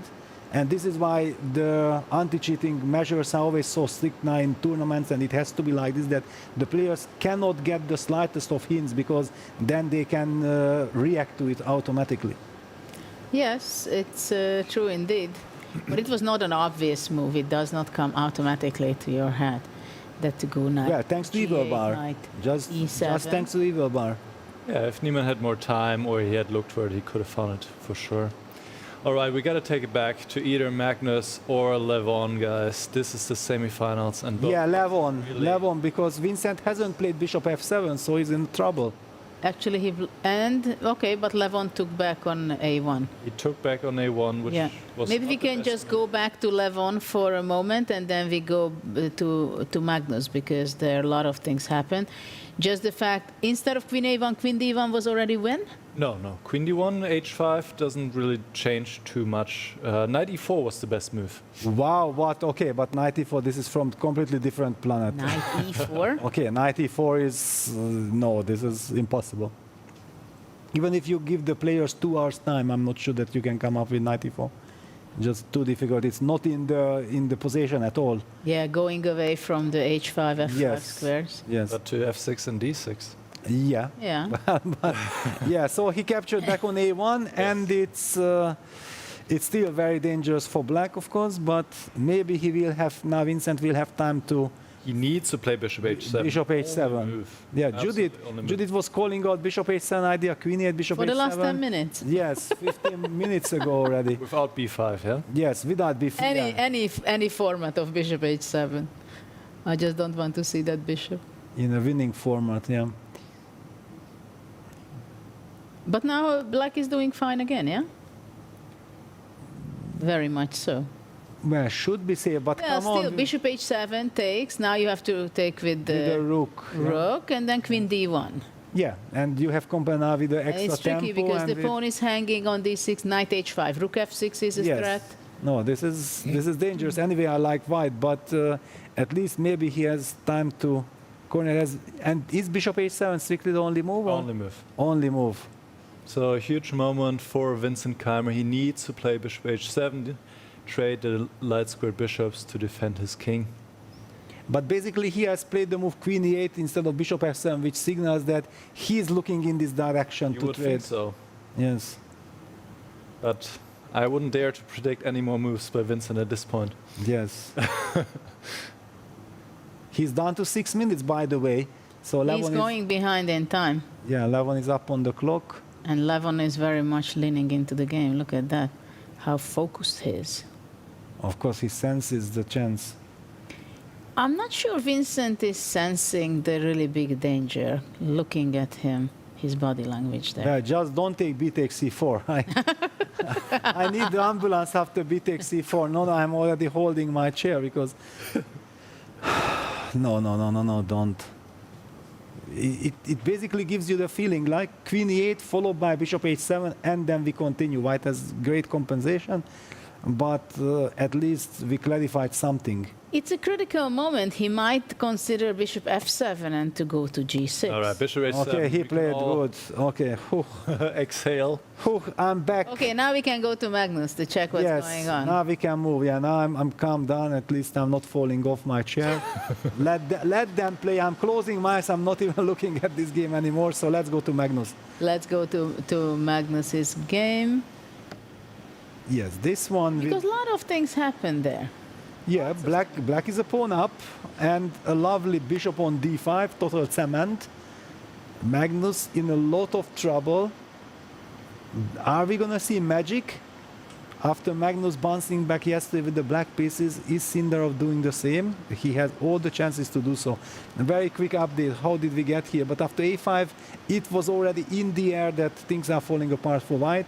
Magnus developed the bishop, bishop h2, a4, bishop c2, even knight c4 appeared with an attack on the d2 square. A fork is threatened with knight d2 check. And you can't castle. Still knight d2. Yes, you can't castle. This is a very key detail. Thank you, Nicholas. Yeah, highlighting this, that knight d2, once again, it's a fork, a devilish fork. So he opted for king g1, which is a very sad move that you have to lose a tempo, just like this. Bishop e6, the move that we talked about. Bishop is coming from the other angle, knight f4 trying to trade. And this is already a sacrifice of pawn in order to activate the pieces. Knight d3, trading the knights, but bishop d5, and here starts the cement. Bishop d5, queen g3, takes, b5. Thank you very much. The bishop is stable on d5, h5, queen d7, a3, e6, rook h4, and we are, I believe, expecting some bishop e7, rook d8, bishop d6 kind of Castle. maneuver. Or even castle, yeah? That's what he played. He even castled, okay. Rook g4. Okay, he castled, yeah, okay. It's the best move. Best move, and rook g4 played. All Rook right. g4 is a huge mistake. Isn't it f5? F5. Wow. F5. F5? Wins the exchange. He sacrificed the exchange, yes? He sacrificed the exchange, like in But the it's Was Vienna it a real variation. sacrifice, you Yeah, I guys? mean- Yeah, you will see. Yeah, rook g5. Rook g5, yeah. This was provocation. This was provocation. The bishop gets to e5, dark square control, and you have a cement on d5, but I will have a cement on the dark squares. Interesting that he took with the bishop. I was expecting queen takes and bishop e5. Yeah, for me also that looked more natural, but probably thinks that he has time anyway to come back. Very interesting. I mean, computer hates it, let's be clear. It says black is basically winning. But practically, this is not so easy for black, for sure. Queen e8. e8, nice move. I Idea like it. h6, queen g6. Yeah, he doesn't want to allow the lockdown on the king side. Bishop e2 played by Magnus. Bishop d3, but this one now feels slow. This Some queen kind e8. of e5 cannot be played. Yeah, e5 is very tempting. Very tempting to break out, not allow this bishop f4, bishop e5 regrouping. Magnus is in danger. Rook a7. Well, against a computer for sure, but humanly I don't know how bad is this. And the clock, well, but he's way up on the clock, so Sindarov is down to 3 minutes. It won't be easy to convert. Actually, I'm not even sure that I like his decision, but okay, maybe it was the best. So why not? Yeah, bishop f4, coming back. Rook d7.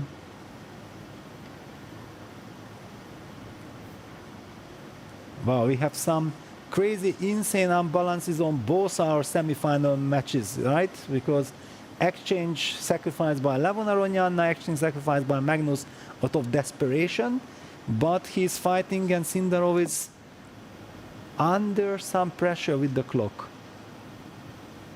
Yeah, white wants to set up a fortress on the dark squares, basically. Yeah, it's not so easy to break up white's Yes. position at all. 110 heart rate for Sindarov. Well, maybe black goes queen e7 to tie down the rook to a1, and then eventually he starts moving with his king f7, e8. Well, which is also not so easy. Yeah, where are you The going? G7 Yes. pawn. And also king c8, rook b1, c4, rook b8, checkmate. Ah, you can Potentially, visualize yes. some fun things there. Yes, yes. Yeah, the Okay, bishop he is can a go. monster. Sorry? The bishop is just a monster on the dark squares on e5, Yeah. just controlling the whole board. No, in fact, I think that black has to play some h6, king h7, rook g8, and then break with g5. And yeah, Magnus does this h6, but now h6, queen g6? Or rook f6. Or rook f6, rook g6. Yeah, getting the g6 square Yeah, this helps black. helps us. Definitely Yeah, helps us. h6, rook f6 seems to be strong, no? Why did Magnus hurry with this? What happens after rook f6?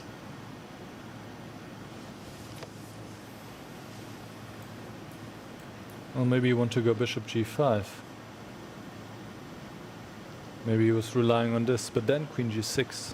You can give back the exchange and go into the endgame. Yes, that is Okay, lovely. but that's not so easy. No, but it's brilliant. Yeah, it's not easy, but brilliant. Yeah, this would just be completely winning. Then also h6 pawn is vulnerable. Ah, this way. Yeah. Yeah. Sindarov, 2 minutes on the clock. Can he find the best way? Rook f6 is clearly best here. And what about queen g6? Is queen g6 missing the advantage because queen h2 still better, of course, but not by so much. Queen h2 or queen h3. Okay, yeah, rook f6 should be the move.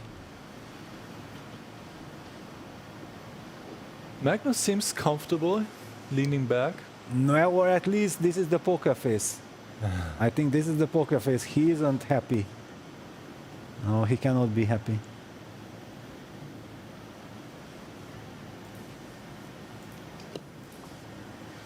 Rook f6 on the board. Sindarov in his element. 1:30 on the clock, but he has played the good move. 15 seconds are added after each move.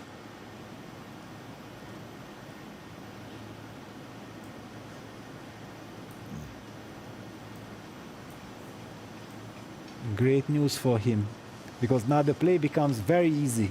So actually the clock will not really matter. This h6, rook f6 sequence of moves are helping him.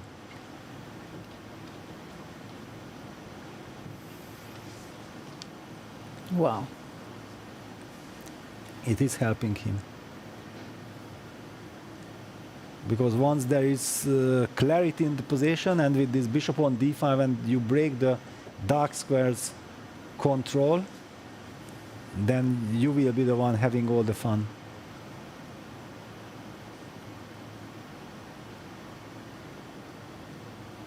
Would you mind going back to Levon's game for short? Sure. Because I think we're going to see a lot of this, but there a lot of action has happened between Levon and Vincent. Yeah, I wouldn't be surprised also if we see some perpetual checks soon. Yeah, it's a very sharp position, a crazy position. And the clock situation, what is 4 minutes for Vincent, 2:40 for Levon. Heart rates 115, 112, more or less even, showing both players very nervous. Understandably so.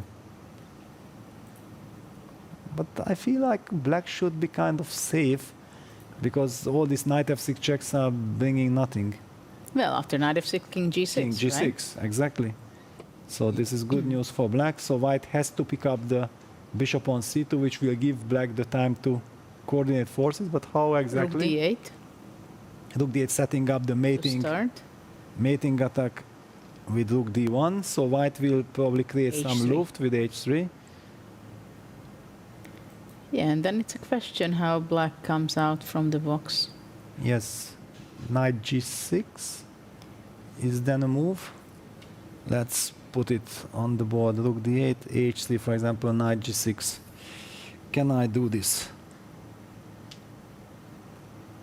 Because I'm setting up this rook d1 check, queen d6 trade of queens, and then only I can be better. So this is the defense I'm relying on. Let's see how Vincent reacts.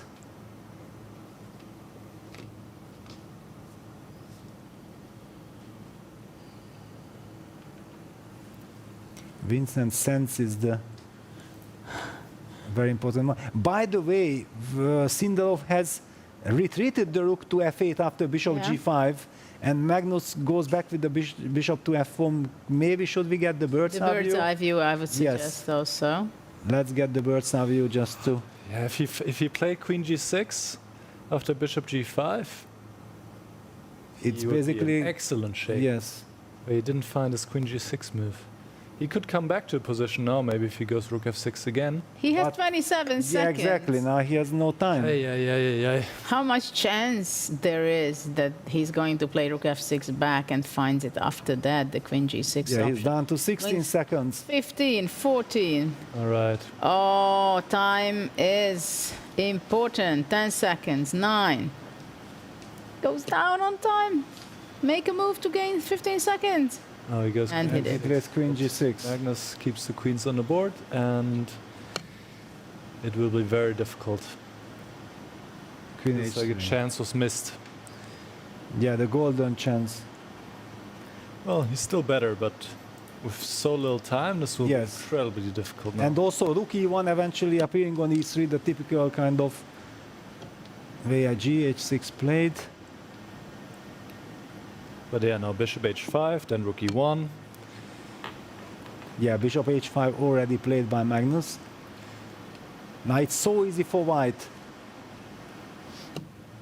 And Probably he thought bishop g2, but then queen h2. Nah, queen g2 is also possible. There is Yeah. a pin. Queen f6 played. By the way, Vincent has played the move rook d8. Stability is happening. Yeah, bishop e5, queen d8 on the board. Bishop e5 is, well, maybe a tiny bit rushed. There is no mate because there is queen g5 after queen g3 check. Very important. Well, black wants to go f4, rook f5. That's the plan, I guess. Yeah, that's why bishop e5 was not necessary yet, because you're giving this f4 option. Unless he goes f4. He can go f4. But then maybe I go rook g7. I just force. Well, there is you not to- much of an option, right? Maybe rook g7. Okay, then I say I gonna go rook g7. Yeah. Even rook g7 is an option, yeah? Yes, even yeah. Rook e1 played. f4. So now f4, rook f5 is coming. But still, Sindarov 30 seconds. Yeah, at a time. While It was also Magnus his has downfall 7. in the last game. In the last game he was on the defense and couldn't find it, and now he's on the offense but might not be able to get it. But f4 is the only move, I guess. He's just double, triple checking. But then it opens up bishop g4. Also not easy to react then after f4, bishop g4. Yeah. With no time on the clock. What's he going to do? Rook g7. Rook g7, yeah. Sacrificing the rook. But yeah, under not great circumstances. No, not the best one, but okay, if white takes and black cements, then queen f6, king h8, then it's all good. Magnus grabs it. And bishop f3, yes. What a professional Wow, and he move. will trade the bishops and then rely on the e-file. And he has enough play. He has enough play here. Even though he's down 2 pawns. Yes, but this h6, h7 pawns don't really count. On the other hand, black is on the safe side, so he can press. Yeah, he will press. But he has not much time. That's But a okay, serious problem. with 15 seconds, at least if it's technical position, then you can make a lot of moves. You connect the 15 seconds extra, and yeah, bishop takes d5, cd5. Yeah, is the Must be the idea. Must be the idea. Locking the position up.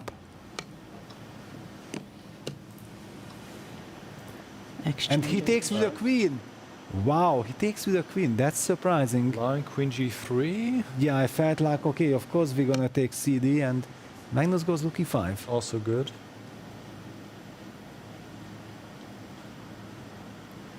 Yeah, white is too active. Sindarov has not much hope for victory. The way he's Looking. seeing his position. Yeah, he had such a great chance.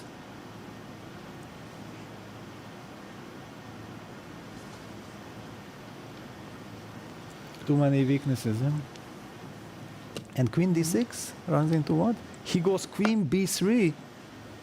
Really, can you do this? He goes risky, He goes risky, but he knows that it's double or nothing. It doesn't matter. Magnus once again has all the time in the world to figure it out here. 7 minutes almost. So much time. Queen f3. Yeah, queen f3 is also my kind of move. It's very unpleasant for black. Yeah, if the queen appears on c6, the a pawn will not have time to cause any trouble. And how good that there is a pawn on h6. There is no rook h6 mating idea. So actually, black would love to remove that pawn from h6. Oh no. Vincent blundered. No, just look for that. Ah, no, that was... My heart. My poor heart. Yeah, because that is also an incredible battle there. Yes, it's an incredible battle.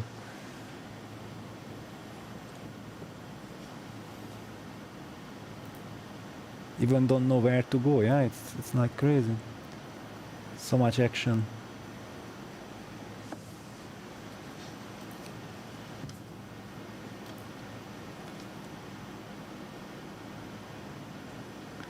Okay, Magnus is taking his time to make the best choice. Yeah, because he knows that now this is my chance, this is okay. This should be okay. He will play queen f3. He knows that it's also so unpleasant for black with little time on the clock to deal with queen f3.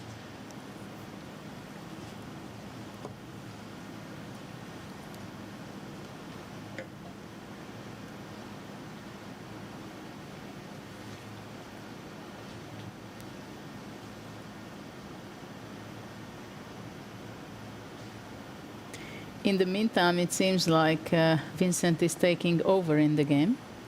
Yeah, There is a great chance that he is going to collect the full point. Not easy, but he's clearly the one who plays for two results. Magnus goes rook c5 finally. And rook g6 blitzed out. You know what's the plan? Rook c6, queen d1, and rook g5. Yeah, trying to activate the rook. Nice idea. Nice idea. I don't know how good is it. Trying to target. If white can go queen White's e3 pieces. maybe. Interesting that Magnus played rook c5 instead of queen f3. Because he wanted his rook, if he has his rook on the sevens, it also does not look so bad. Maybe he can still play queen f3. I don't want to allow this queen d1 business. You scared me. This queen d1, rook g5 is the only way to lose the game, basically, yeah? And it can be very unpleasant. So that's why let's put the queen. We are protecting against everything and we are getting ready.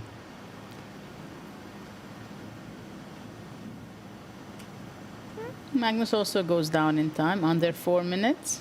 Yeah, 4 minutes is... I'm not sure he was lot. expecting rook g6.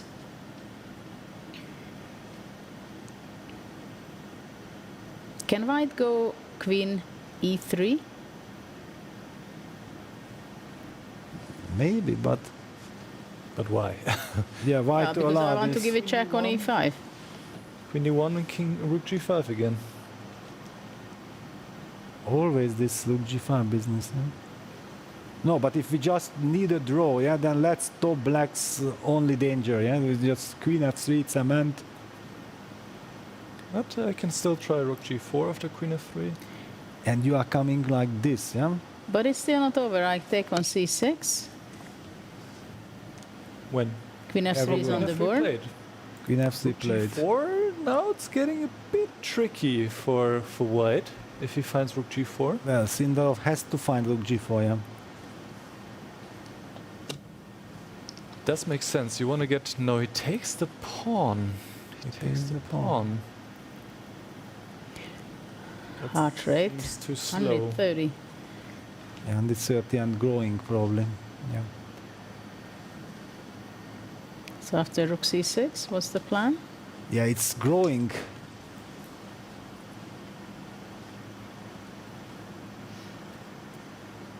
Well, then you can still go queen c1 and rook g4. White should take with the queen on c6. Or queen e3 or king Is e3. rook c6 losing? No. Not losing, but it's better for black. Because black can go rook g4, rook he e4. takes. Rook c6 happened, yeah, rook takes c6 happened. He's giving some chances here to Sindarov. Queen c1, then maybe rook g4. It's still quite equal, but Yeah, this rook g4 with rook h4, queen g5 idea, yeah? So Yeah.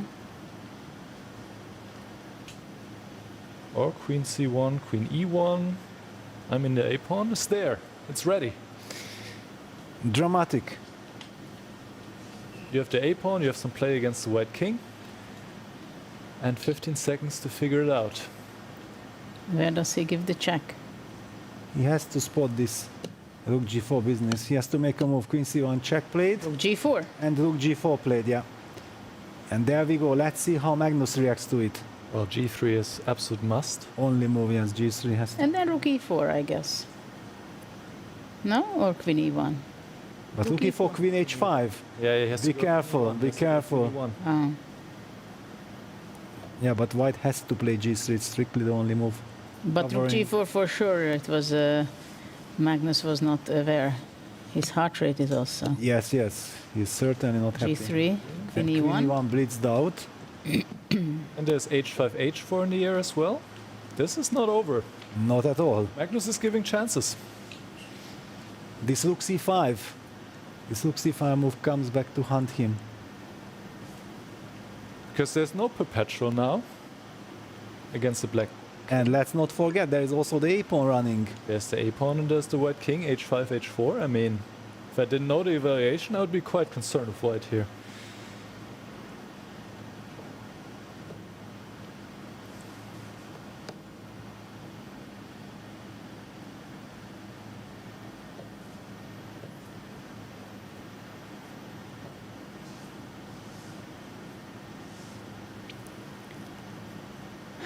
Magnus to doesn't handle. like what he sees. Yeah, how to handle the situation. King g2 or rook b6 are the equal moves. According to the computer. Yeah, how easy. Good luck, yeah, good luck calculating all this. Because It's not obvious. Huh? Rook b6 also doesn't feel intuitive. yeah, well, you open up the long diagonal, yeah, that the Yeah. queen can infiltrate, but yeah, this h5, h4, d5 played, trying to break. Queen e4. Yes, played. And this rook endgame? It's Is going it- to be tricky. Is it is payback time? Is it payback time? Bad end game. In the end game, yeah? Yes, because he has a3, rook a4, getting behind the a pawn as a threat. Funnily enough, it's also this b5, a4 pawn structure Yes. again. It's like E and F and a double H against F and G, and apparently this is equal. But this is okay. This is Well, it's not equal, it's holdable maybe, yeah, maybe Yes, it's holdable. okay. He needs to trade queens. There's no choice here. He needs to take. But he doesn't like that. He Of doesn't course. like that He option needs to to take. exchange queens. It's the only move. Shaking his Otherwise, head. he is lost. He'll go move queen d1. He will not change it. He completely missed Queen e1, queen d5. No, I mean, you have to take. Just anything else. And the clock is ticking. Rook He gives rook c7 c7 Seven check. is lost. King f6. Panic move. King f6. Yeah, brings the king closer to the pawn. Oh well, Magnus also down to 30 seconds already. Yes. Huge chance. Sindarov is winning again. And more than he ever did in this game. King f6. And look at Magnus, the way he sits doesn't signal any confidence at all. He's not happy what he sees.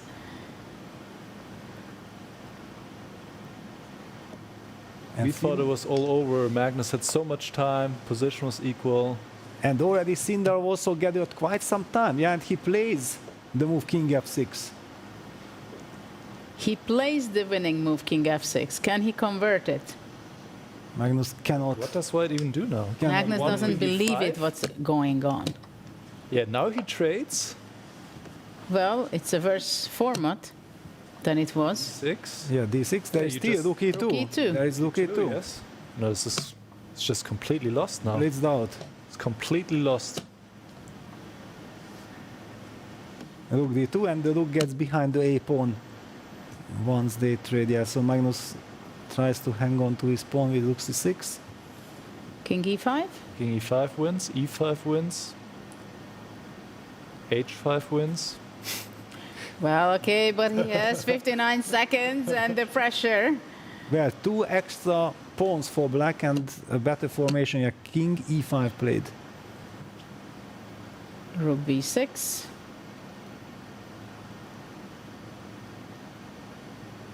Rook d6 and rook d5 and go Yeah, rook but a5. f4. He wants f5, f4 check. f4 He check. blundered f4. Yes, he Probably blundered. f4. It's still winning, but this was the made trick. his life a little bit more difficult. Okay, takes king c6. King c6, only move now. Actually, Only they move. need to calm down because they both have more than a Yeah, minute they on have the clock. time. They have time. He rushed. Yes. He rushed with rook takes d6. King c6, only move is played. And then bring the rook to a2. Yeah, rook a5, rook d2 check. This is a more difficult task now, it feels like. Even don't know where is white king. Yeah, okay, should go Probably to to f3. f3, right? Yes, should go to f3. Rook a2, king e3, king b6, c4. c4. Ah, he wants to... What does he want? King b6, king a6? Or check first on a3? Well, now he's completely winning again. c4 was not the best defense, it seems. Ah, and he goes rook a1, and then simply king b6. Yes, the c pawn does nothing.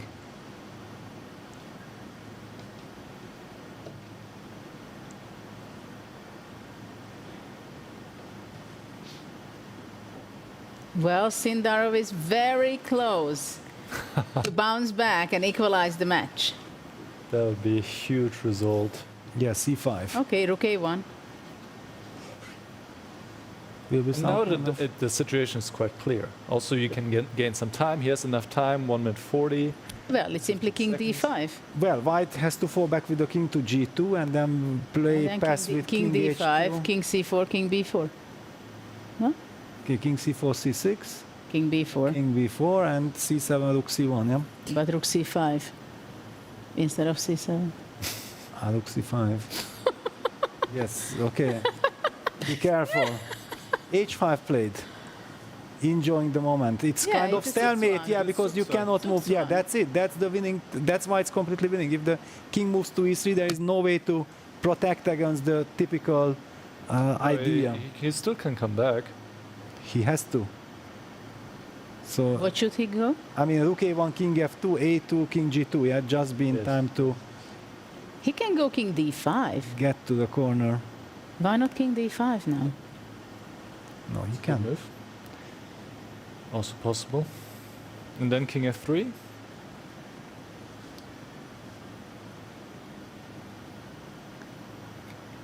Can Sindarov keep his nerves and convert the winning position against Magnus and force the tiebreaks? King d5 on the board. King f3. h6. h6. You can play h6 if you want. I mean, it doesn't really change that much. No, because I'm thinking after h6, king e3 to go h4. Takes and rook h2. To cut like this, yeah? And to have a2. Yes. That's also possible. Well, the winning plan is basically not to clear. play h4 at some point. I mean, to go rook a1, a2, then play h4, and then play e5. e5, because fe, still another f4. Yeah, passed this is pawn. this is the thematic kind of way. But are you able Can to you do find this? this? I don't know if there's another way. 27, 25 seconds. Sindarov, h6. King H6, e3, he's okay. going to go h4. Will he? No, rook a1. a1, okay. King f2. King has to come back basically because a2 is threatened.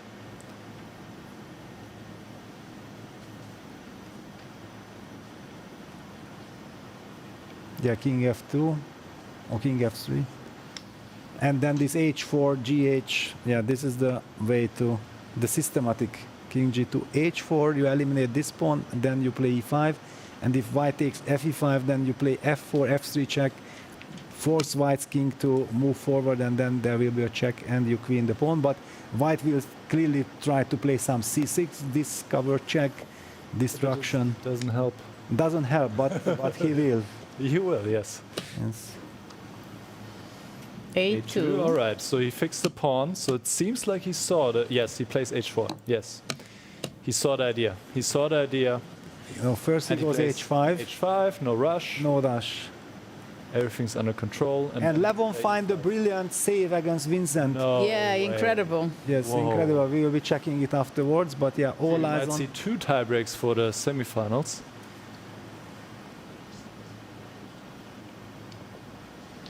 But all eyes on this game, of course. First of all, can Sindarov convert? But he seems so close now. I mean, he must have seen his idea of e5, otherwise he wouldn't go h4.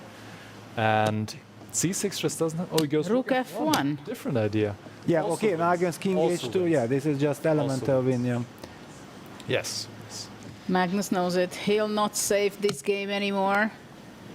And it's very rare that Magnus loses with 1.5 white. pawn up already. Yeah, He just needs a draw. it's resignable position. Taking the pawn. Still he goes back. Rook h8 wants to capture the h pawn, but the 2 connected pass pawns should be giving the clear win for Sindarov. Yeah, absolutely. But he still has to do it. Yeah, he has to. But if he has already done all this work, I think he will do it. e5, rook h8. Yeah, king d4. And King D4. Bringing the king.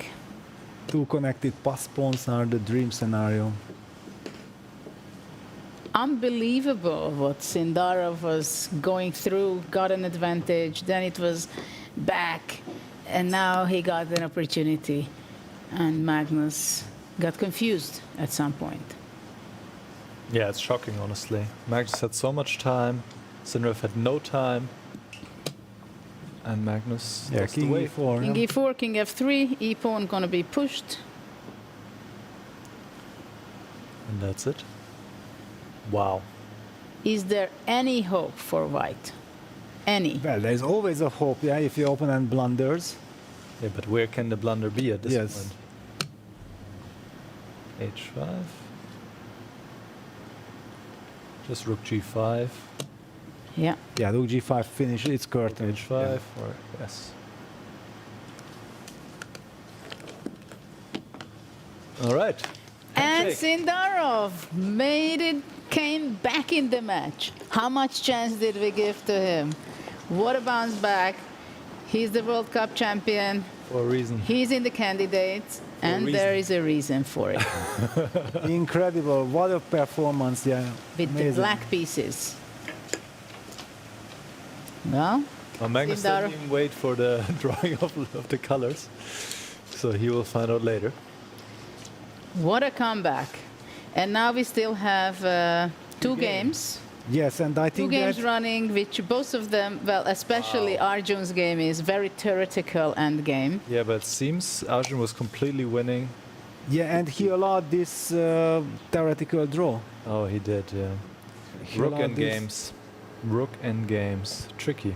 Very tricky. Very tricky. And Hans immediately used it, yeah, and he's simply playing King D6, King D5. You cannot go to D7, you have to be always in time against Rook E4 to kick the Rook with King D5.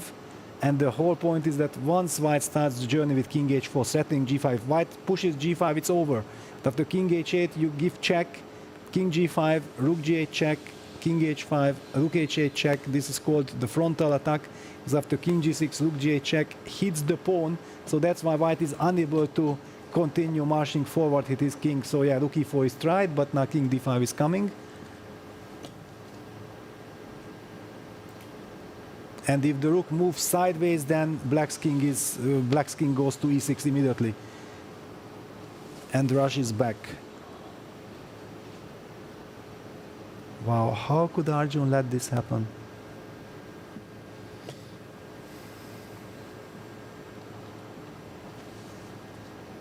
King F3, clever, you just wait. You try to give your opponent a chance to go wrong.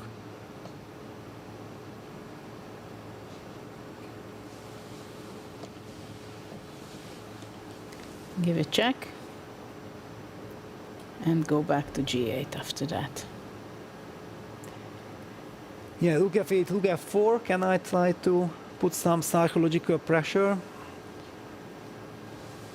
Rook F4, Rook G8. Yes, and Where's the pressure? whenever Rook I play, F6. whenever Hold yeah, on. but King E5, Rook H6 doesn't give me so much I was also afraid of this cut. Because it's the G pawn and you don't have enough space on the side. But who knows? Because king h4, rook h8, No, king maybe it's g5, winning then after rook rook g6. f6. Exactly. That's why after rook a5 I said king e6, not king e5, not to allow rook a6. It's at least very scary. So rook f8, rook f6. Rook g8, rook f6, king e5, and then rook goes away. Actually, maybe rook h6 is the win. Yeah, or rook h6. Anyway, yes, the idea is to try to activate then the king, and whenever there is a check, we will be able to... No, in this position, black should go king d6. Yeah, that was my question. That it has to. It cannot be on d7. but, no, but king d6, then king f4. He goes rook h8. 6 king f4 loses foe. Yes. Rook h8 is correct. Rook h8 very smart because you cannot play g5. What did you say? King d6. King f4. Yeah. King d6, king f4 wins. Because the rook is defending g5. g pawn. And I can. But king d5. Then already rook e5 check. No. Rook f8. You're in the table base? No. I'm not sure about which position we're playing, talking about. No, okay, let's see what's going on. See you later. Mm-hmm. So far, rook e2 back. Now black can play rook f8 check, king g3, rook g8. Back to the defense mechanism. Yes, but go back to g8 because I think in the World Cup there was Karen Grigoryan missed the possibility that white pushes g5 and it was over. Or he gave too many checks, I think. Or he gave, yeah, something happened. Yeah, that. No, a lot of drawn rook endgames were lost in the World Cup and led to elimination for people. Yeah. Yeah, because in the tie breaks you have this few seconds extra.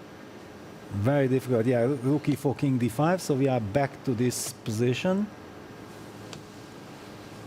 Rook f4. Okay, but wait a second. Rook f4 now. Yeah, Hans is moving on his chair. Wait a second, but king e5. King e5 or king e6? Okay. Why does he allow the king to come closer? I guess he didn't really see what else to do. Yeah, just king. Okay, does not even matter. You just come closer. Well, I guess king e6, king h4 he wants. Yeah? Yes, king e6, king h4 he wants.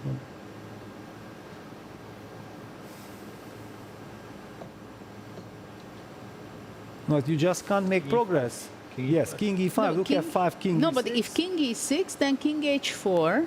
Yeah, that's tricky. We don't want this. Then you have to play king e5. Yeah. King e5. Okay, he plays king e6. Yeah. Okay, so king h4. Then king e5 is an only move. Yeah, now That's g5 the is a thing. threat. No, but I thought you would think that rook h8 is possible, but it's not possible because king g5, rook g8, king h6, Yes. king e5, rook a4. Yes, that is a win. Yeah, that is a win. King e5 is an only move now. Yeah, and he plays it. And of then- course, you have to. Yeah, but why didn't he play it immediately then? It's a bit odd. Why would you give white this extra move to move the king to h4? Okay, f5 check, king e6. It's very nerve-wracking. As long as the king is cut, there are always chances. This is always tricky.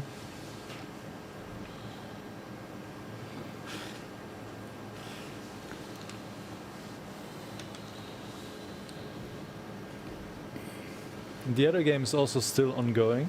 Parm's trying to win, but it looks like it's going to be a draw as well. King h5, but now just checks. And there's no progress to be made. Yeah, king falls back to f4. Arjun tries everything. He's still going to go around one time. G3, H4, going back with the rook and going. Yeah, but now you can also play rook a8. Yeah, you can activate the rook to stopping g5. Just go with the rook sideways because then white cannot push g5 due to check. And otherwise we are ready to switch back to g8 if white... You can also go king e7. On the board, but I like this systematic approach. If king g5, then we come back with the rook. And okay, if king g3 you are hiding, then you are not making progress. Now rook h8 even. Seems that Arjun has run out of ideas.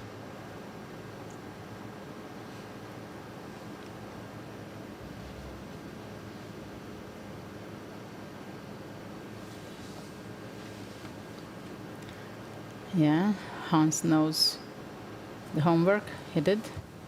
He did his homework in rook endgames.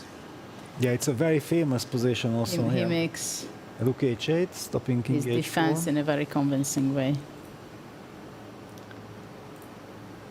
Well, the rook endgame was winning several times for white, so both players need to check their homework. This, the five pieces? Oh, not Yes. this one before, Yes. no? No, this one. Ah, this one also, yeah. Mhm. Really? Yep. Yep. Okay, but with this little time, yeah, there you see Magnus and Vincent also looking at the position. They both had chances to finish their matches, but they didn't. They didn't, yeah. Magnus lost. And Vincent drew. And Vincent drew a very good chance, probably winning. And you're the probably happy that Vincent didn't lose after playing b5. So actually we are going to see 3 playoffs. Exactly. It looks like it, yeah. That's how it seems. Only playoff, the only match not going to playoffs is... Well, Parham is also trying everything still, yeah. He's moving. He's doing some crazy things with allowing black pawn also to h3, trying to win. Rook h7. King f6, king h5, rook g5. Yeah. Yeah, this is too easy now, I think, at this point. Well, if white would be able to play rook h7 and king h5 together, then it would be tricky. But yeah, rook h6, king f7, this is now coming to the dead draw stuff. Yeah, with the g pawn. Yeah, now you can just defend passively even. Yeah, the rook moves and the king gets to g8. That's it. And you just chill. The g and b pawns are the only pawns where, well, a part of the side pawns, that black can rely on the passive defense, sitting tight on the back rank. Just move away the rook, put the king on g8, and you just move back and forth. There's no way to break this.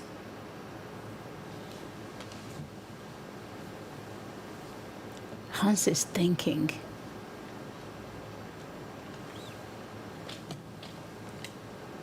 Rook a8, of course, on the board.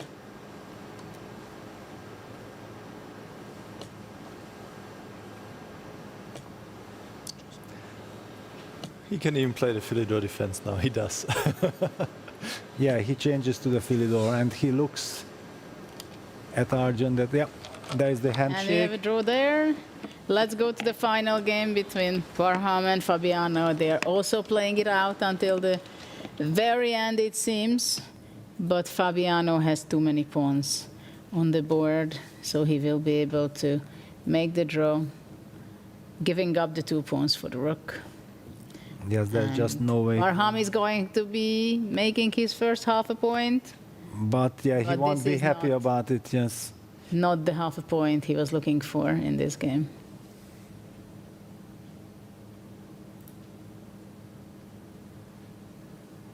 Half a point he would have gotten before if he would have not been so ambitious, but he always wanted the maximum. That's how you end up losing. Interesting, Fabiano has such a high heart rate in this position. Yeah, this position you can already start to calm down. Yeah.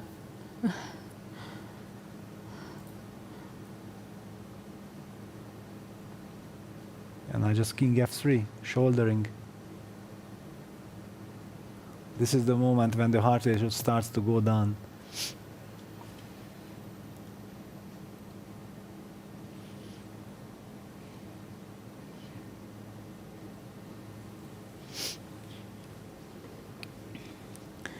We are going to see simplification. So the only match which will be decided right away after 2 games is Fabiano, and we will be having 3 tie breaks. And what kind of tie breaks?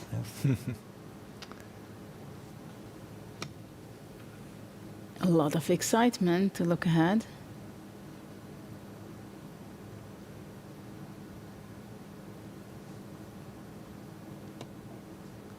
I'm still very tricky. Yeah, but You know, yes. c2 and rook c1. Hold on.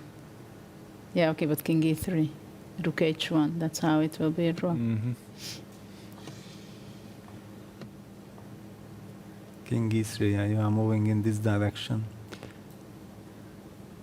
So is he going back to F3 or King D2? King F3, why not? King D2, no, King D2, and then King C3. All right, fight until the end. Well, congratulations for Fabiano to proceed to the... And yeah, what a fighter Parham is, yeah, unbelievable. Yeah, what he was putting pressure on Fabi when he got a chance, but was not enough.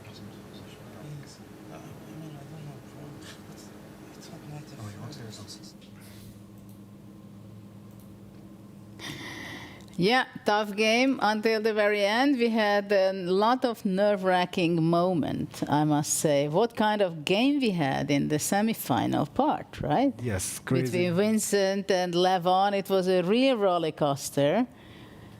I mean, what kind of possession we had? What kind of game it was, yeah. It's crazy. Absolutely. It's crazy. And also how Sindara was able to bounce back. I mean, Magnus's hand somehow shaken during this game. Yeah, he was going for this very direct action. Actually, twice when he played very aggressively against Sindar, it backfired. Yes, very similar thematics. Yeah, like he wanted to, and the game which he won, he played in his trademark Magnus style.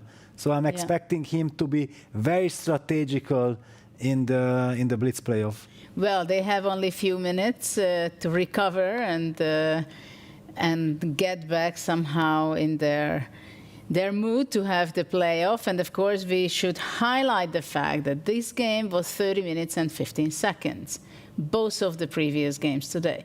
And now they have to switch to a very different kind of play mode, because it's going to be 5 minutes and 2 seconds per move for each player, which makes a huge difference.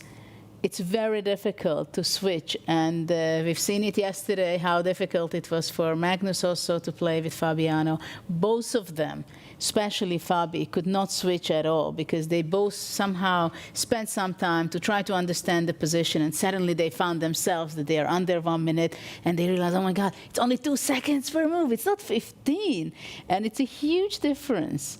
Very huge. Here we have seen that Sindelov had like 5, 4, 3 seconds. We were like, make a move. And then 2-3 minutes later, he was already back to 1 minute, because he could play a couple of moves a tempo, got all the 15 seconds. This will never work with 2 seconds increment.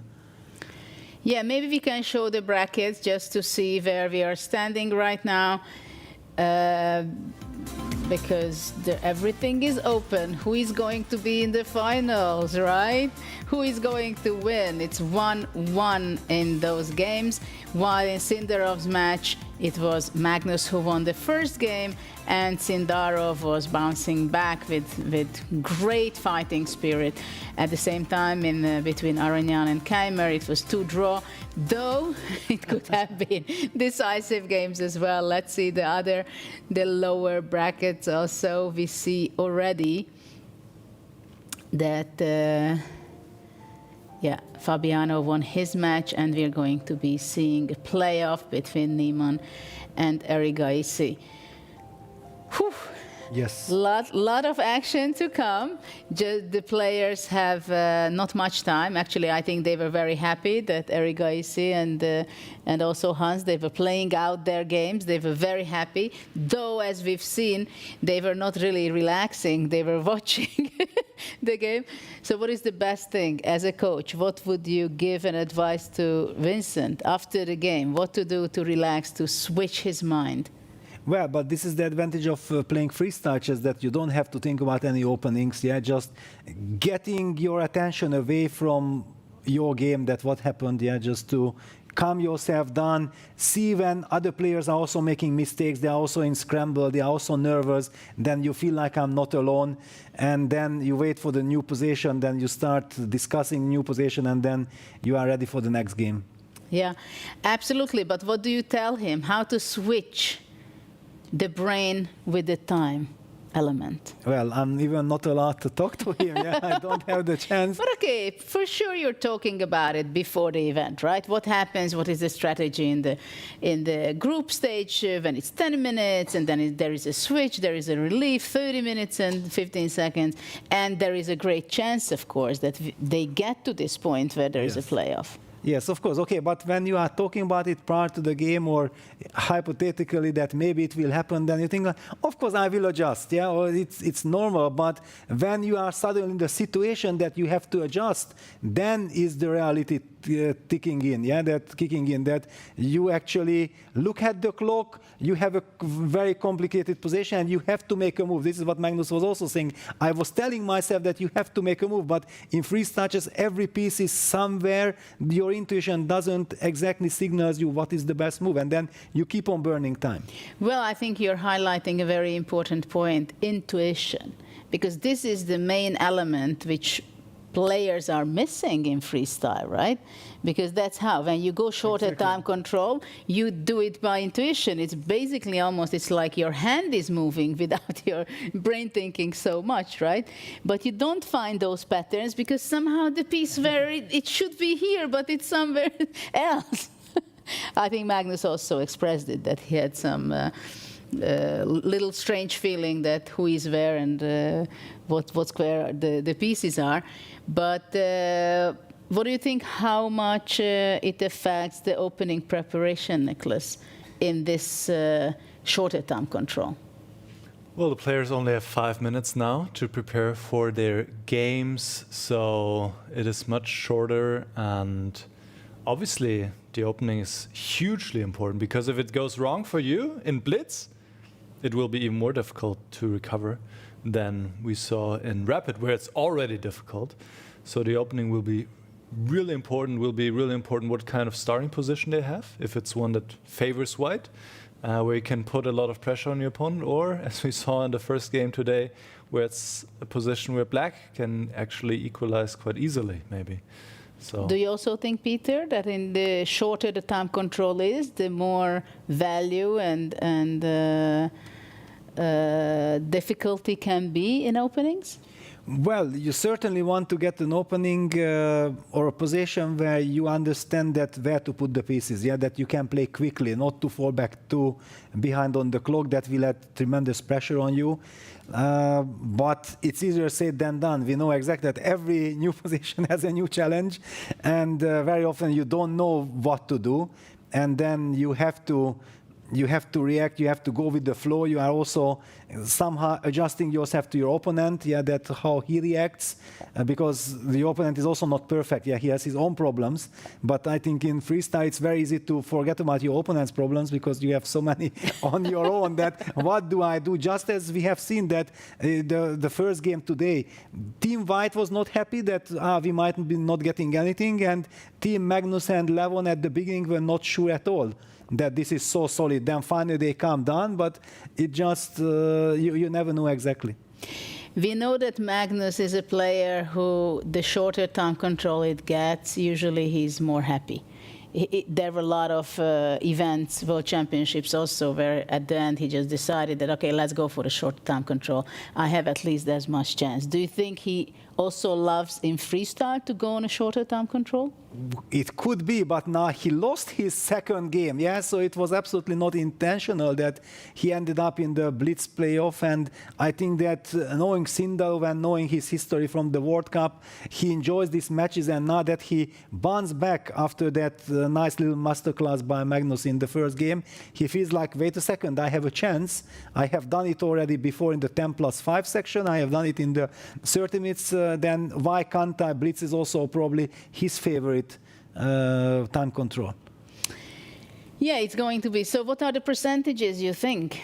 What are the who is the favorite? More.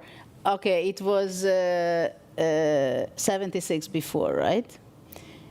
Do you think there is more chance now for Sindarov to win at this stage? 100%. 100% more chance yeah. to win. No, I mean, because Sindarov has been very convincing in the round robin. The shorter time control is suiting him, and he has the psychological advantage for sure after winning now with black. I mean, how often can you guys remember Magnus losing with white when he just needed a draw? I think I can remember maybe one time in some online event where he lost against Friuja, I think, or he lost against Nepomniachtchi in the Blitz, right? He was 2-0 ahead or something like this. Yeah. But it's rare. It's definitely quite rare. And especially also how the game went, where he found this great creative resource to sacrifice the exchange, and he finally got a good position or a decent position again, and then he's not able to hold it even though he has like 7 minutes against 30 seconds. This is not so Magnus-like. So yeah, I still see Magnus as the favorite for sure, but maybe it's like 60-40 or 55-40. You said 60-40 before the match even, which I felt was quite high odds for Sinner. So what do you think it is now? Well, 55-45. 55-45. Still for Magnus, but it's the gap is closing. But what do you think? How nervous Magnus will be? Can he put aside what has happened in the second game, or is it's hunting his brain? I think he can put it away. I mean, I think he is good in these kind of things. He can put the game away and just focus on the task. But for sure, yesterday when he won against Caruana and then it was tiebreaks, it was easier because he had come back, right? Yeah, it was not clear for me in the second game what strategy Magnus had, because when it was move 4 and he brought out his knight d3 and gave up the pawn, it was not clear whether he's just curious, okay, let's play. And so it was an interesting decision, and after that somehow he got confused. Sindarov was trying to get something, and he got something. But we are just about to see the next position. So, Fiona.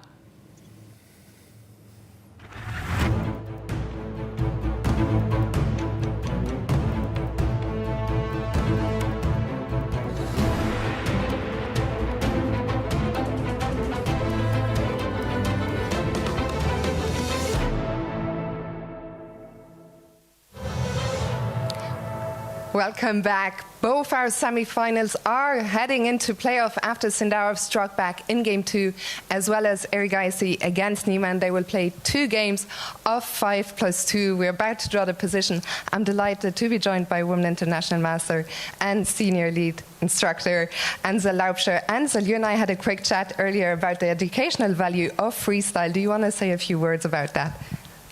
Oh, thanks, Fiona. Yeah, well, from my side, I'm still trying to learn normal chess, so freestyle is a whole different variation for me. But I do think that there's definitely a place for freestyle in educational chess because it makes the players understand the value of the pieces and to find that happy place for every piece, you know, where they can function optimally. And it's a joy watching our players do that here. Let's find out now which position they will play next.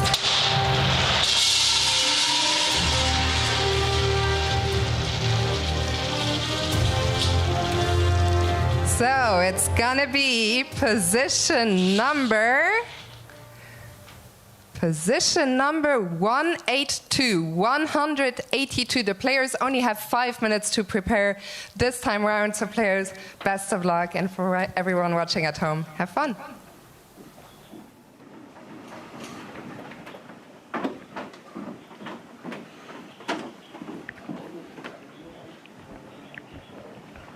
Die kommen nicht raus, ich glaube, denen ist zu warm.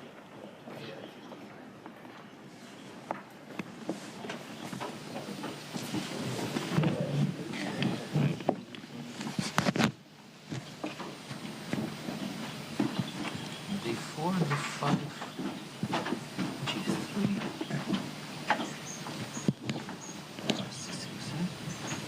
G3. Maybe G3.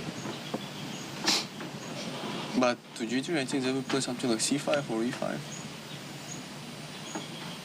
But I actually like D4. Why you don't? Yeah, D4. Oh. You try to push. G6. I mean G6, C3. D5. Ah, D5 is like bishop 5 was coming. So we have to go G4. Yeah, maybe. You don't like? And knight B6 and like a little be risky. Knight b6, bishop f4. Huh? Knight b6, bishop f4. But knight b6, yeah? Knight b6. Maybe after g6 we could go knight b. Yeah, knight b3, yeah.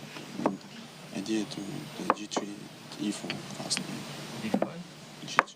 Knight b6, I think. This is good. Bishop c4, yeah? No, bishop to knight c6. And so knight c3, bishop f5, or e4? Well, why we cannot play e4? I mean, take, queen e2, bishop g2. I think it's very good position. So okay, d4, g6, knight b3. Yeah. Okay.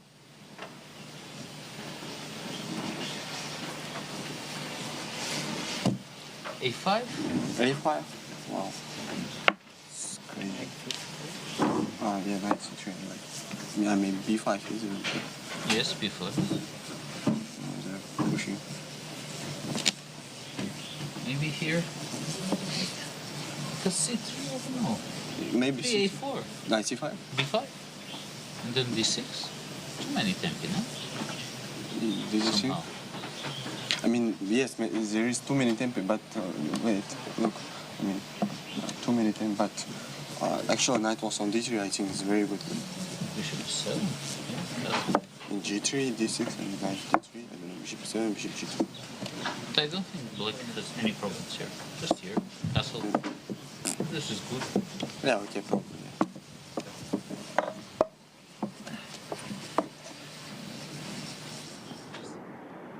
So, gentlemen, we start in 2 minutes.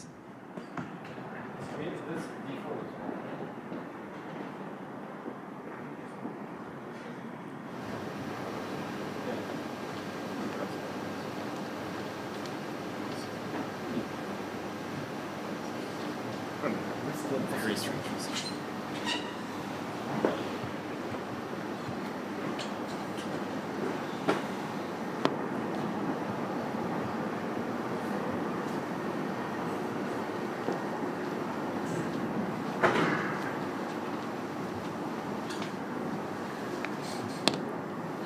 Look at the hint.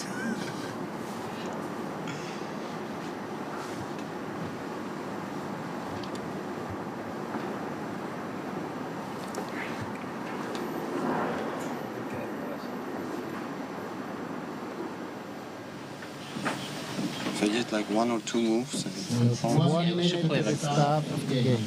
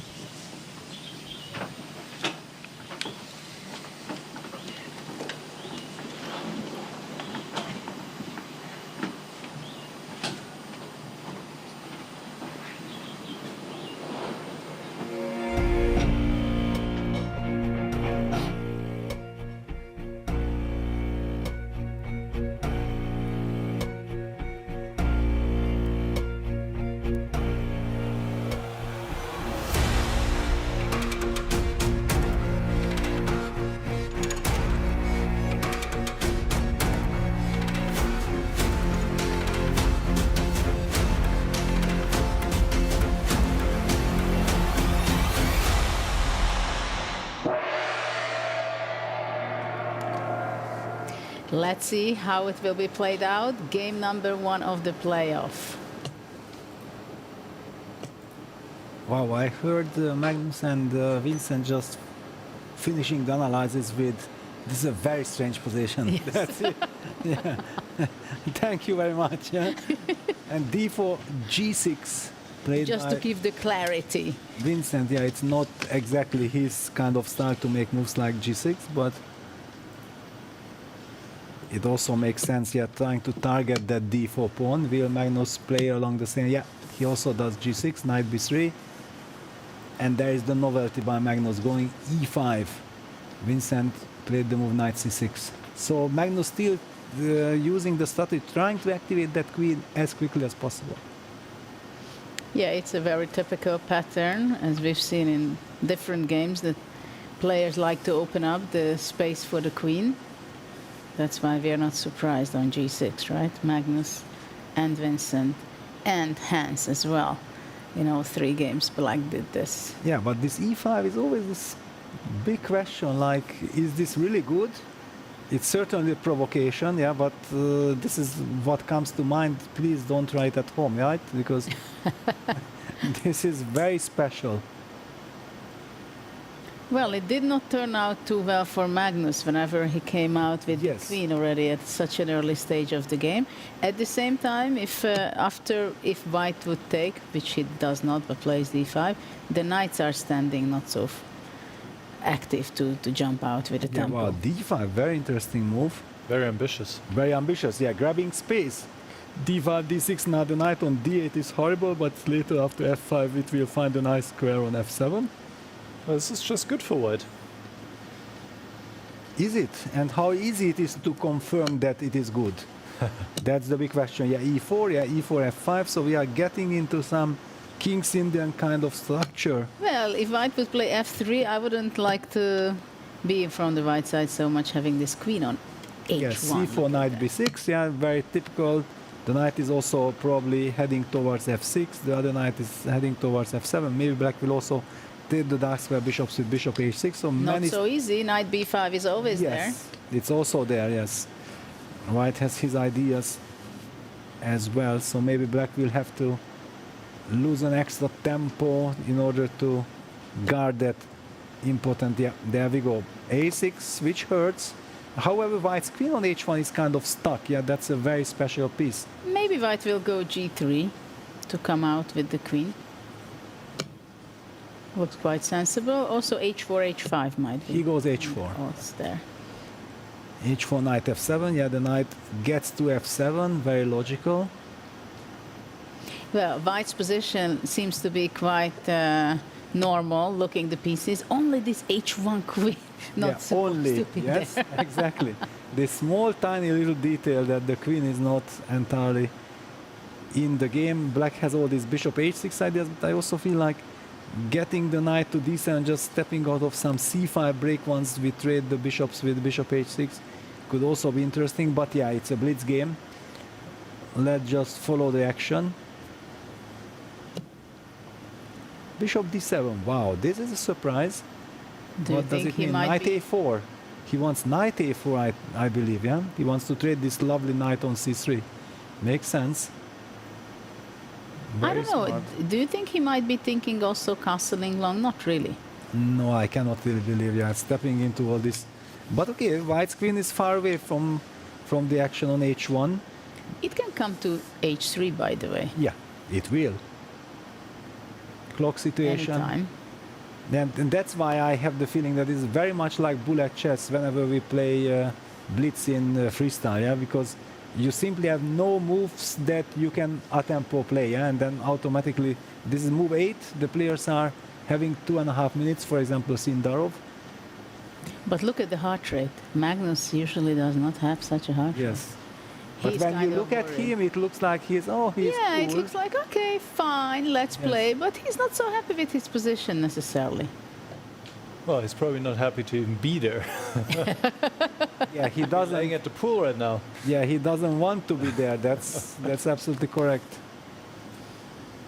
He's disappointed that Sindarov really needs to speed up. And for Sindarov, of course, the difficulty is he has not been in this situation yet. He has not played any tiebreaks. And Carlsen, he played tiebreaks yesterday, and he noticed, he said in an interview, he was playing so slow, he had to force himself, he had to tell himself, play faster. And you can see it, he's doing it today, which is giving him a time advantage, and that could really become crucial. Yeah, and now so bishop h6 is coming with the support of the queen. Actually, black is not only, according to Evilbar, getting a lovely position, but now black is taking over. The queen on h1 is out of the game. If the bishops are traded on the dark squares, then the queen might enter to e3. So that's what Sindarov is trying to avoid by activating his queen to g1. But it's already very sad. He wants to go to g1 and bring it out. Magnus' strategy worked to perfection. Oh. Yeah, he probably felt like with e5 provoking d5 that the position is easier for him to play in this King's Indian. But after bishop h6, there is this c5 unpleasant move. Yeah, there is c5. So he goes knight a4. Yeah, that was the other extra idea in the position, just to... He thinks that he will do bishop h6 when the best moment comes. Yes, eliminating this monster knight from c3 and getting a grip on the c5 square has priority. And also for Sindarov being an e4 player, yeah, this kind of structures in a blitz game extremely difficult to handle. Takes. Queen g1.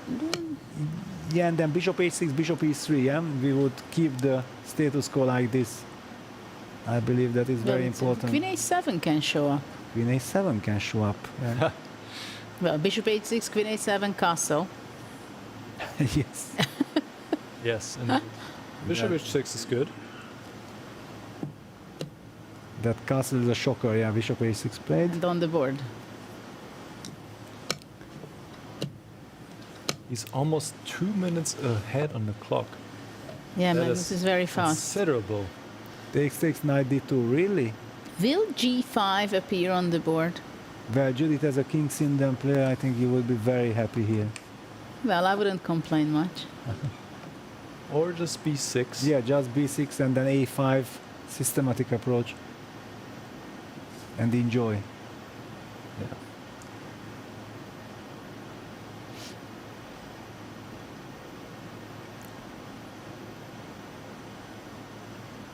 Yeah, where the king from e1 will be settling down. That's a big question. Well, probably on the queen side somewhere. Yeah, but for the moment, bishop on a4 will not move by itself. Yes, You bishop don't really want to play b3, it would weaken the dark squares even further. But okay, But probably maybe you it will be have a to, must. yes. Yeah, yes. to play b3, castle long, king b2. And then at least it's some kind of position. Yeah. Then it's E5. solid. Magnus goes for Judith's But now queen a7. direction. It's a bit annoying. Ah, to provoke castles and then you start. I don't castle, I go You king don't e7. Yeah, you no? go king e7 now. Yeah? But yeah, Magnus is constantly Well, over 100. But the thing is that Sindarov is 40 seconds. Yeah, and only 2 seconds increment. Bishop d3, trying to cement. Trying to cement further the position. But g takes h4 and h3. Yeah, will he have time? Yeah. Okay, gh queen f2. Fe. Fe first, and then gh queen f2. We're gonna see this. Fe first. Optimize my knight. To Now the this. white king is really stuck on e1. And now he goes queen a7. Okay. But here doesn't do so much. King e7. Yeah, Judith called it out. And then what? King e7. And be careful, rook take g2 Come is back, a come threat. back, queen f2. Yeah, come back queen f2 and then queen h4. Wow, that's the idea. But okay, queen f4. Queen f4, rook h1. Yes. Aha. Interesting. Yeah, very interesting. Well, still this g2 pawn is bothering me. Very important to come back. A very interesting idea for Sindarov, which leads to Carlsen burning some time. Also going down below 1 minute. Yeah, because now he can castle, but I'm not sure. I don't like castling for black because the g8 rook stands so well. All right, time is even. Yeah, but maybe black is thinking of rook g2, queen b8, king d7, queen a7, b6. Oh, he moves the rook, I think. He's about to move the rook. Rook c8. Yes, rook c8 played. And then the queen moves back. Yeah, but then... Ah, he cannot castle anymore. Okay, but yeah, bishop d7 back. Supporting h3. Rook h1. Queen takes h4. Ah, queen e3, takes h4, check. queen e3, yeah. Yes. This Though is I'm not sure, it's not possible. Bishop e2, rook Bishop g2, e2. knight f6. Ooh, And he takes. Yeah, nobody knows what's going on with no time on the Queen clock. e3 is winning. Queen e3 is winning. He Okay, can bishop play. e2. Rook takes g2. And knight f6 check. Knight, king d8. Wow, that is just king d8. And he plays it. Wow, he plays it. Knight f6, even king e7. Just cold-blooded. Yeah, knight g4. There is queen g5. Yes. Yes. Magnus finds it with seconds on the clock. Rook f2, only defensive move. Stays in the game. Not over yet. 4 seconds. Magnus has to move. Wow. With 1 second, he takes, he trades into the endgame. Not the best, but he keeps an advantage. Keeps an extra pawn. And he can play by hand. He doesn't need to calculate anymore. Yeah, this is definitely a practical decision. Extra Rook pawn. h4 should... bishop f1.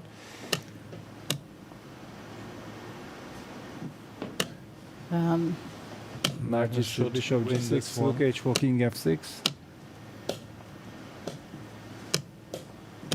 Yeah, it's too easy to play for black. It's too easy. a5 plays on the other side of the board. b5, b6, all locked down. Black is up a pawn, plus the better pieces. And absolutely craziness is happening on the other board. No time to follow anything. In the other one, Levon was winning now. Vincent is winning. Yeah, Vincent's just up a piece. So we can keep focusing. And on this Arjun one. gave checkmate. Yeah, Magnus is converting it nicely, steadily. 2 pawns up now. And no counterplay for white, basically.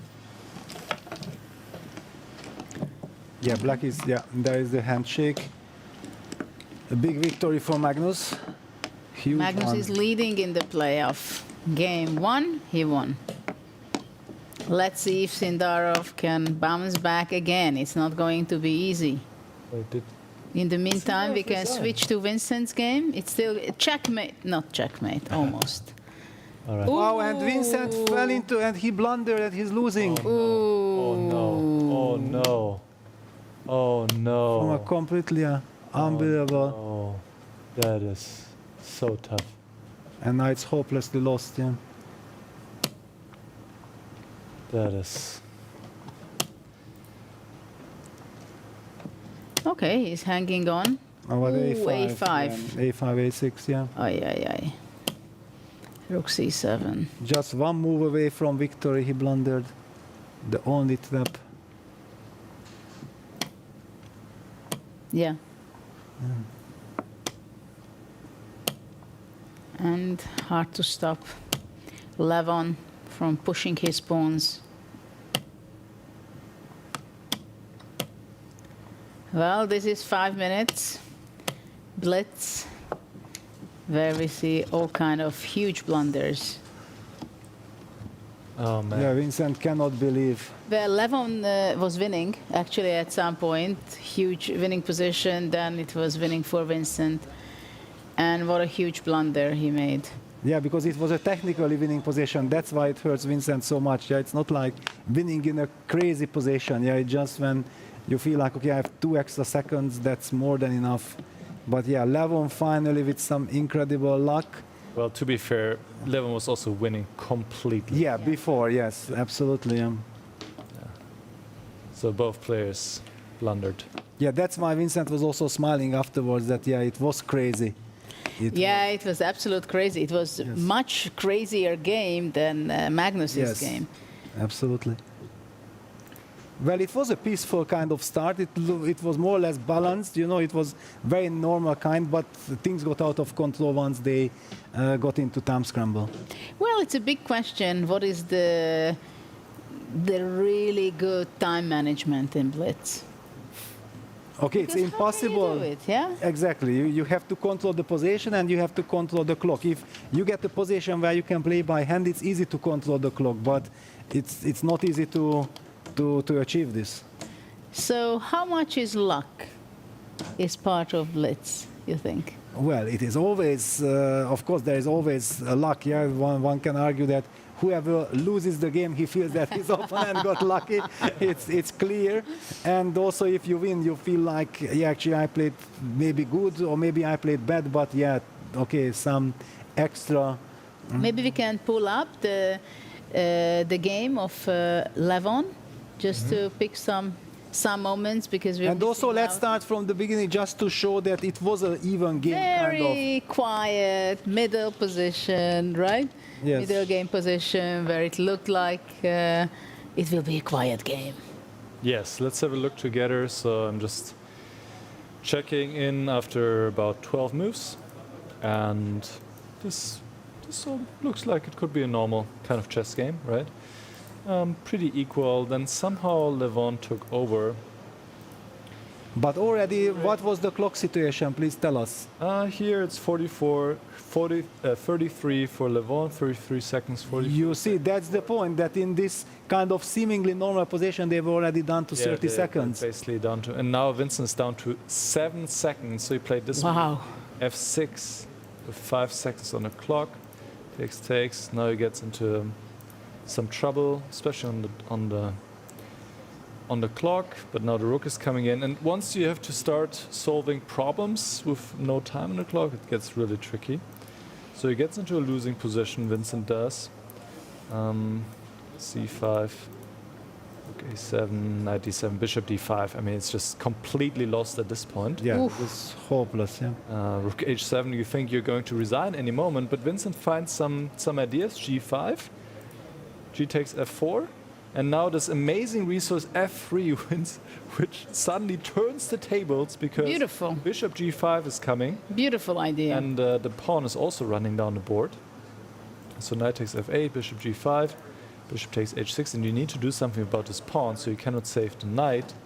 So basically here Vincent is up a piece, and he has great winning chances, but only one pawn left, so it's not so easy.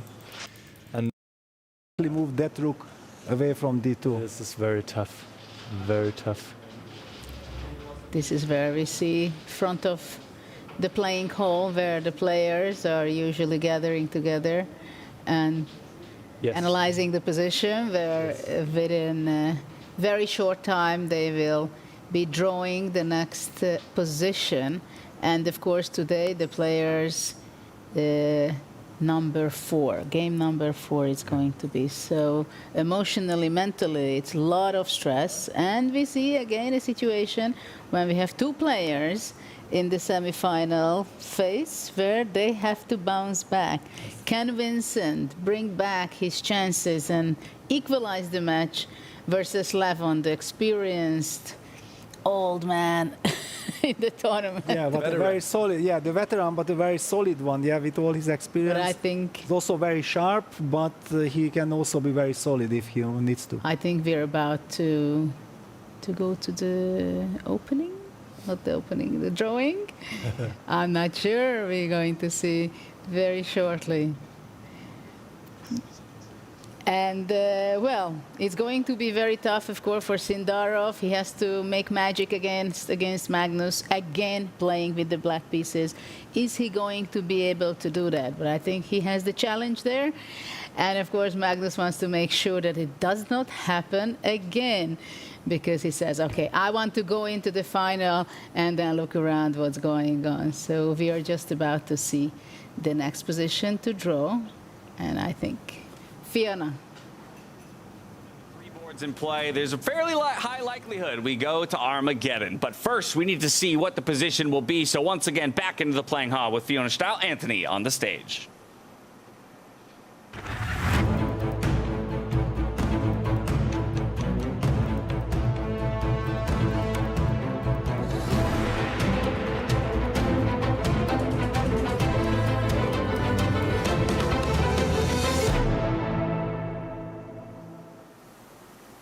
Well, what a round that was. 3 decisive games, wins for Carlsen, Aronian and Erigaisi. Their opponents are now in a must-win situation to potentially take it to Armageddon. It would be our first. But first, we're going to find out the next position. I'm delighted to be joined by Ruben Salimou, the president of Western Cape Chess.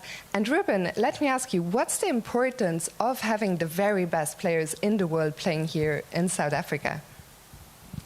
Thank you so much for coming through. The most important thing is, I know it's hard for you guys in the time you give to give these socials, but the impact that you have when you visit to our kids and the interest that picks up in chess it enables us to carry out programs that we would not otherwise be able to do. And in a country like this can be life-changing.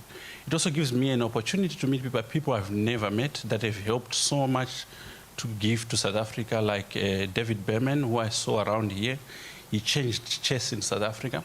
So it's such an opportunity for us to do other social work, and we really appreciate the time and the troubles that you have to go through to see this through. Thank you so much for your time. Thank you so much, Ruben, and your job is not over yet. You're about to draw the next position. So let's find out.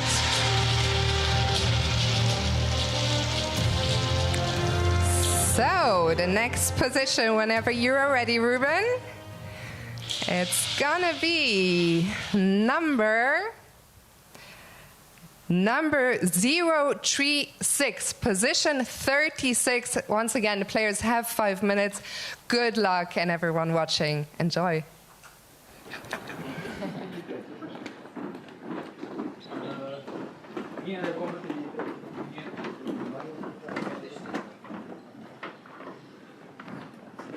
Bishops.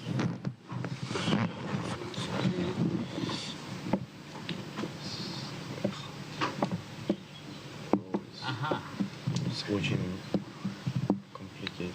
So before, huh? Before E5, D5. Yeah. Before E5, D5? This guy is stuck. Yes. But I don't have any.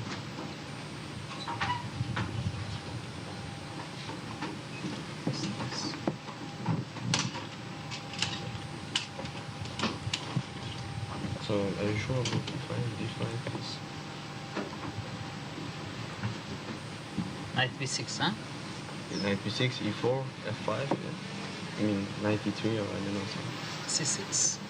Knight E3 takes. Ah, wait, Should be E4, okay. C6, it should be okay, yeah. And E5 if okay. I mean, take should be very nice. Can you explain? it shouldn't be blocked. Yeah, it's zero problem here.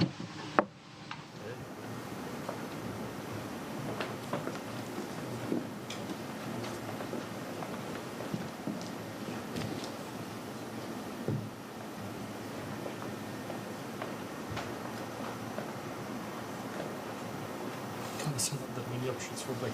No. Okay, so this. Yeah, 4.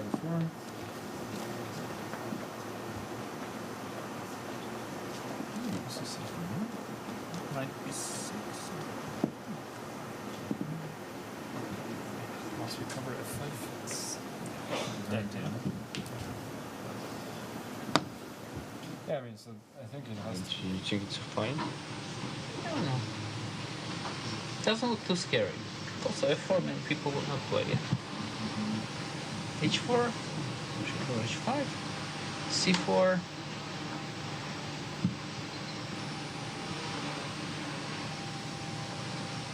C4, E5? No, C4, E5 is fine. This should be okay. Yeah, it should Knight be is okay. coming Knight to E6, E6. yeah. Bishop, no. I don't know. It's like I think So, Knight is so what is the most dangerous? I D4? think, yeah, 4 is most dangerous now, like to play to D5 before, yeah? D5, F5 you want to play, or No, what? E4 I want. Ah. So F5 is really interesting. Yeah, 5 is like most logical. Then C6, F6, Knight F7, like this. Ladies and gentlemen, we will start in 2 F6, minutes. C6. Hmm? Yeah, this, yeah, takes. Yeah, let's say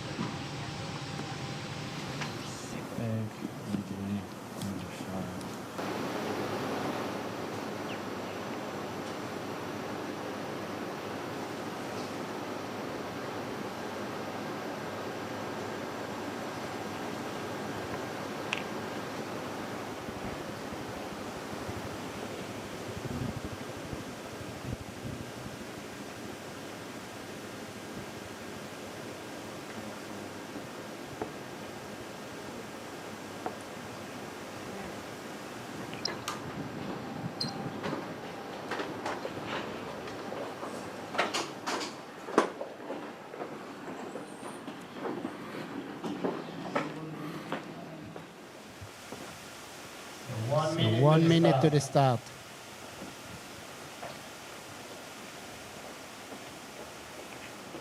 I mean, okay, we will get tempo of position curves.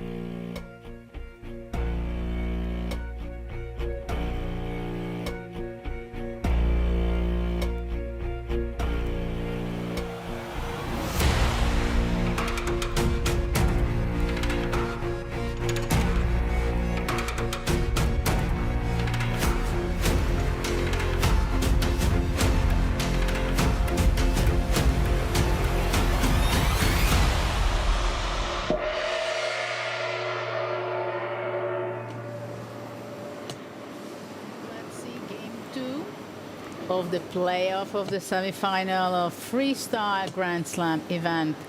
And the first moves are on the board, O3, D4. And now Sindelov plays E5, wow. In the same style. Yes, Magnus' style. Picked up by Sindelov. Will Levon do the same? It's not his style.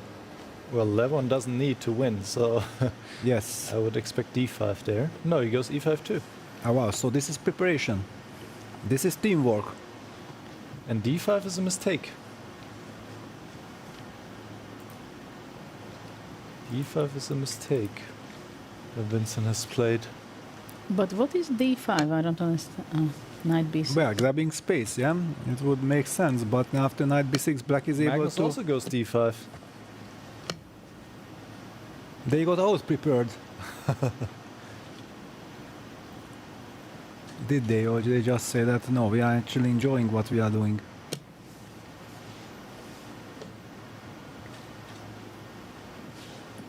Sindelov seems to set himself the goal to play much quicker. But unfortunately, he's made a few inaccuracies already in the first few moves. Well, his So plan he's is to worse go now. F5, right? Yes. Yeah, but it's back and forth. Magnus is also Yes. not using his No. chance now. Nope. CD, CD. F5. F5, let's go. Not even CD. CD you can also do. Yeah, I also like CD, But then CD. knight D maybe. Knight takes. Knight takes maybe, yeah. F5 and black is a little bit better. Well, and Vincent some A4. Vincent is asking questions from Levon already. Some distraction. Alright, we need to go somewhere. Where do you guys want to go? Well, actually, it's the same position in Niemann against El Gaisi as well. So this is some teamwork where, okay, crazy. But Hans was on the board alone, actually. He was, yeah? Yeah. Why don't we go with Magnus' game and keep an eye on the others? We can. Oh, E4 was just a huge strategic mistake, it seems. Look at that. They are just blitzing, bulleting. Yes. Which is definitely favoring Magnus, as he has a clear advantage now.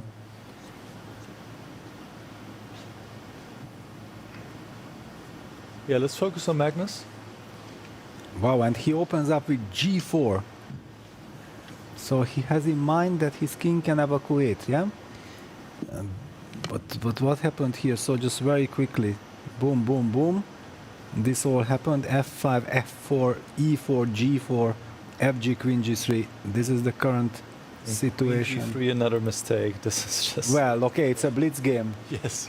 It's a randomness. And that was his plan. After G4, this was the Exactly. gambit idea.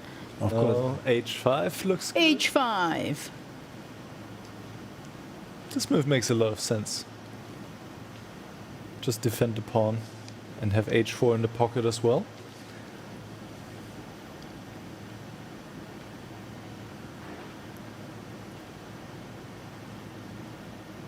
What does Magnus want after H5? And why is Sindelov not playing it? A5 on the other side of That the is board. a huge surprise, but also very interesting. Bishop A7. Exactly, Bishop A7. Wow. That's like in the second. That's where the danger rapid is coming game. from. Amazing move. And it worked out in the second game when he bounced back. A5, you remember how strong it was? Very different position, but still. Also good here. Yeah, very unpleasant to face. Yeah. In blitz, just unexpectedly to have A5. Yeah, Magnus goes F5. F5. He wants to line up with Rook F4 and then castles. Yeah, that's his idea. But against Bishop A7, is he in time to react to it? King G2 will have to be played. Yes. This is a crazy position already, and everything that Sindarov needs to get another win to come back once again in this match. So far, he's doing well. Black's better. At least it's a total mess. It is a total mess. Yes. It is Total mess. Now Knight C4 is threat. The pin. So King G2, is it a must? Only move? Basically, I mean, Knight takes A5 stair. No, he takes Knight takes G4. Wow, what is this? So threatening Knight H6 checkmate. Oh, he but- wants a checkmate. Yes, but H5. Not so fast. H5, sacrificing the exchange is very strong. Well, also Knight takes C4 Knight check takes C4, first. yes, and then H5. Also possible, yeah, just What a mess. What an absolute mess. Magnus couldn't resist threatening checkmate. Understandably. Beautiful, would be a beautiful checkmate with Knight H6. But this will not be allowed. I mean, Sindarov is basically forced into this, giving the exchange, but fortunately for him, it is very good. Yeah, so this H5 idea is there. Yeah, but H5 is an exchange sacrifice. Yeah, it's not easy, and also Bishop takes H6 develops with a tempo threatening checkmate on G7. But by the way, why is it... Why is it so Knight, strong? Knight C4, King G2, H5 on the board. Yes. On the board, we're gonna see it. And after Knight H6 check, we cannot play King H7 because of Queen G6. Takes Bishop E4. And Bishop E4 checkmate, Oh yes. my goodness, brutal. Well, Magnus has to go for Knight H6. So what is it? Takes Rook takes. Rook F7. And just Rook F7? This is just an insane position. Insane. The A7. The bishop on A7 is a monster, yes. And the Knight players have H6. no idea how is the evaluation. Alright, he takes. Okay, we have to. Queen E5, also interesting, but not best. But does make sense. But it's a very human move, yeah. Yes, and exactly. it's a good practical decision too. But it's Bishop F4? Well, I guess just take on B2 and Queen takes E2 threatens too. Exactly. Yeah, Bishop F4 Queen B2. You're just grabbing pawns. Yes. Well, if we are threatening something even after that. Even yes. D5 is hanging. So will Magnus exchange the queens? And the best move is Knight D2, which is difficult. Very difficult move. Wow. Phew. Heart rate 127. It's still kind of normal for this He position. finds it. Magnus And finds he it. finds it. Huge move. What Wow. an incredible move. I mean, still, white is worse, but Sindarov has more time, which is not the pattern in this match. It was always Magnus who is ahead of time. trades on D2. Takes on D2, and now how do you react? Not an easy question, yeah? If Bishop D2, Queen takes D5 is possible, if Queen E5, D5, and then CD5. Yeah, that looks horrible, but that's the best. To trade on queens now is the best to allow this huge center for black. But this So you is just look at it and you think you just lost. exactly, the knight is also coming to C6. C6? No, it just looks completely lost. Magnus. So, but bishop takes D2, queen takes B2 is also just horrible. Well, Magnus cannot be happy with his position. Usually Does he's the one find on the other best way side. Once again. Takes on D5. C takes CD5. It's obvious. What a pawn center. On the board, CD5, knight C6 will come into action. F5 pawn is falling off. It looks just busted, but it is not yet. A4. A4. Good idea. Bishop A2. Bishop A2. You learn from Sindaro where the bishop belongs. Absolutely. And how to defend the structure. Well, you need to take an F5. And then Bishop E6, yeah? Yes, but it allows a rook trade, which Yeah. helps white. But black has like 1,000 pawns, it feels like. Well, 3 for the exchange. Wow, look at the heart rate. Magnus over 100. Bishop F5. Sindarov 134, 35. Bishop F5 is on the board. On the board. Now I cannot play Rook F5 because of Bishop Rook F2 check, so yeah. No, you have to go Bishop A2. You have to. You are very lucky that you have this move. Yeah, because if the rooks stay on the board, it's just busted for white. Magnus not happy what he sees.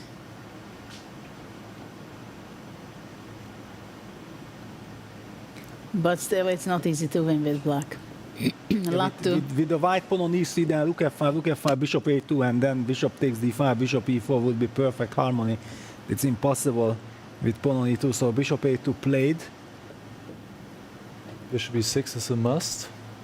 Only move. Protecting d5. Yeah, what is he thinking about? Double Okay, checking. bishop e6.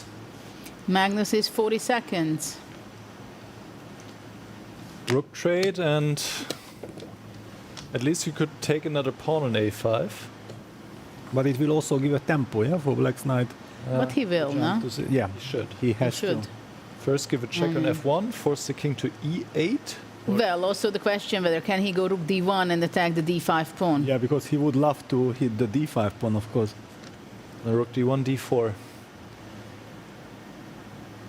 Rook d1, d4, wow. He takes on a5, knight c6. Couldn't resist. Now king e7, the king is coming. Black is clearly better. And Magnus is down to 14 seconds against a minute. Huge time advantage for Sindarov, king e7. Can he strike back again? That would be incredible. b4. d4. Active d4, play yeah. by Magnus. d4, the king is coming, marching in. Absolutely. What an Active incredible king. fighter, Sindarov. Knight What an incredible d4. player. Knight d4, also decent, but d4 was stronger. I think the main thing is he keeps the time advantage. I wouldn't like to give my knight. Yeah, that makes it easier for white. And the Why a to pawn give is the knight? yeah, the a pawn is going, but still two Oh, yeah, bishops. yeah. Bishop d7, bishop b5. Yeah, this is definitely Yeah, that's what he does. Got more Bishop d7. e3. Rook d1. e3 is a threat. Bishop a4 maybe. Big problem for white, isn't it? Or rook c1 back. Yeah, and then bishop b5. Bishop b5, king f1. How does black make progress? Oh, bishop b2. Rook c5. Then rook c5. Ah, rook c5. Rook c5, yeah. Oops. Bishop d7 Yeah, bishop back is d7. good. Aye, aye, aye. Is it? Rook b1. It's not good. But now bishop c3 and then d4. Yes, bishop Now c3. I can play bishop c3. Can he find Huge bishop, moment. bishop c3? Yes, he does. He does. And now He plays bishop c3, the best move. e3. With seconds on the clock, they play so well. Okay, now there is d4, e3, everything is coming, but bishop b5 first played. g5, he's pushing the other pawns. Yeah, it's much easier to play for black here. I mean, what is white going to do? There's no counterplay. There's no counterplay. Magnus also on 2 seconds. Bishop Bishop d2, rook b3, bishop d3, bishop d3. Now bishop H4. g6, he got bishop Ooh, g6. bishop g6, Oh, bishop that's c3. brutal. Wow. He takes bishop Now he gets Taking the on a3 e3. pawn. Wow. 5. It's not over yet. It's not over yet. No, takes. Wow, Magnus no, comes back. d3. A mistake. Oi, oi, oi. Bishop d3 was. No. Ooh, but okay, they have no time. Bishop c4, only winning move. He finds it. Bishop b4. Bishop b4 winning, still winning. And my he God, finds the move. A6 And picks up the that doesn't queen. work. A6 doesn't work. Picks up the queen. What can he do? What can he do? What 162. happens? He needs to make a move. Heart rate, A6 160. takes, A7, bishop b4. He finds it. And And he goes back. oh my goodness. He Wow. will queen, he'll be up Bishop a f3 only move. Bishop b3, new queen, up a piece. There's no perpetual. Sinro should win this. Ooh, bishop but there are protects the checks. queen. Checks. Queen f8. Oh, king e6 is now better. King c5, queen c7. This is not Ooh. over yet. King b5. And he's going to be escaping. No. King Is c5 he? is a mistake. Queen c6. Okay, that's impossible. Queen a8. a6, king c. No, king c7. It's a perpetual. Queen c6, queen e4. It's a perpetual. No, he misses it. And he misses it. But queen b6, still- he wins the bishop. King d7. Oh, he wins the bishop. Bishop c6. And it is equal. It is equal. Because Wow. king e6, bishop f3. King c8. Oh, repeats the moves. It is crazy. King e7, but now you can just collect both bishops and the draw. Oh my goodness. Oh. Oh my goodness. It is a draw. Bishop d7, bishop g2, many ways. Bishop g2. That is incredible. What a game. What a save by Magnus. Oh, he could bounce back. What an end game. He could make it. So close, yeah. You guys see that handshake? I mean, the emotion. Oh my goodness. Magnus cannot So believe happy. he escaped this scare. Oh my goodness. So happy. This was one of the most dramatic games I've ever seen. And Vincent has lost, by the way. Yes, yeah, he had no chance. I couldn't even keep my... Whew. Yeah, Magnus is also trying to calm down. It's impossible after this game. Yeah. What was this craziness? What a game it was. What a game it was. Basically, Sindarov played a fantastic game. Yes. It was a fantastic game. He should have won it. Can we go back to that moment where he was winning? Because yeah, he that was winning throughout. So yeah, almost, amazing yes. with this, this magician with the bishop c4, bishop b5, bishop b going back and forth. But he shouldn't have allowed this a pawn at all to be there for Magnus, yeah, because then things got completely out of control. Yeah, he could have when controlled. he queened and then Magnus started to give checks. Yeah, then it was clear That was from But there already he had to allow it. But yeah, no, but before, yeah, this when he had this bishop d2 with pawn on d4, e4, e5, he hit the pawn on e3, and then Magnus played rook a3. But maybe we and can then go bishop back to, d3 that point because it was so exciting. Because basically all the matches are over, right? So Yes. Yes. How did the Hans match finish? Hans lost. Hans lost, yeah. So we have time and we can dissect it and calm down together and let's see what happens. So this is the end game. Sindarov is better, winning maybe even here because he has a lot of pawns and good pieces. d4 was a good move. He played knight d4, which we criticized because especially the knight is so tricky when your opponent is low on time, and Magnus was already down to 5 seconds here in this position. Now Magnus first defended quite well. He could have even pushed with b5, but he played rook c1, and there were some misses here, king f1, and here was a mistake to play rook b1 to go away from the c file. h4, difficult to suddenly play on this side of the board, but it does make some sense. Bishop c3 was great. Yeah, and now basically we had the feeling that it should be winning for black after bishop c3. Because you just push the pawns, and what is white even doing, basically? e3, d4, push, bishop f7, bishop d2, rook b3, bishop, so h4. Yeah, bishop d3 was a nice touch here. But h4 was also fine. I mean, there's nothing white can do. I mean, white is just sitting. But I think he was afraid of bishop d3, rook takes d3, and some opposite colored bishop positions, yeah? Yes. So bishop g6, bishop c4, just pushing the rook away from defending the pawn, rook a1, and now also d takes e3 is honestly just absolutely crushing. But he didn't want to triple pawns, which I understand. He took with the bishop, also winning, but gets a bit trickier because now you're blocking the pawns with the bishop, and suddenly Magnus is getting some play with the pawn, b5. Now the computer is saying to push this pawn, but this is of course not trivial. Bishop takes b5, bishop takes e4, so it has gotten a bit more difficult here. Now bishop c6 should be played, also not an easy decision to make. d3 is a mistake, because now white has this counterplay with the a-pawn. The position is equal again, but not for long. Bishop d4, rook a2 was an unfortunate square for the rook. The rook should go to a3 or to c1. Both moves should be equal, or even rook b1. I mean, any other move apparently than rook a2, because rook a2 runs into bishop c3 and bishop c4, which Sindarov found with seconds on the clock. And now Magnus was actually up again to like 18 seconds. Can you guys believe it? Wow. He made the move so fast, he gained so much time, but here he went down on time and he gave the rook, because otherwise just bishop b3 is coming in d2. So a6, bishop takes a3, a7, white will queen, but black queens as well. But luckily for Magnus, black doesn't queen with check, And white has some checks. Queen d8. Here the king should go in this direction. Also not easy. Queen e7, king b5, queen e8, king a5. Okay, now queen c6 is absolutely impossible move to play. The best move here. So Magnus played queen a8, king b6, queen a6, and now king c5. This was an immediate draw with queen c6, king d4, queen e4. Immediate perpetual. But Magnus did not find it and played queen a7. Well, he was already very happy that he found that queen a7 is also good. That's what he thought. He thought, yeah, but king c4 actually still wins for black at this point. Wow. However, yeah, I mean, it's not obvious by any means. And Sindarov played a human move, king d6, but now after queen b6, he will just lose both bishops, basically. King d7 and the key point, bishop c6.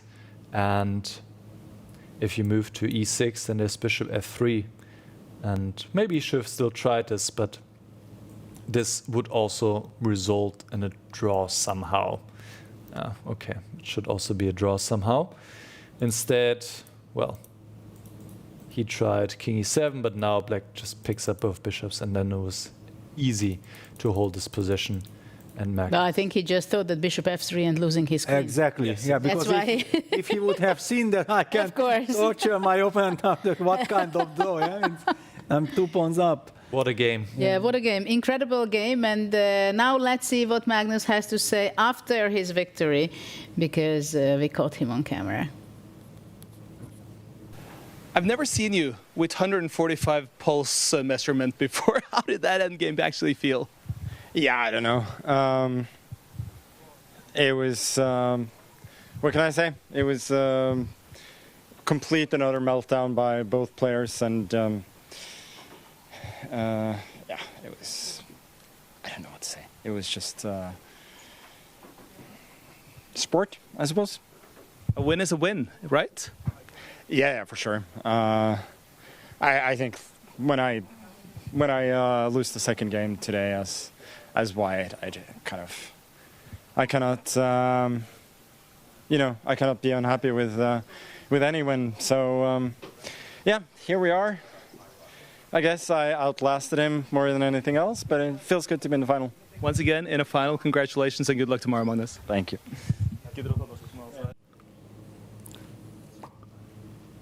Well, we've seen a happy Magnus over there.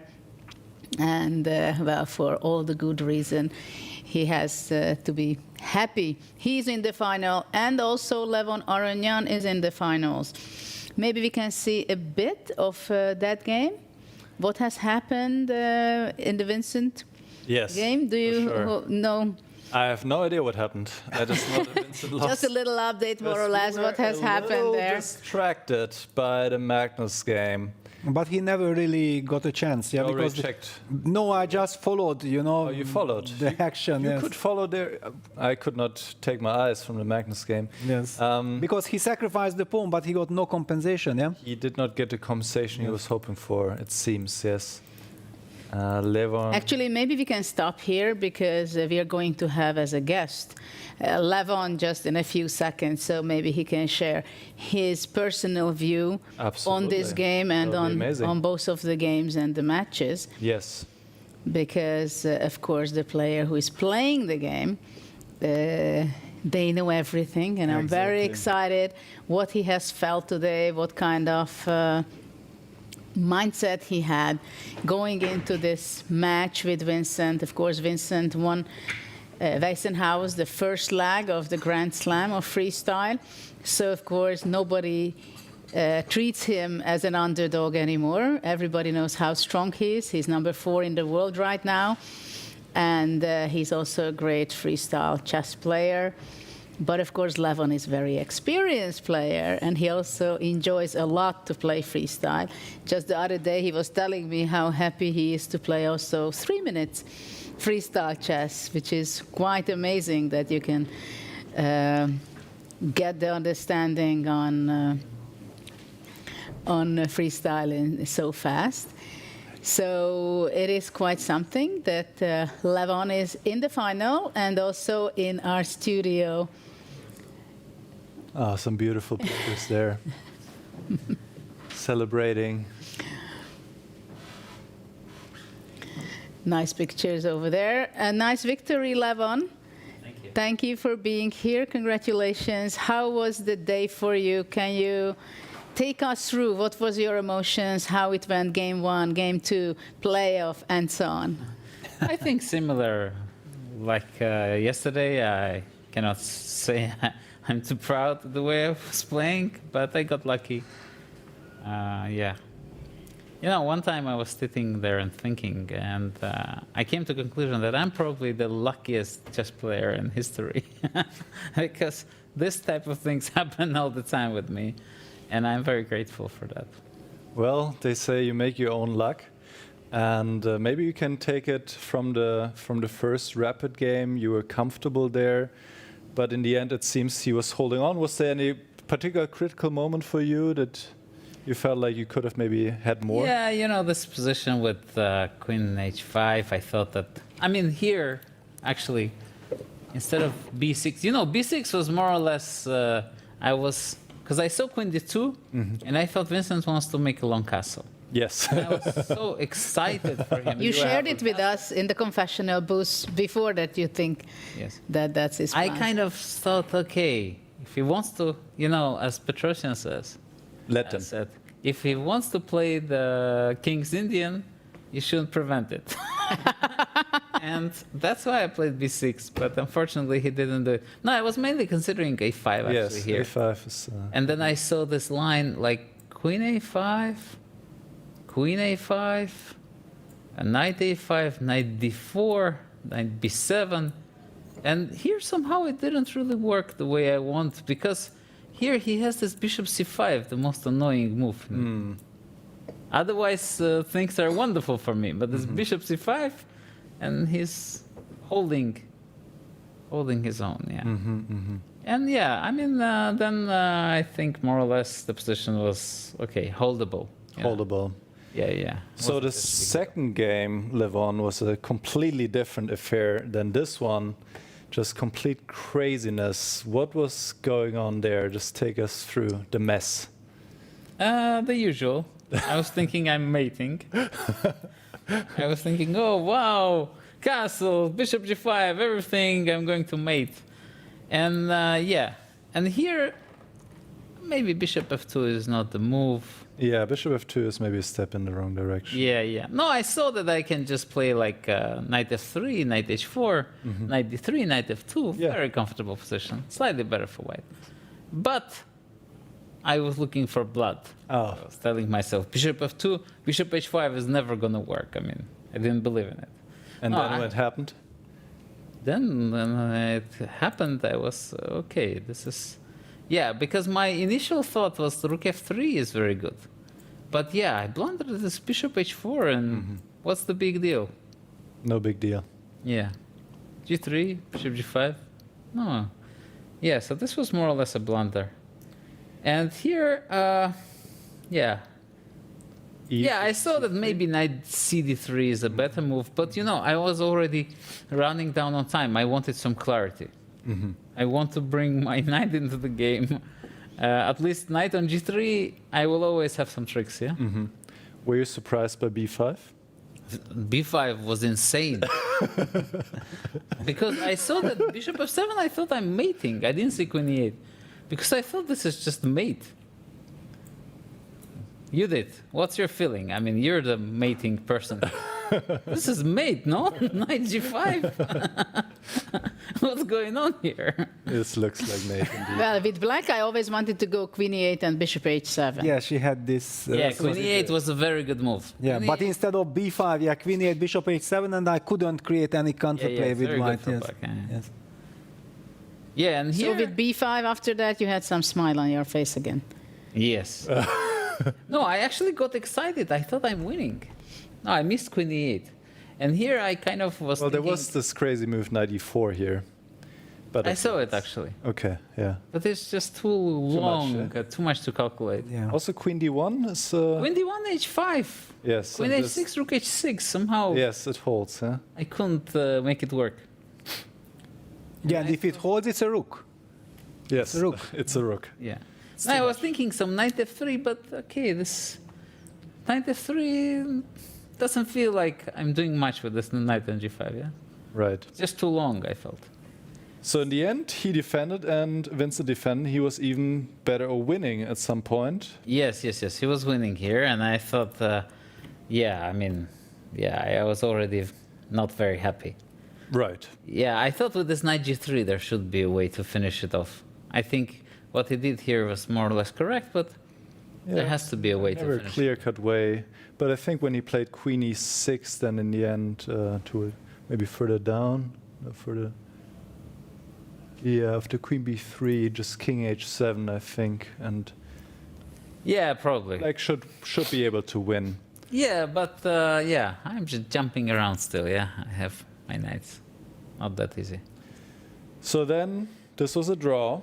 No, but let's show this beautiful final knight takes h6 because that was incredible. We didn't show it yet, actually. Exactly. So a great resource that Levon found here was in the end knight g4 and knight takes h6 and a perpetual because the king has to defend either the rook or the knight and just has to go back and forth. Yeah, I actually thought that here what Vincent wants to do is to give this queen b1, queen b8 check. But I'm so active here already. I was already not that worried. I thought, let's say king h1 or knight e5. I will somehow manage to get counterplay, or king h3. No, king h3, yeah, king h3. Like rook e6, and then now this tactic doesn't work. No, but here I have knight d4. Yeah? Knight d4. Yeah, I'm back. You are. Yeah, maybe when pressing, who knows? If knight gets to f5, g3, it's almost winning. Yeah, I'd be scared with black for sure. Yeah. All right, so we get to the blitz tiebreaks. We didn't focus so much on your game, but obviously we saw what happened there. You were completely winning. And then I blundered everything. And then you blundered everything? Exactly like yesterday against Hans. Completely winning and then blundering everything. And in the end you won. Yeah. No, okay, here I had this... No, I felt that this is interesting, during the game. But h6 really surprised me. Maybe it's not bad. I thought h5 is not a big deal. I'm going to play some, h4, bishop g2, but, has a solid position. The knight never gets to f6. h6 was a huge surprise, but actually it makes sense. Here maybe I should have played something else. Maybe taking is the way to go. Because I eventually want to take, I went bishop g2 in order to... After bishop a6, take and knight d4. And here, I don't know. But, this is a blitz game in the end. Maybe this is slightly better for white. I don't know. Better for white, yeah? No, you don't think so? Okay, it looks okay for black, no? But I go b3, this bishop is kind of... No, I just want to highlight that basically once we got this position, both of you were down to 35 seconds each, right? It's very important, yeah? Yes. Yeah. And here I felt, I had a sneaking suspicion that Vincent forgot that I can actually castle when he played bishop f5. Because the move doesn't make any sense, I think. Black should, of course, castle and play rook h8 as soon as he can to stop this rook h7. And I thought the position is slightly better for white, but not a big deal. And then he went bishop f5, castle. And then he spent all his time to play f6. Yeah. And then of course, bishop a5 I thought is kind of cute. I stopped one castle, yeah? He couldn't stop me with bishop on f5, and now I stop him. And I cannot believe I ruined this position. This is just beyond completely crushing, yeah? Yeah. No, just bishop c6. I saw bishop c6. What the hell is this? It's ridiculous, yeah? And what happened instead? Rook h7? When rook h7, g5? I don't know. I kind of forgot that I don't really have a mate. Yes, it looks like mate. When the bishop was on f3, I saw that bishop h5 is mating. And then kind of the bishop is on d5 already. Yeah. Totally crazy. Now the madness happened. Of course, anybody with some class in Blitz like Magnus will never play games like this. This is what This is what is the problem. And this. Yeah, you haven't seen his game Nagin-Sindalov, then you would actually calm yourself that it can also happen to him. Yes, absolutely. And the second game against Vincent, now if you won this one, he sacrificed a pawn early on and looked like you were in control, basically. Yeah, I think more or less it was an interesting strategical game. I felt. I actually thought this a4 was brilliant by him. I was very impressed. Yeah. But you know, it also happened in Hans's game against Arjun, so it was a thematic match. Yes. No, I felt that this compensation is very good. I was not sure about h4. I thought h4 makes no sense. I was actually a bit worried here. I thought he would do like some, you know, bishop d3, b4, knight b3. I like this. Some some Pushkin. Quick Pushkin. On this side. Yes, yes. Because I felt h4 only helps me. I want to activate my rook, yeah? Yeah. And then when this knight d1 was also kind of interesting, but I felt b4 is wrong. Yeah, I felt b4. I think Levon will have to go soon. Yes, we can't keep you off for such a long time. And, well... Yeah, there are more people who want to talk to Levon. I understand. The position is so interesting that we get carried away. I understand. Well, congratulations, Levon. Magnus is awaiting in the final. It will be an epic matchup, and we wish you good luck for tomorrow. Just one last thing. Tell us. Last luck. Yeah. How are you preparing for your final against Magnus? I think, you know, whatever I'm doing, I'm getting lucky. So something I should repeat, getting lucky. Good luck for you in the finals. Thanks very much for visiting. Some shaman is working, yeah? In the background, yeah. Yeah, good luck, Levon, yes. Good luck. So let's see the brackets, how today's day finished, who qualified. And let's see there, Sindarov made an incredible fight back in the rapid game. Also, he was so close in the playoff, so he was not able to bounce back. And Magnus Carlsen won the match 2.5, 1.5, so he's in the final with that match. Levon won both of his games in the playoffs. We just heard his comments. And he won 3-1 against Vincent. Huge roller coaster rides for both players. And here we see the lower brackets where Eric Gaisi won 3-1 against Niemann. And Barham made his first draw, but not exactly the good time when he wanted, because he lost his match against Fabiano. And tomorrow we are going to see another fantastic day.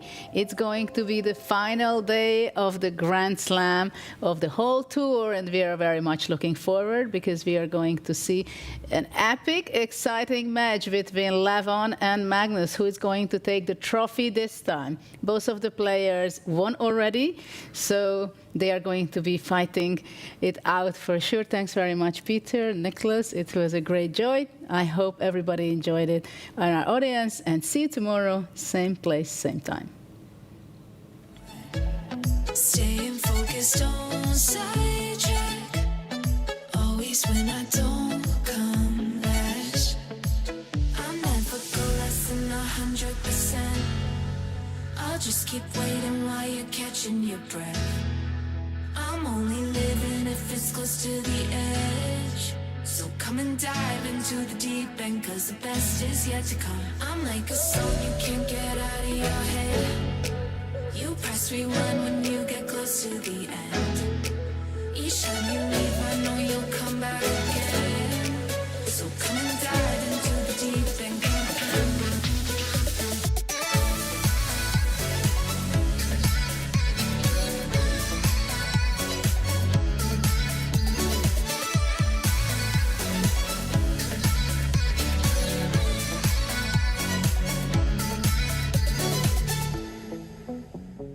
You think I'm done, but I just started.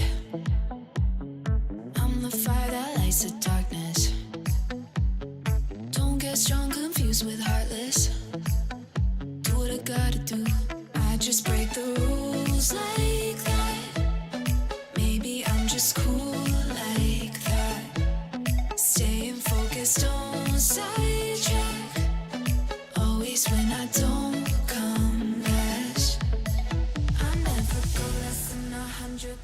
Are you curious to play freestyle chess but don't know how to? No opening theory, no memorized moves, just pure strategic creativity.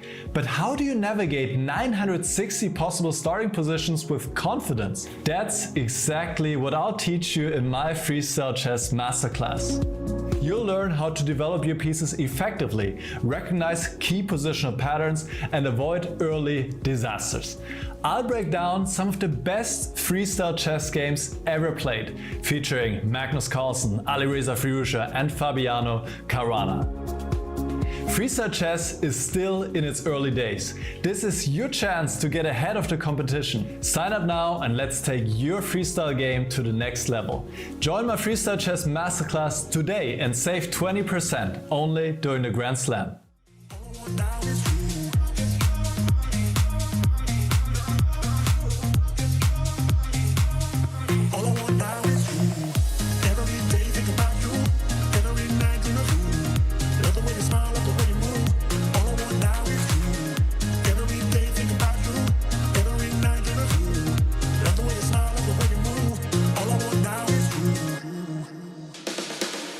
Doesn't really matter if the stars don't shine. Who can love you better?